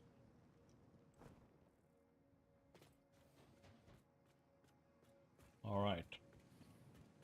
So these are the guys making our encased industrial beams. Am I seriously only making 12 per minute?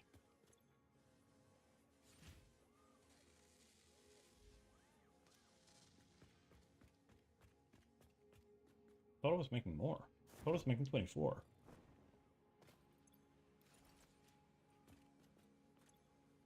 Yeah, it's completely empty. Holy crap. We've been building a lot. And I have 2 of these.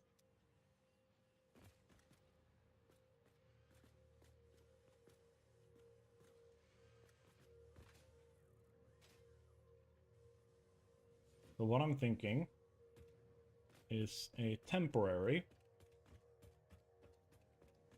boost from our summer sloops.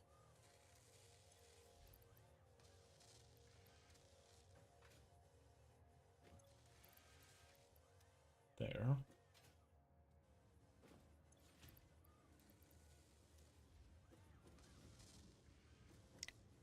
Perfect.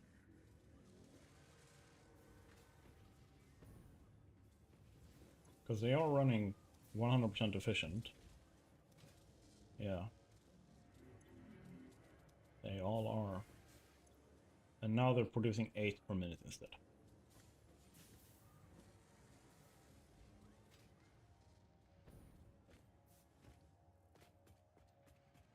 Why are you not happy?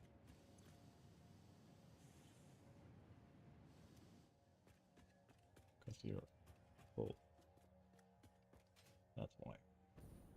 Because that's the one. Like, the other ones are being used to make other stuff. I don't even remember what. Like, it's been so long since I actually looked at what builds what here. Probably, if I had to guess, it's over at the computer factory.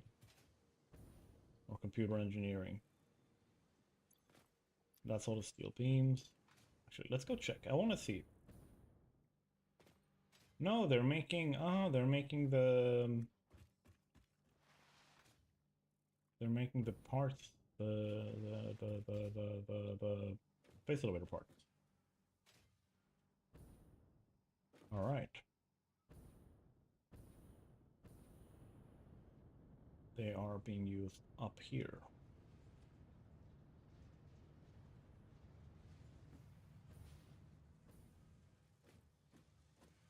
To make all of this stuff. All right. Smart plating. This is our frameworks. And automated wiring.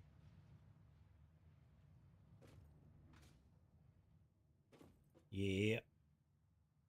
Alright, so let's get ourselves yeeted back to Mournrock. Now that we have doubled our production of reinforced iron plates.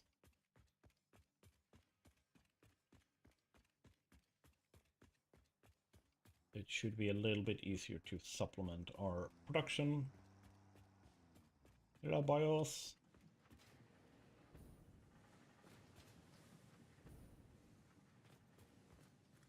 That is disgustingly ugly. Oh, it works. That is literally all it needs to do right now. I don't see it very often, so I don't have to care.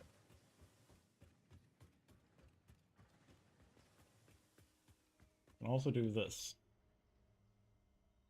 We don't have any tickets out. Coupon. Thank you. Parts. Gimme. Yeah. Let's buy 10 stacks. Thank you.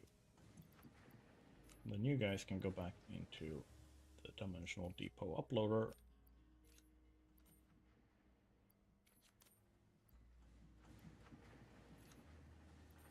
I don't need to have all of this out.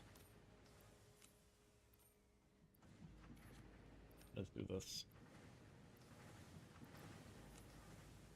Put you guys back in. Yeah.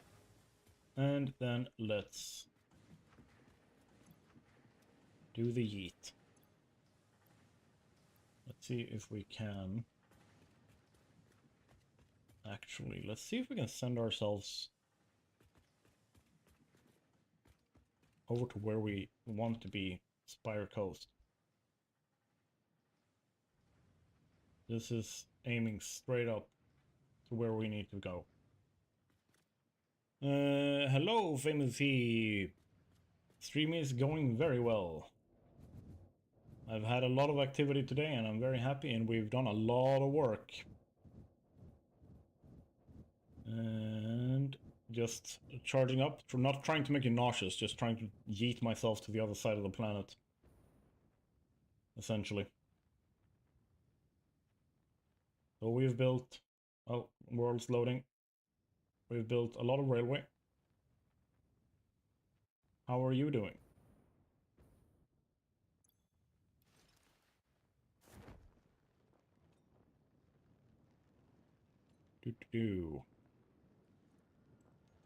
So we're working on this right now. Building a railway over into there. Ah, just scrolling through and I found your stream motivated. Ah, nice.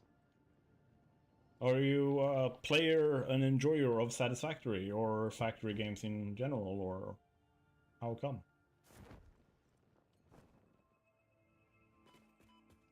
Ouchies. Just... I don't stream daily. Couple of times a week. Primarily I make videos on YouTube. That is the main thing that I do. Then a couple of times a week I stream, and I multi-stream to both YouTube and Twitch. Essentially just so that people from my community who wants to can, like, we can hang out together. because most of the time otherwise I am spending time in the editing room. Let's see, into build mode. Whoop. Let's see, 1, 2, 3. Remove 2. Then we keep going. 1, 2, 3. Game is starting a little bit. Not as much as it has. There we go. 1, 2, 3. Remove. Remove. 1, 2, 3. Yeah, it's missing. Perfect. I was a little bit worried there. I was gonna hit the 1, 2, 3. Boom. And then we have 1, 2, 3. We just keep going. We're heading towards that canyon.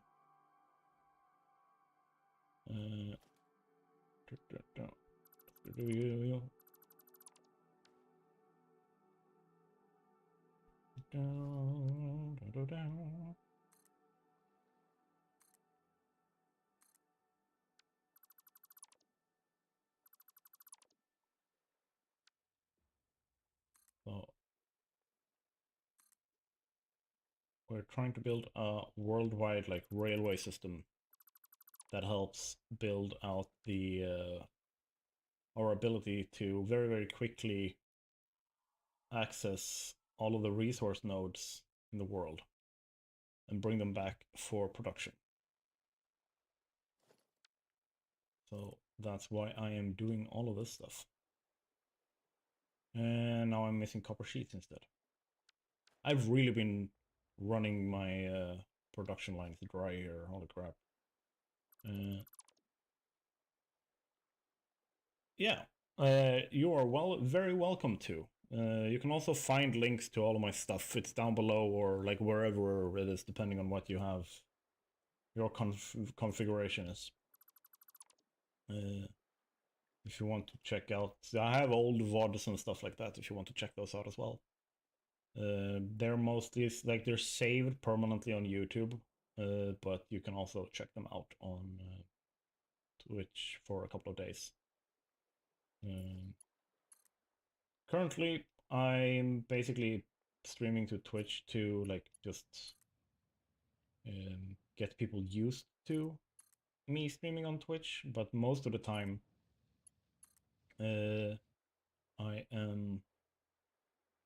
most of the effort, so to speak, I'm putting into YouTube.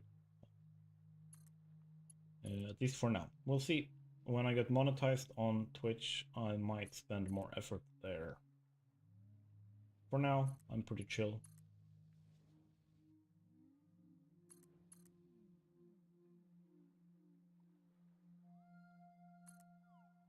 I started streaming on Twitch. When would that have been? So I started streaming on YouTube in September. And then I think I started streaming on, like, multi-streaming, so I had Twitch as well. I think I started at the... when would that have been? Oh my god.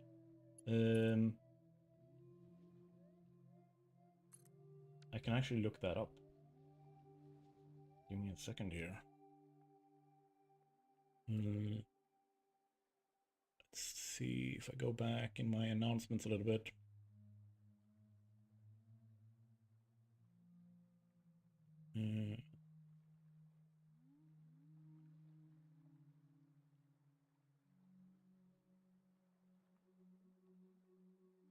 There we go. I was at least in November.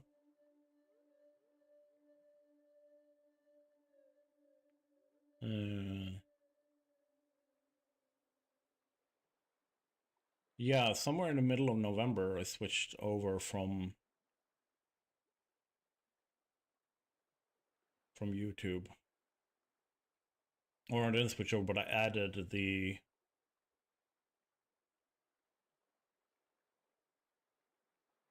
Yeah. Yep.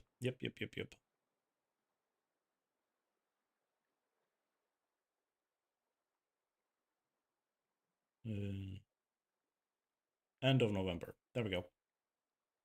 First test stream for multi-streaming was 22nd of November. So I've been going.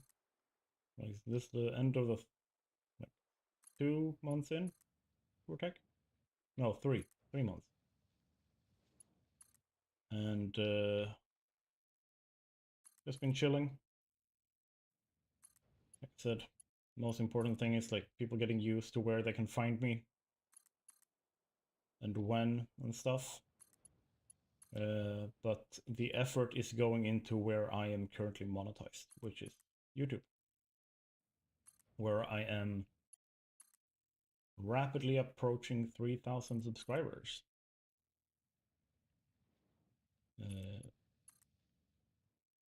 Been amazing, really.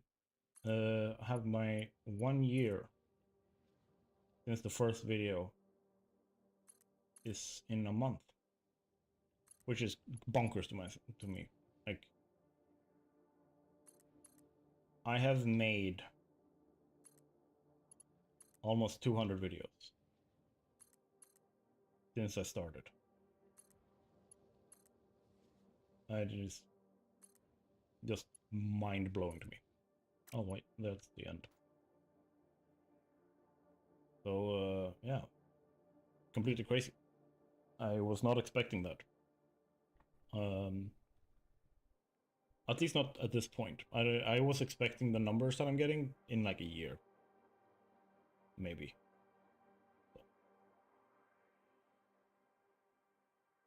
I've been very lucky, and I have very good people around me to support and help out.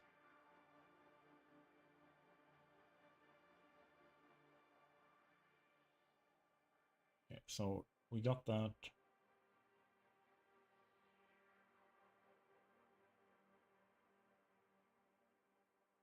We also started streaming not too long ago, in a couple of months ago, though. Nice. What are you streaming? Is it a variety streamer or like games? What games do you play if you stream games?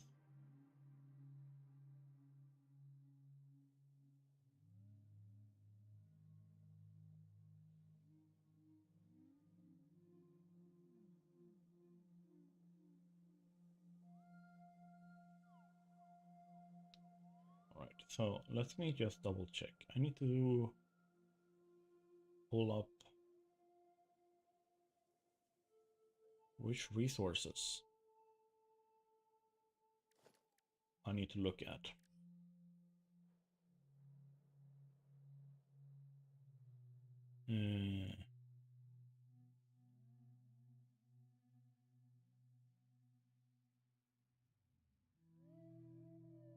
Let's go to my Google Drive.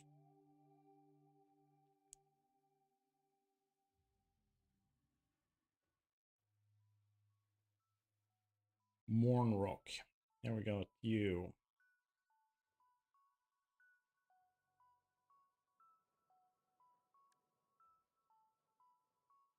All right. Let's start by marking out limestone. Call of Duty. Nice. That's cool.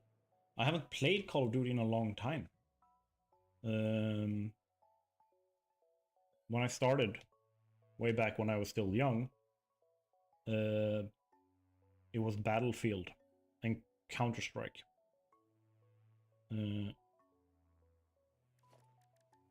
Let me just grab these.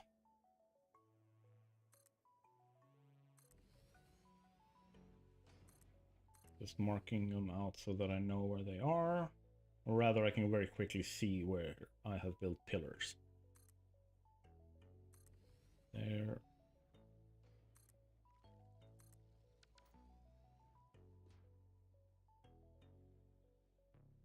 That's iron. I have limestone here.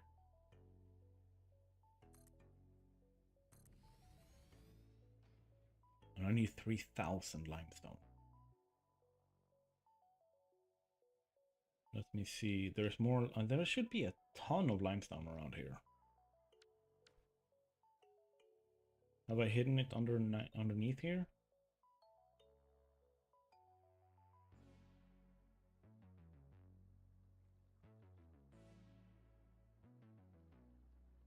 I have not.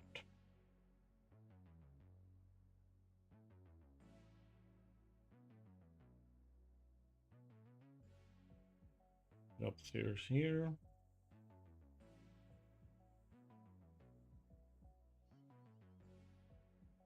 Coal. Only coal. Where have I hidden all the...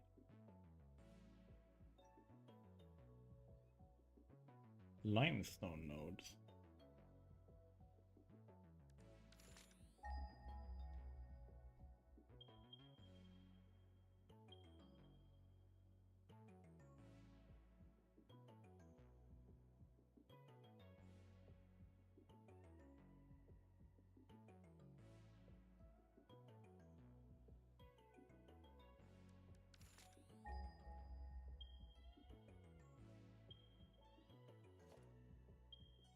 There's limestone here.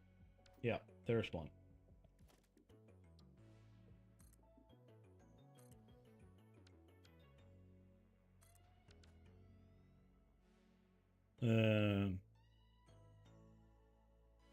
Have you heard about Elded, who has almost 6 million followers on Twitch?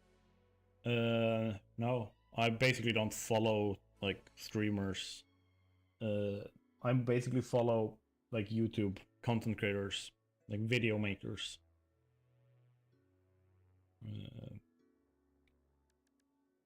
I'm really bad with the streamer names and stuff. I know they're really, like, the biggest of the biggest.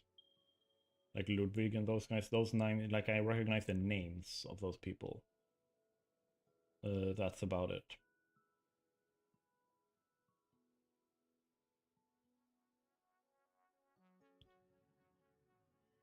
Let me see. Also inside here.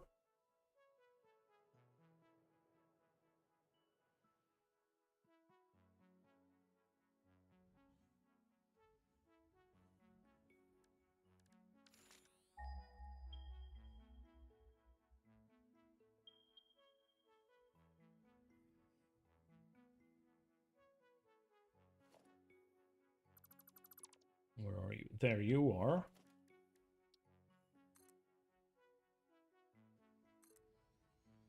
And I need to place another one on top of you here.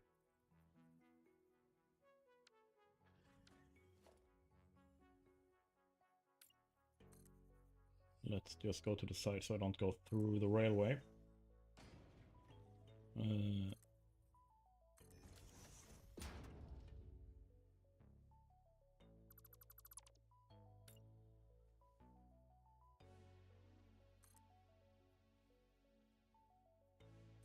Hello, now you are visible.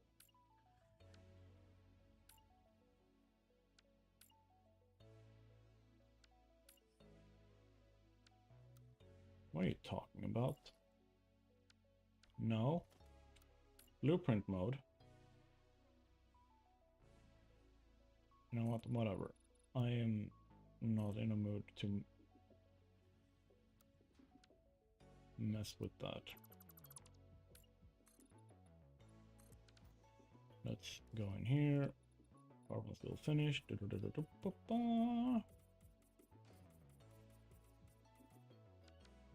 we go.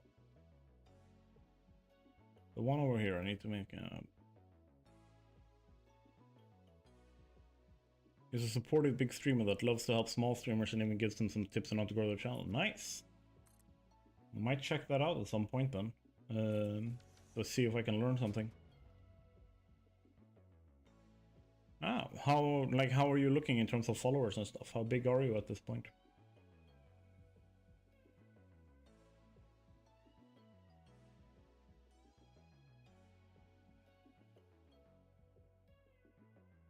Let's see.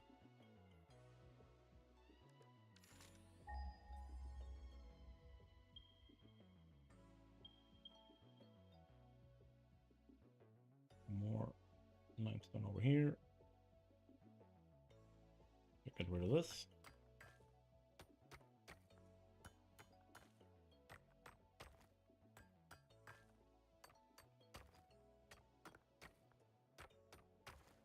Thank you. And then I can throw you out.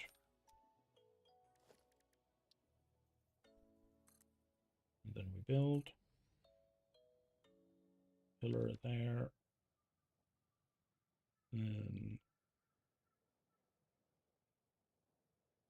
Though have not been consistent for some time now due to some reasons.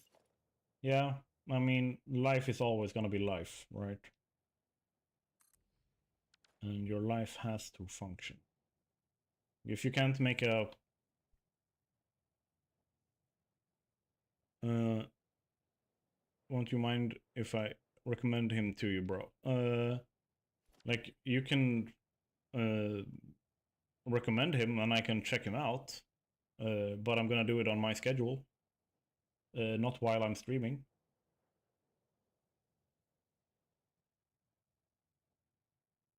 See, there's more iron over here. Let's clear these out.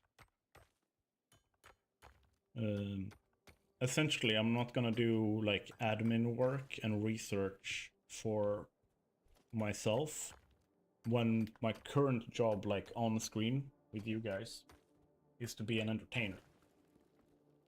And my style of doing that is kind of just having a chill space for people to hang out. And playing some Satisfactory. Answering some questions a lot of the time. People are wondering about different things about the game. But I wrote down his name, Eldad. And I will check it out. I worked in marketing for a lot of years, so I have a pretty firm grasp of like algorithms and community building and all that kind of stuff. So it's not foreign to me. It's not like I went from zero to trying to figure this stuff out. Like I've worked with it for almost 10 years already. So it's good. It's good. But thank you. Like I appreciate that you want to help. I want you to know that. It's a question of timing.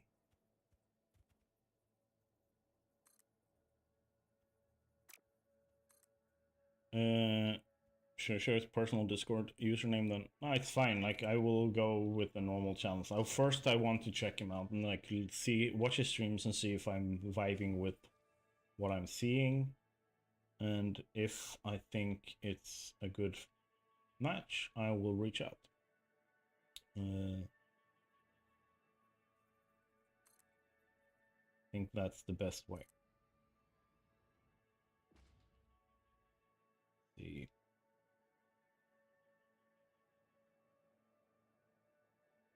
Because I am not so much interested in just getting bigger numbers. I also want to have good community. I want to have a good engagement. I want to have sustainable growth for me so that I don't burn myself out or anything like that. So I'm very, very careful and very deliberate with everything that I do when it comes to the channel. It's very iterative. I don't try to fix everything in one go. I try to fix one thing and then I move on when I'm happy with it and continue doing the next thing and the next thing and so on. it means that it's very slow, but it also means that the improvement I make, or improvements or changes I make, are the right ones for me. Kind of like how I play this game. Very slow, very deliberate. Just marking stuff out right now so I can see where all of these like red pillars are. So I know where I need to like mark out like train stations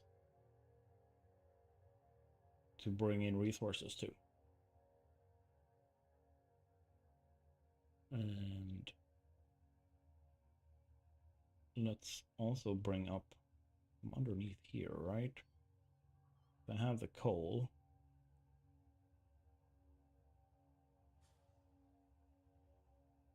Yep.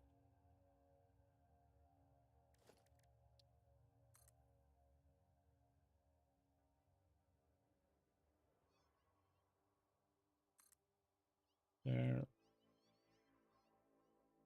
Oh, a lot of spiders. Then we have more here. And then we go there. Yeah, I haven't missed anything up here. Oh, no, wait, there's a coal node. Thank you for being obvious so I don't miss you. Do, do, do.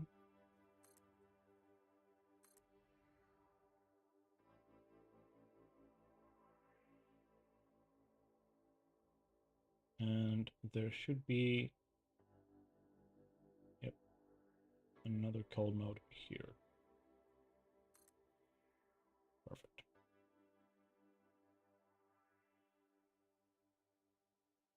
Cool.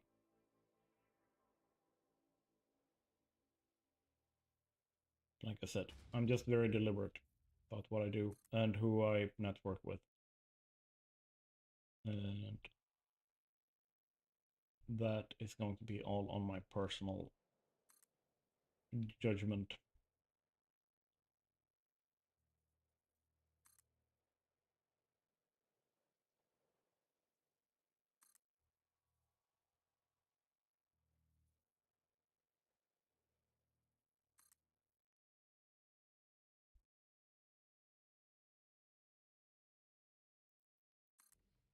There we go.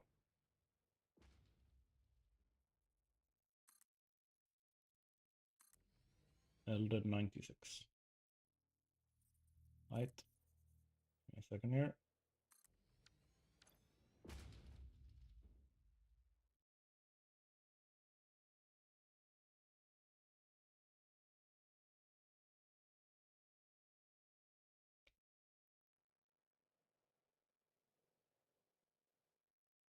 There we go. I've written down.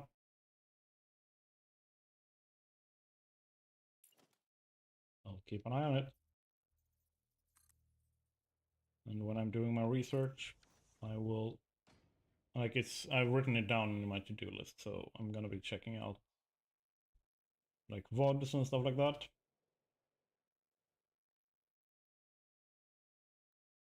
All right, there we go. I think those are the nodes that were underneath here.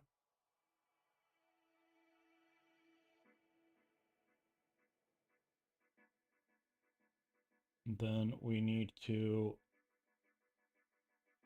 go around here. There's no nodes there.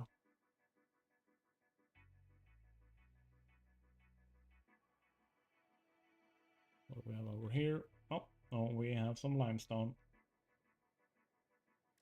That's a pure node too, even better. Thank you.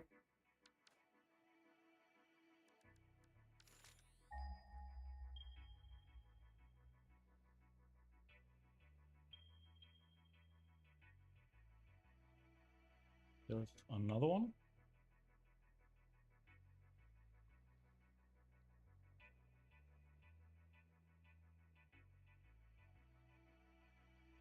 Two pure nodes. One of them invisible. That's an invisible one. Perfect. Let's mark you.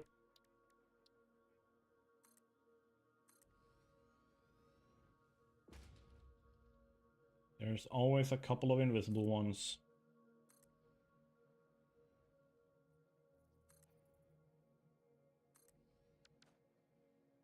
There. Not something we need right now. Can't even utilize it with the current technology.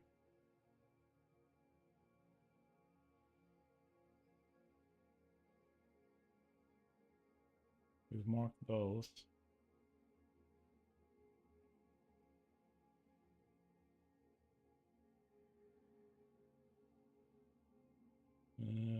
More limestone. I need 3,000, that's why I'm... will do. There we go.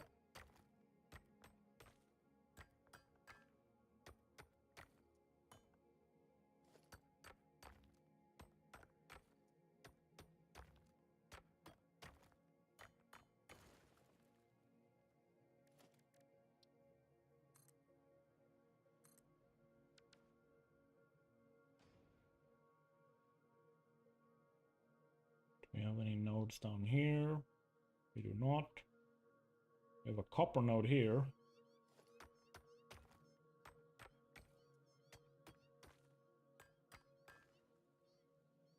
It will take a while before he accepts the request because he's busy.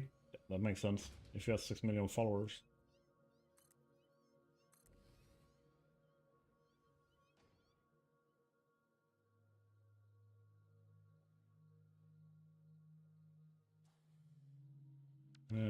Let's see, what do we have?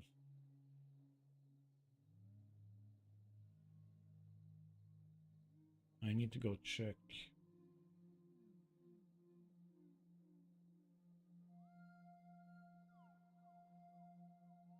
Do.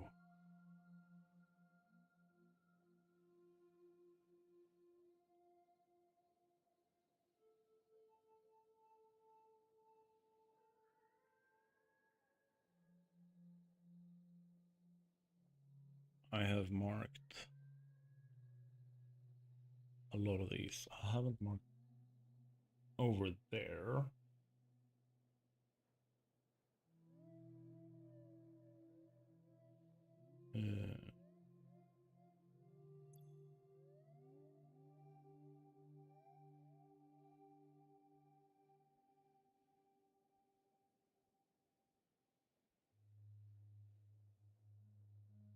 Those are marked. That the one was not marked. Okay.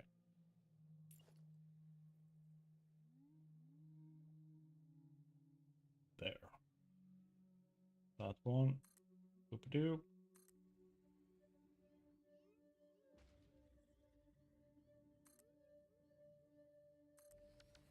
Some of these I can probably just belt in.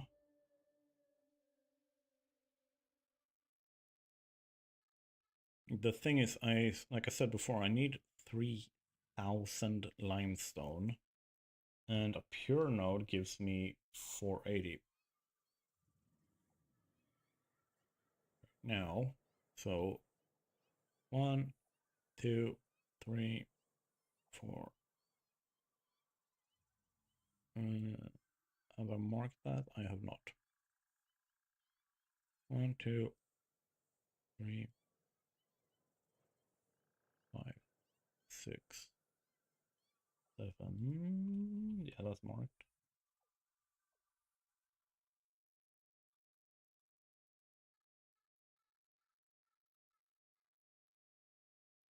Let's just double check it.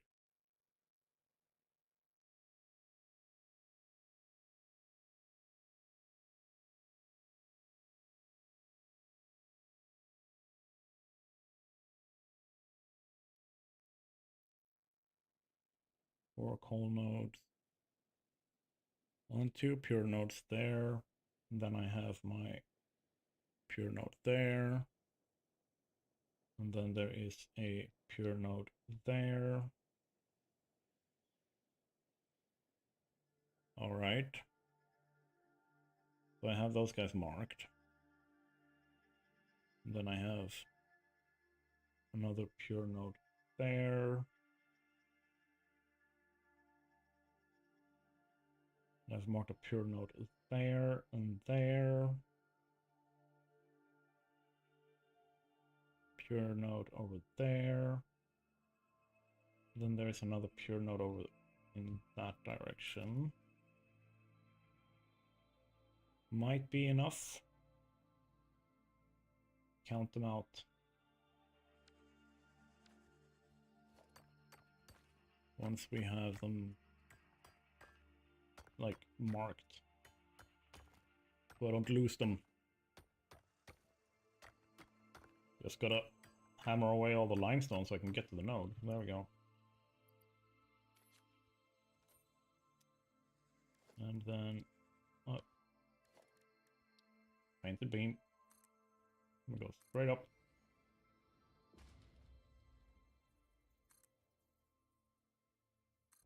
There. Let's see. You can join my Discord. Like, if you want to. That's about it. I tend to not necessarily keep friends on Discord. I tend to clear those out pretty quickly. I keep personal friends and business relationships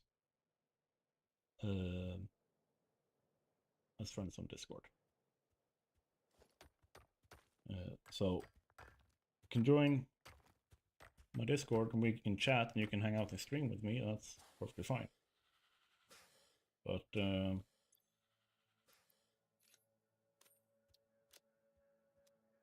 it's like real life relationships that I prioritize as friendships on stream on Discord. Now let's see.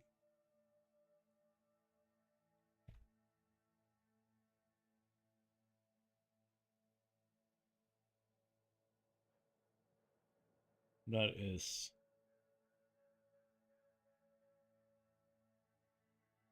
1, 2, 3, 4, 5, 6, 7, 8, 9, 10. Yeah, that's 4,800. Should be enough.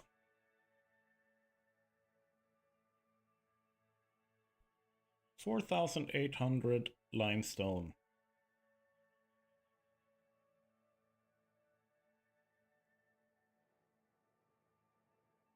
Definitely enough.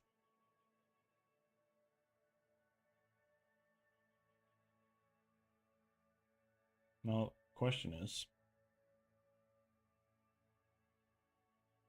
should I have a limestone train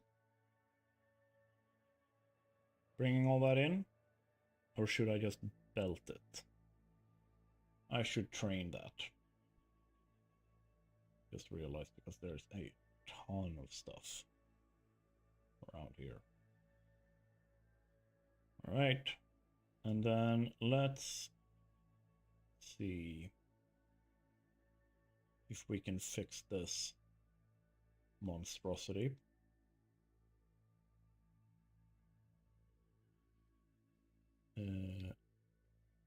Over here.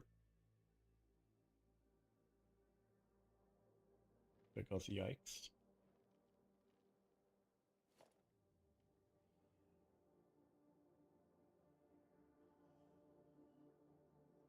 Let's see here.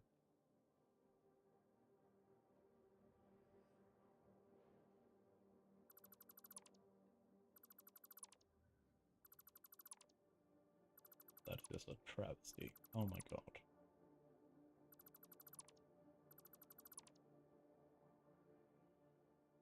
Then let's get rid of that.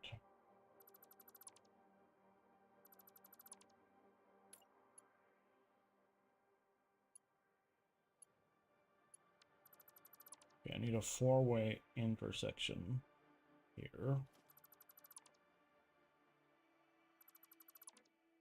there.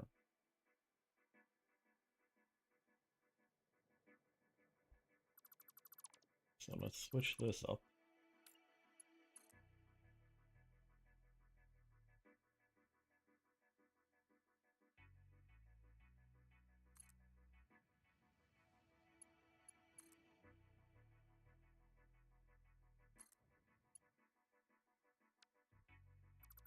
Let's get rid of you guys.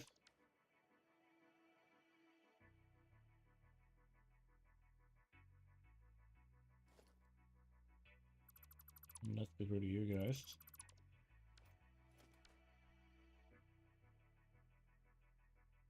I don't understand how I've been able to, like...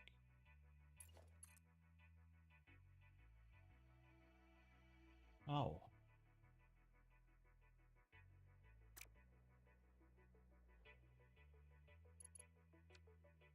That's so dumb.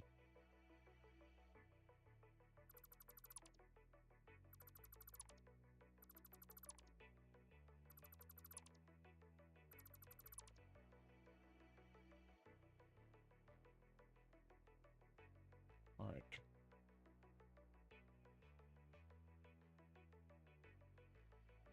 Yeah, I mean, of course, everything's slightly misaligned, so...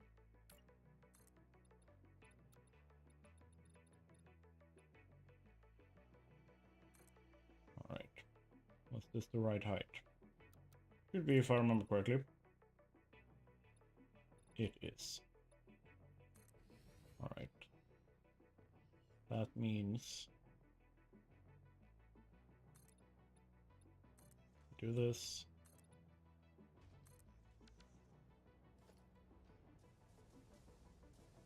We have those.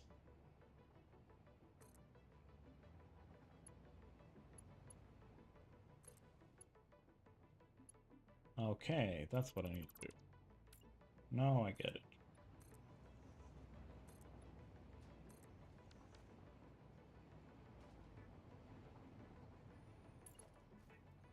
And then we add in this. Then we add in this.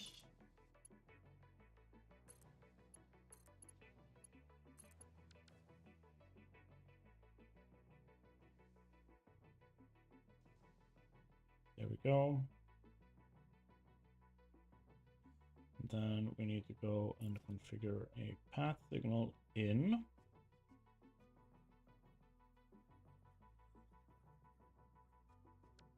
Okay, I need to do this first.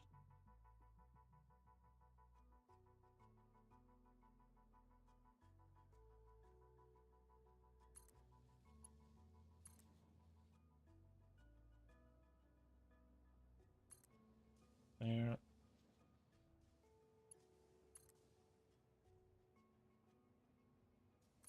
Gonna do that so I have everything lined up. Now lined up. And then we can put a path signal and then a block signal. Perfect. There we go.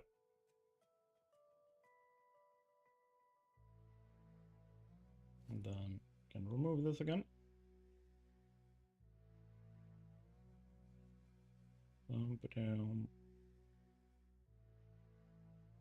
Careful so I don't mess up my other foundations. Perfect. Now I just need to make a perfect. All right. So we're using a standard.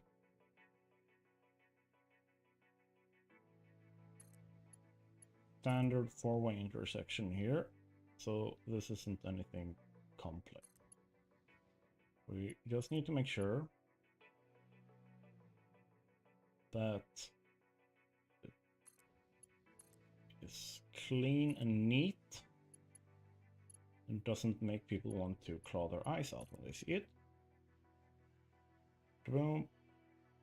Means that all of the intersection starts need to be counted out properly and have their, like, this section needs to be there for all sides.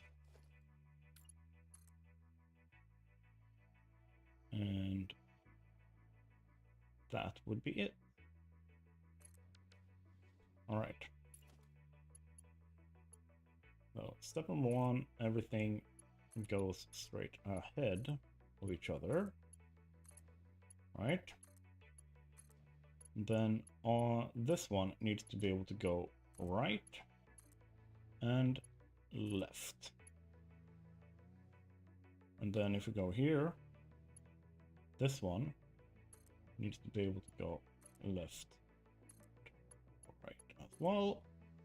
And then we just repeat this around the whole thing. And we will have a very nice, clean, simple four-way intersection. Ta-da! And then to make sure that it functions, because this is a complex intersection, right? So we need path signals on all the like roads in, right? And then there and there. And then we need to have block signals out. So block signal, block signal, block signal, and block signal. So that's blocked off this as an intersection. Path signal now works.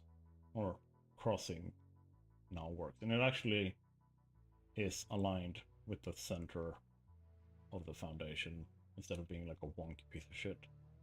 There we go. And you can see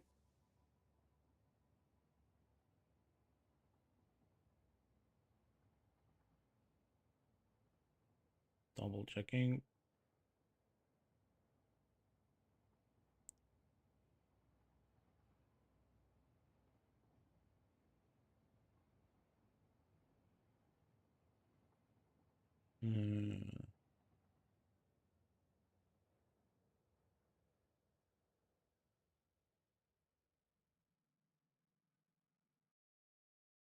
Yeah, famously, like I said, I will not accept friend requests unless it's like business related or personal relationships on Discord. It's from experience.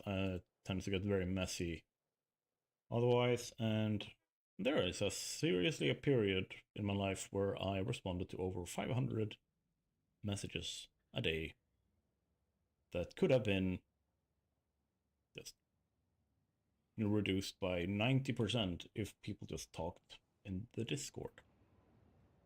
So no. Gonna maintain my sanity and keep a very firm boundary on that.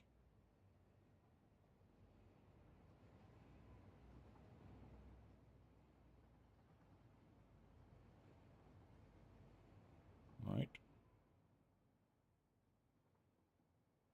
Very nice. We got that in.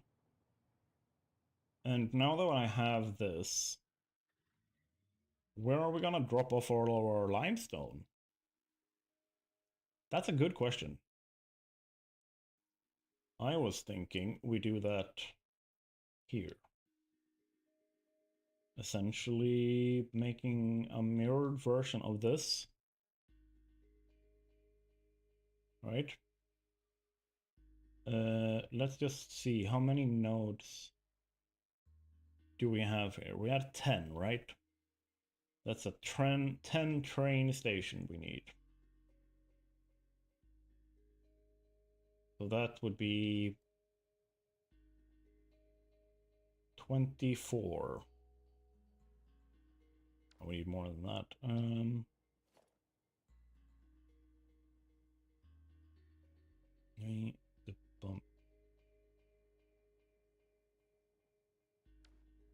Let's just be safe here. 24.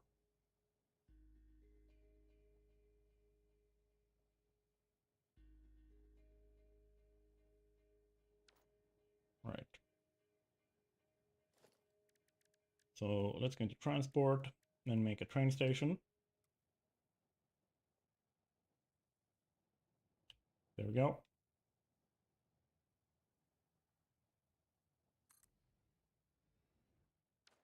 And then we can take and make freight platforms. All right. No problem. 3, 4, 5, 6, 7, 8, 9, 10. And then we can add this.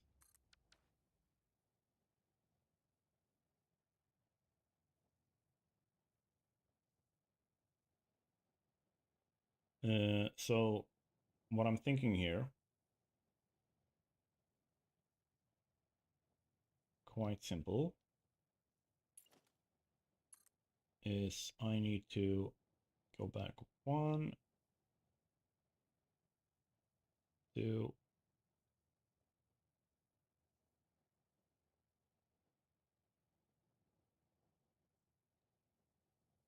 I need to be there.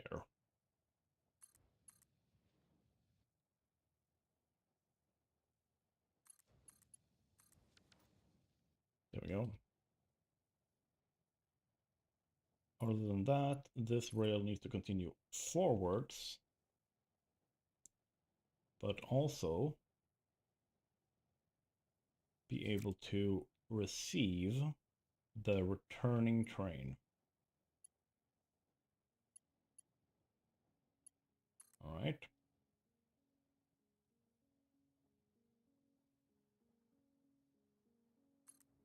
Like that.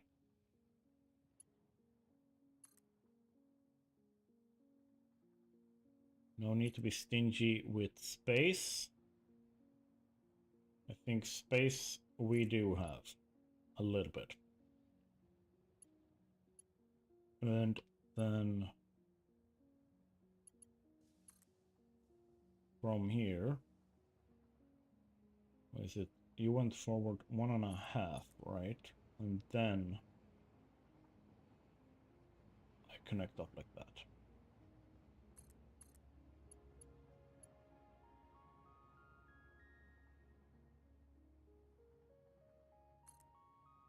I didn't even do this correctly, because you are going to be coming in from here.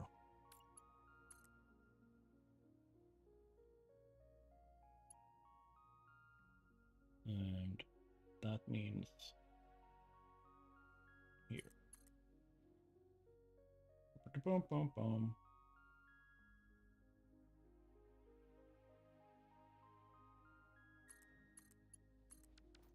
Like so.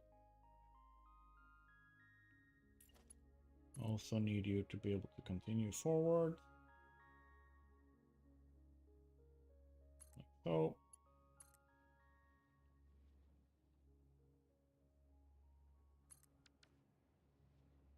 So that I can keep making more train stations. Now let's get to block and path signals.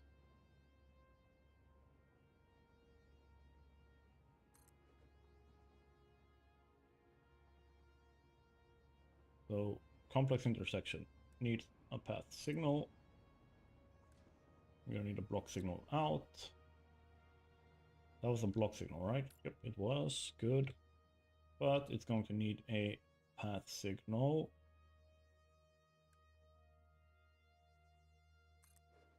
Here.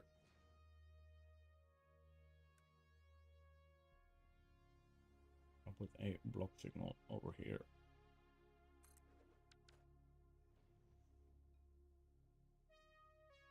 Dump it down.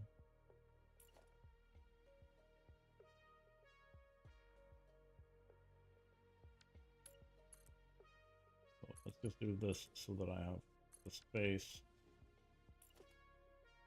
Place in a block signal.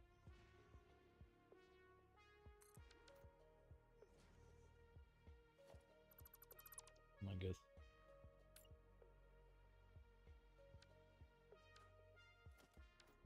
Yeah. So this Also need to be a path signal. There we go.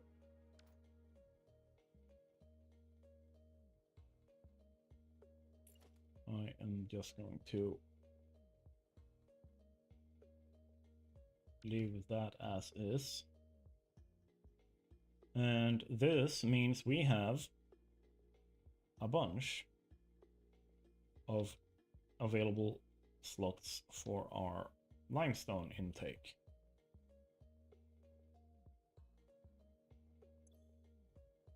So limestone, let's see, how have I named them? It's been Mournrock first.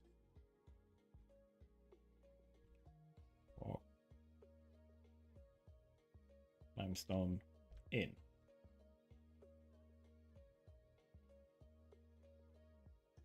Let's just name that a 1 too, just in case. Oh, I can't, I don't have space. All right. And then we can place in cars. And locomotive.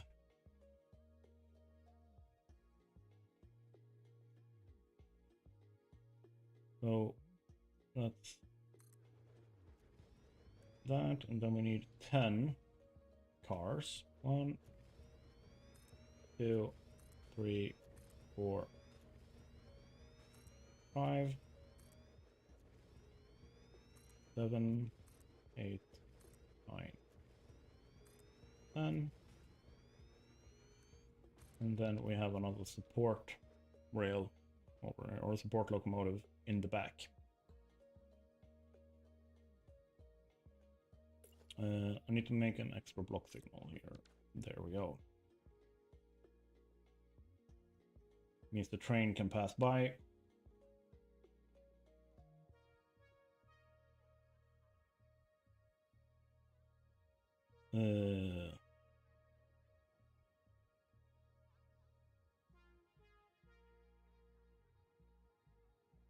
That's about it for that.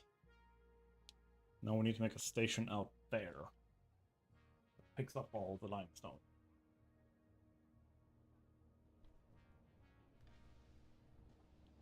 And what I'm thinking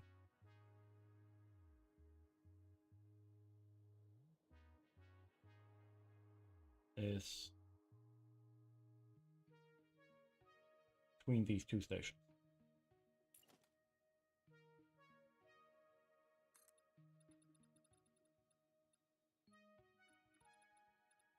Here.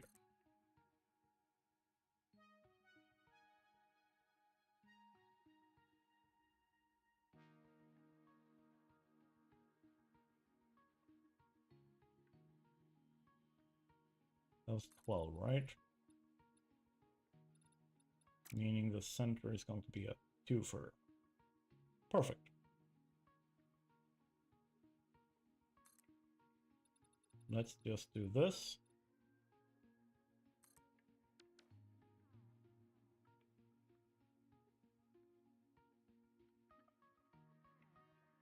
Right, because that's something we gotta remember. Should not have forgotten this over here either. I need buffers.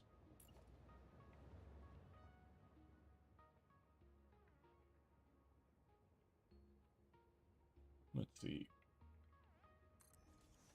You guys.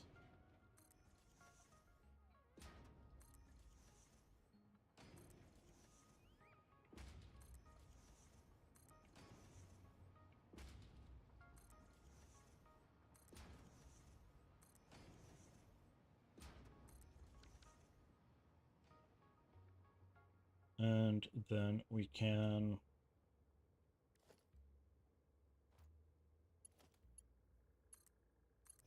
link these up with belts.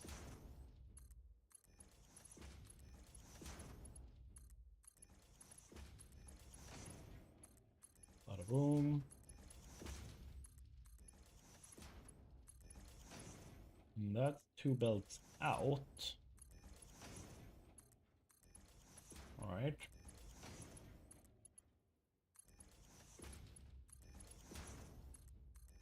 but it's only one belt that I will actually be having available.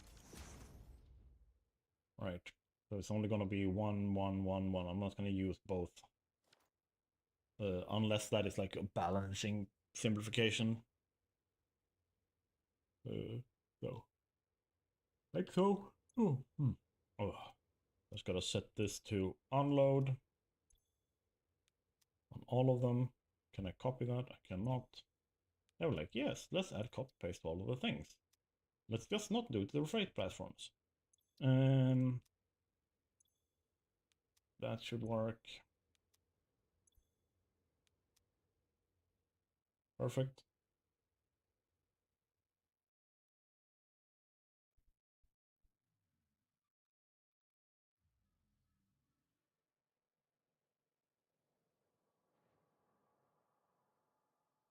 Now,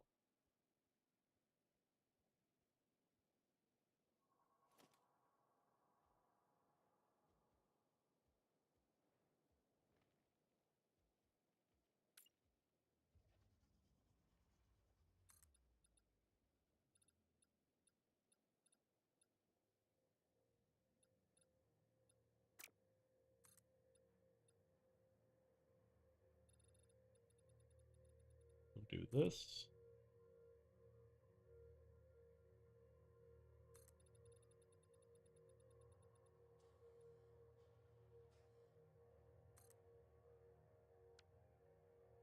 Yeah, correct. And then here in the middle, about here, train station.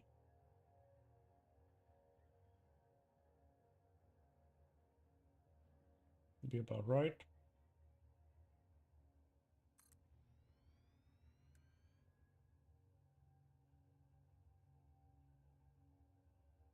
Let's add in our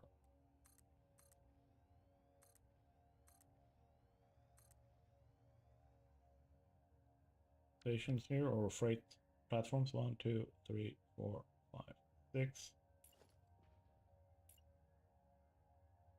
7. I can't even fit it. I need to go further. Oh, damn.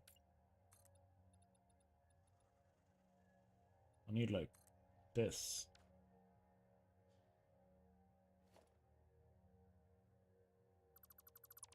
Get rid of you.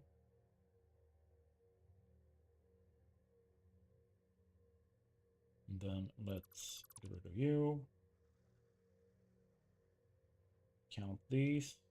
7, 8, 9, 10. Actually, let's put the 10th there. Get rid of you and put the empty platform. This one there. And then I will place a normal station.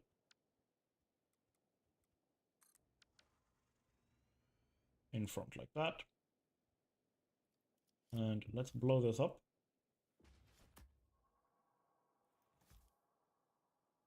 Then let's blow this up.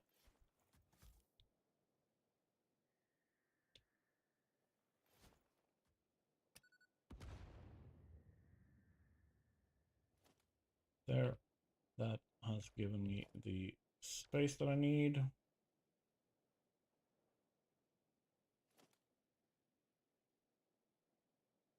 Now let's see if I can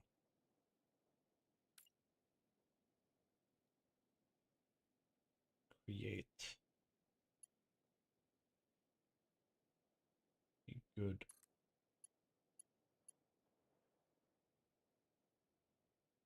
turn-off point here.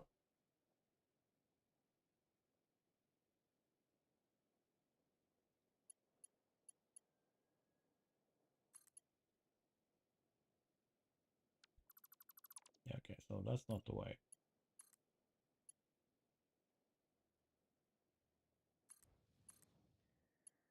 Turn-off point 1.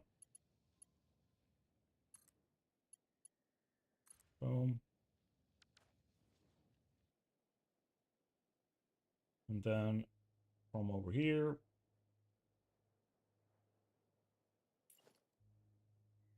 One more. Damn it.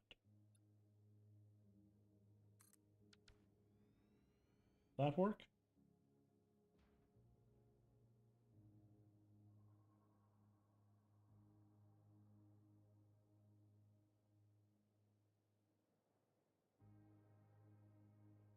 Can I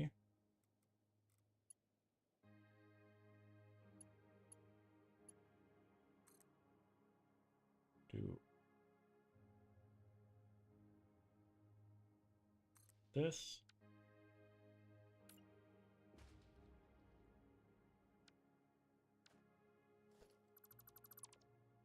And then connect you there.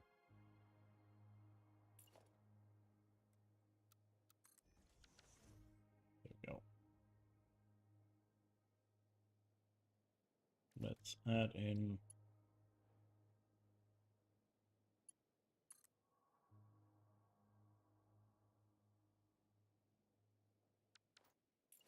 I need one more of these guys.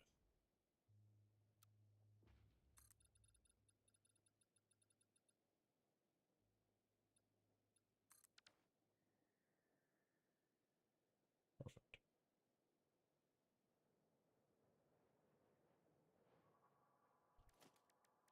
And then we railway this.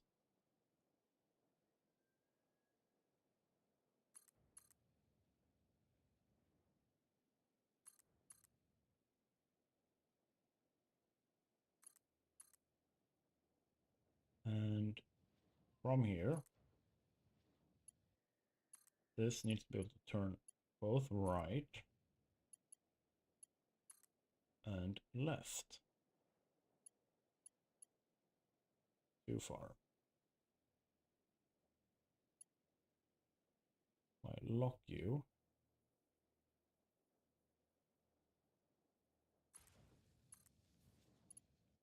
Then add that in.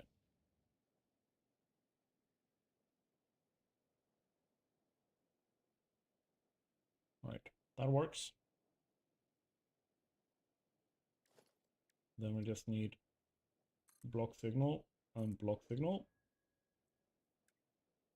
And then we need a path signal.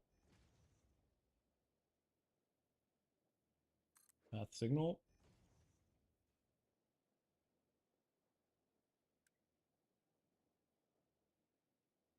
Block signal. Path signal.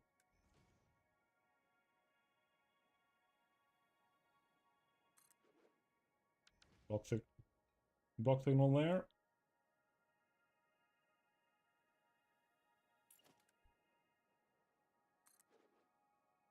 Block signal.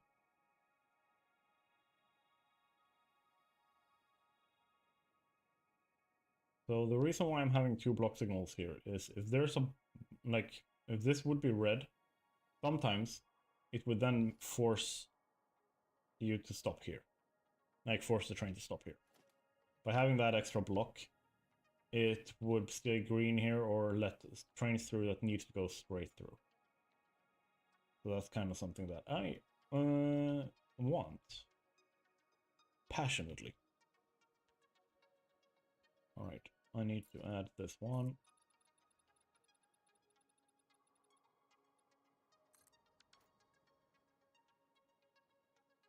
And this one needs to get blown up. Ta-da! And then we need our trusty industrial containers as input buffers. And I will have those on every single piece here. Along the line. And then we will have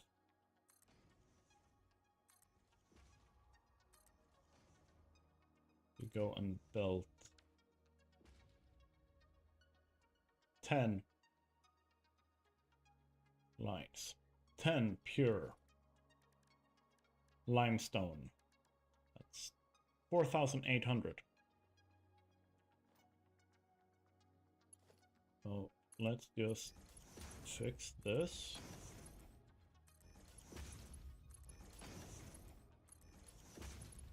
So that we have a good setup to use for our limestone intake into Mournrock.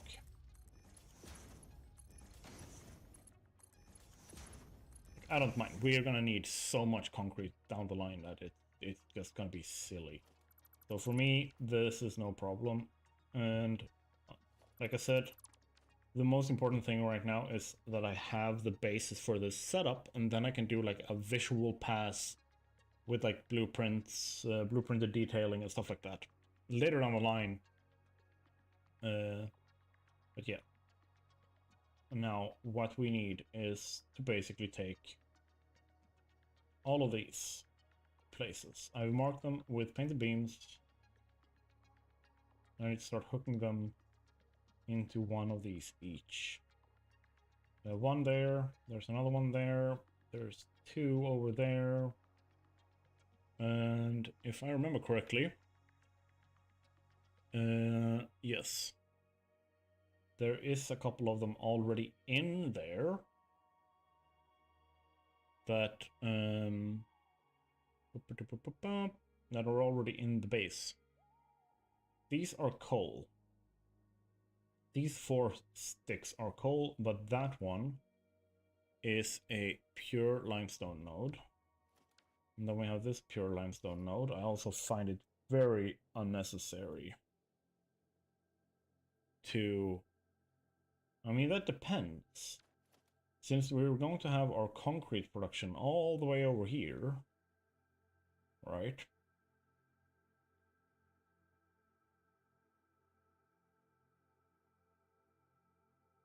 It might make sense to pipe it over, actually.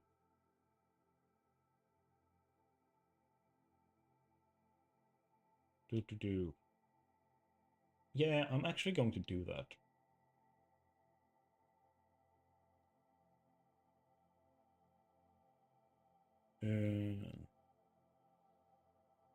That one is quite self-explanatory for how to pull that over. Then what I need to figure out is how to pull this one. I'm probably going to take this and pull out here together with this, and then put both of those over here, like so.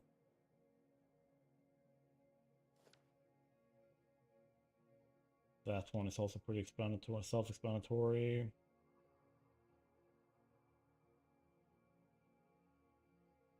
That one is pretty self-explanatory. I mean, it's literally by the station, so that one's gonna go... Oop-a-doo. What would that be? That would be... That's another one there. Another one there. That would be the third one down. This one goes to. And those two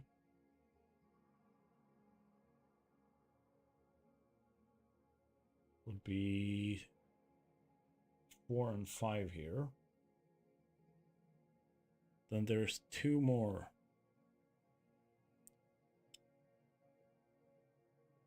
And that would be this one being one of them. That's a pure node.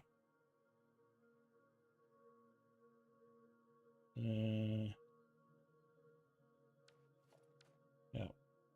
Let's just start doing this. So this one.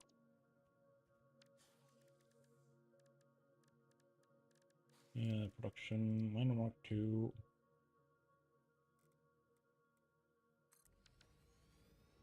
There we go.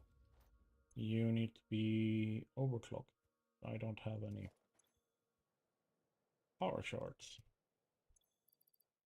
Boom. You need to make 480.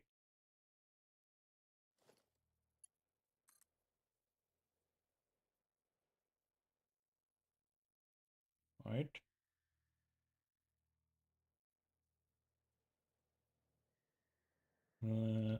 Third one is there. 3, 4, 6, 7.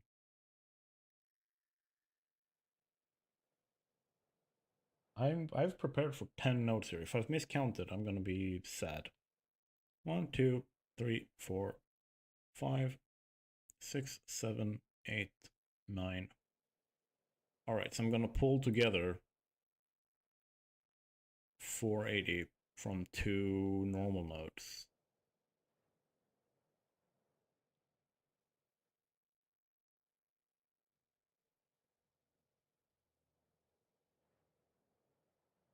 Creature is in the way. Could you please move? Thank you. Bada boom.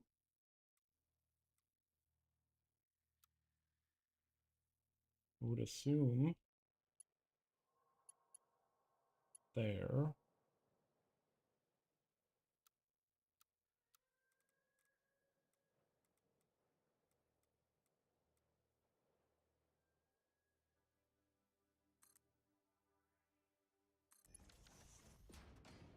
And then let's go here and say, no, why is that wrong? 9. There we go. Third one here.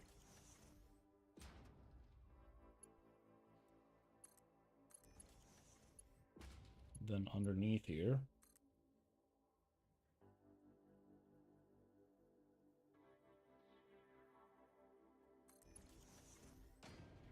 Right.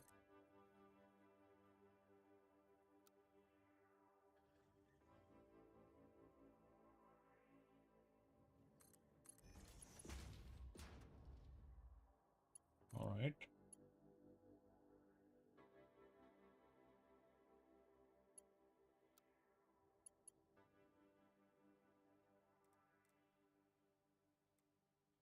Do that.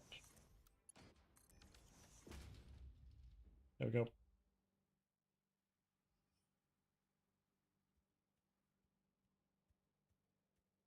Something I'm also going to do here. I'm going to pull a little bit of power out of this. All right. I'm going to put a priority power switch. I'm going to call this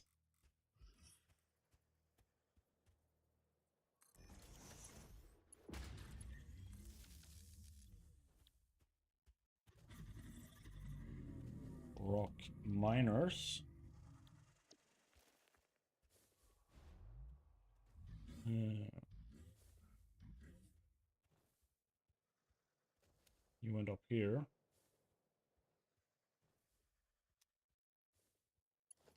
And then we do this. And this is going to be the power line that I use to power every single miner in, like, that is for this city.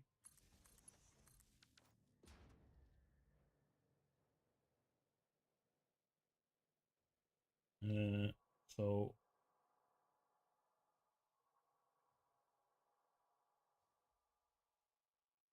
from here, pull this over.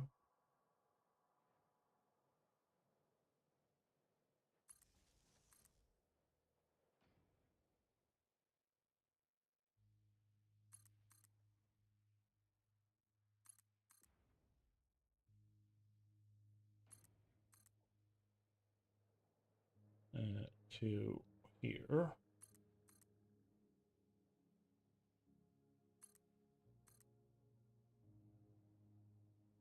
Right.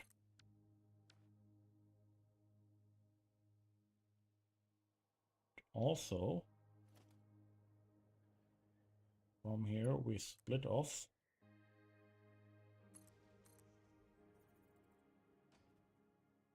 Go here.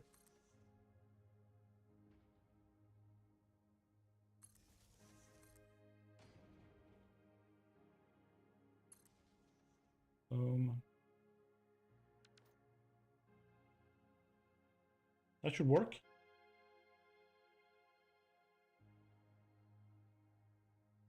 And then here we go.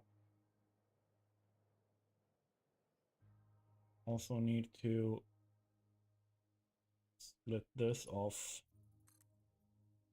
Go this direction.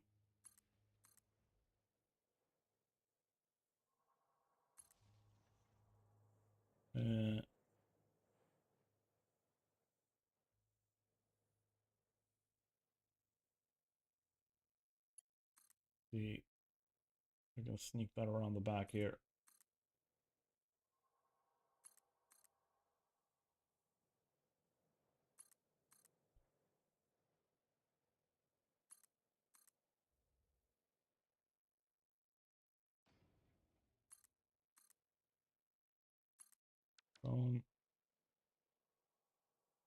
Then we need one that goes across here.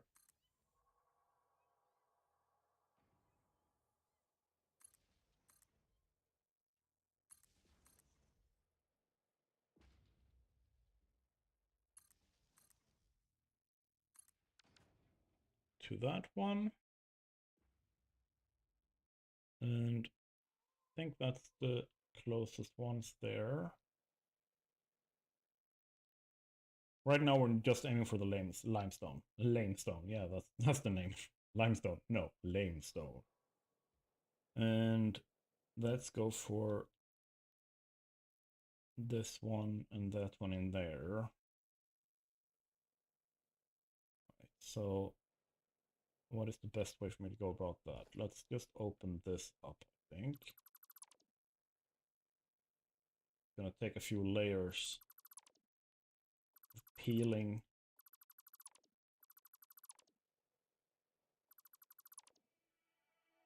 Oh damn. I was thorough. Alright.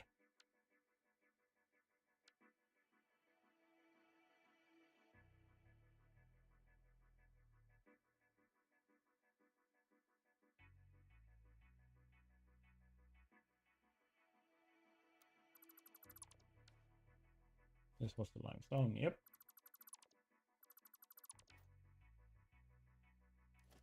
And production says miner 2. And that's where the exit is. Putting in 2U. You're doing 480. We're starting with power.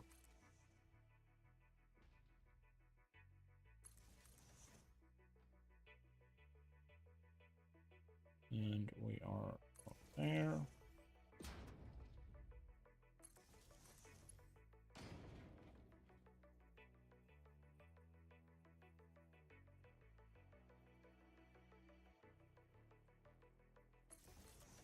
Then we go out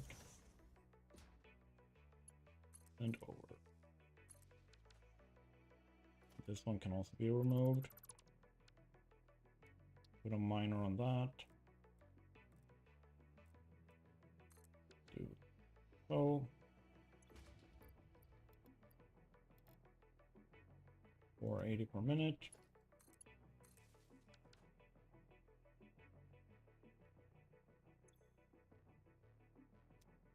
It is hooked up good.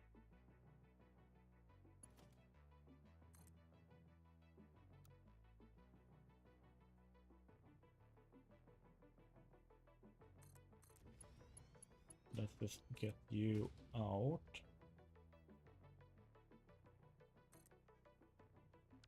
Actually, can I? Boom.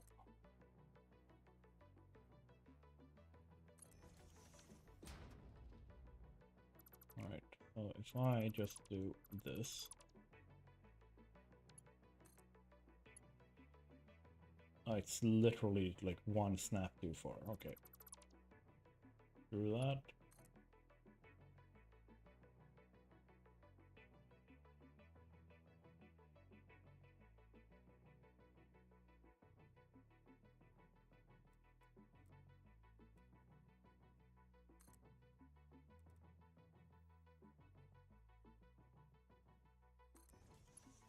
And then we can go like that.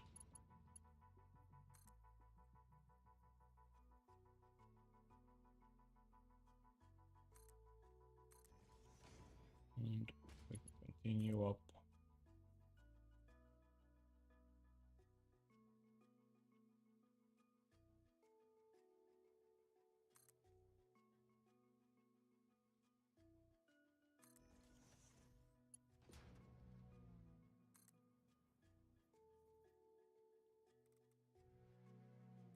And then we go out. Perfect.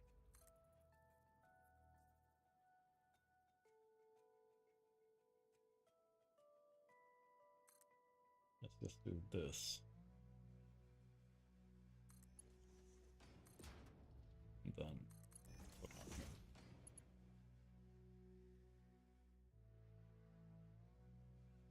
All right, and then we got to bring those two over there. But that is going to have to wait for another time, because for now we are done. Stream is over. I hope people have had a good time. We've done a lot. We kind of got limited by our resource running out, both copper sheets and industrial iron, or industrial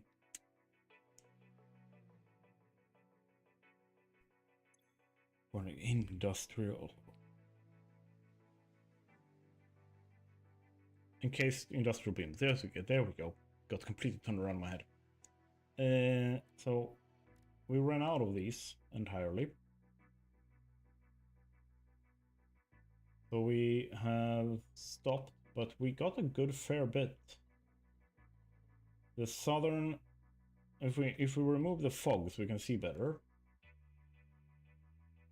You can see the southern line goes all the way down and it stops there.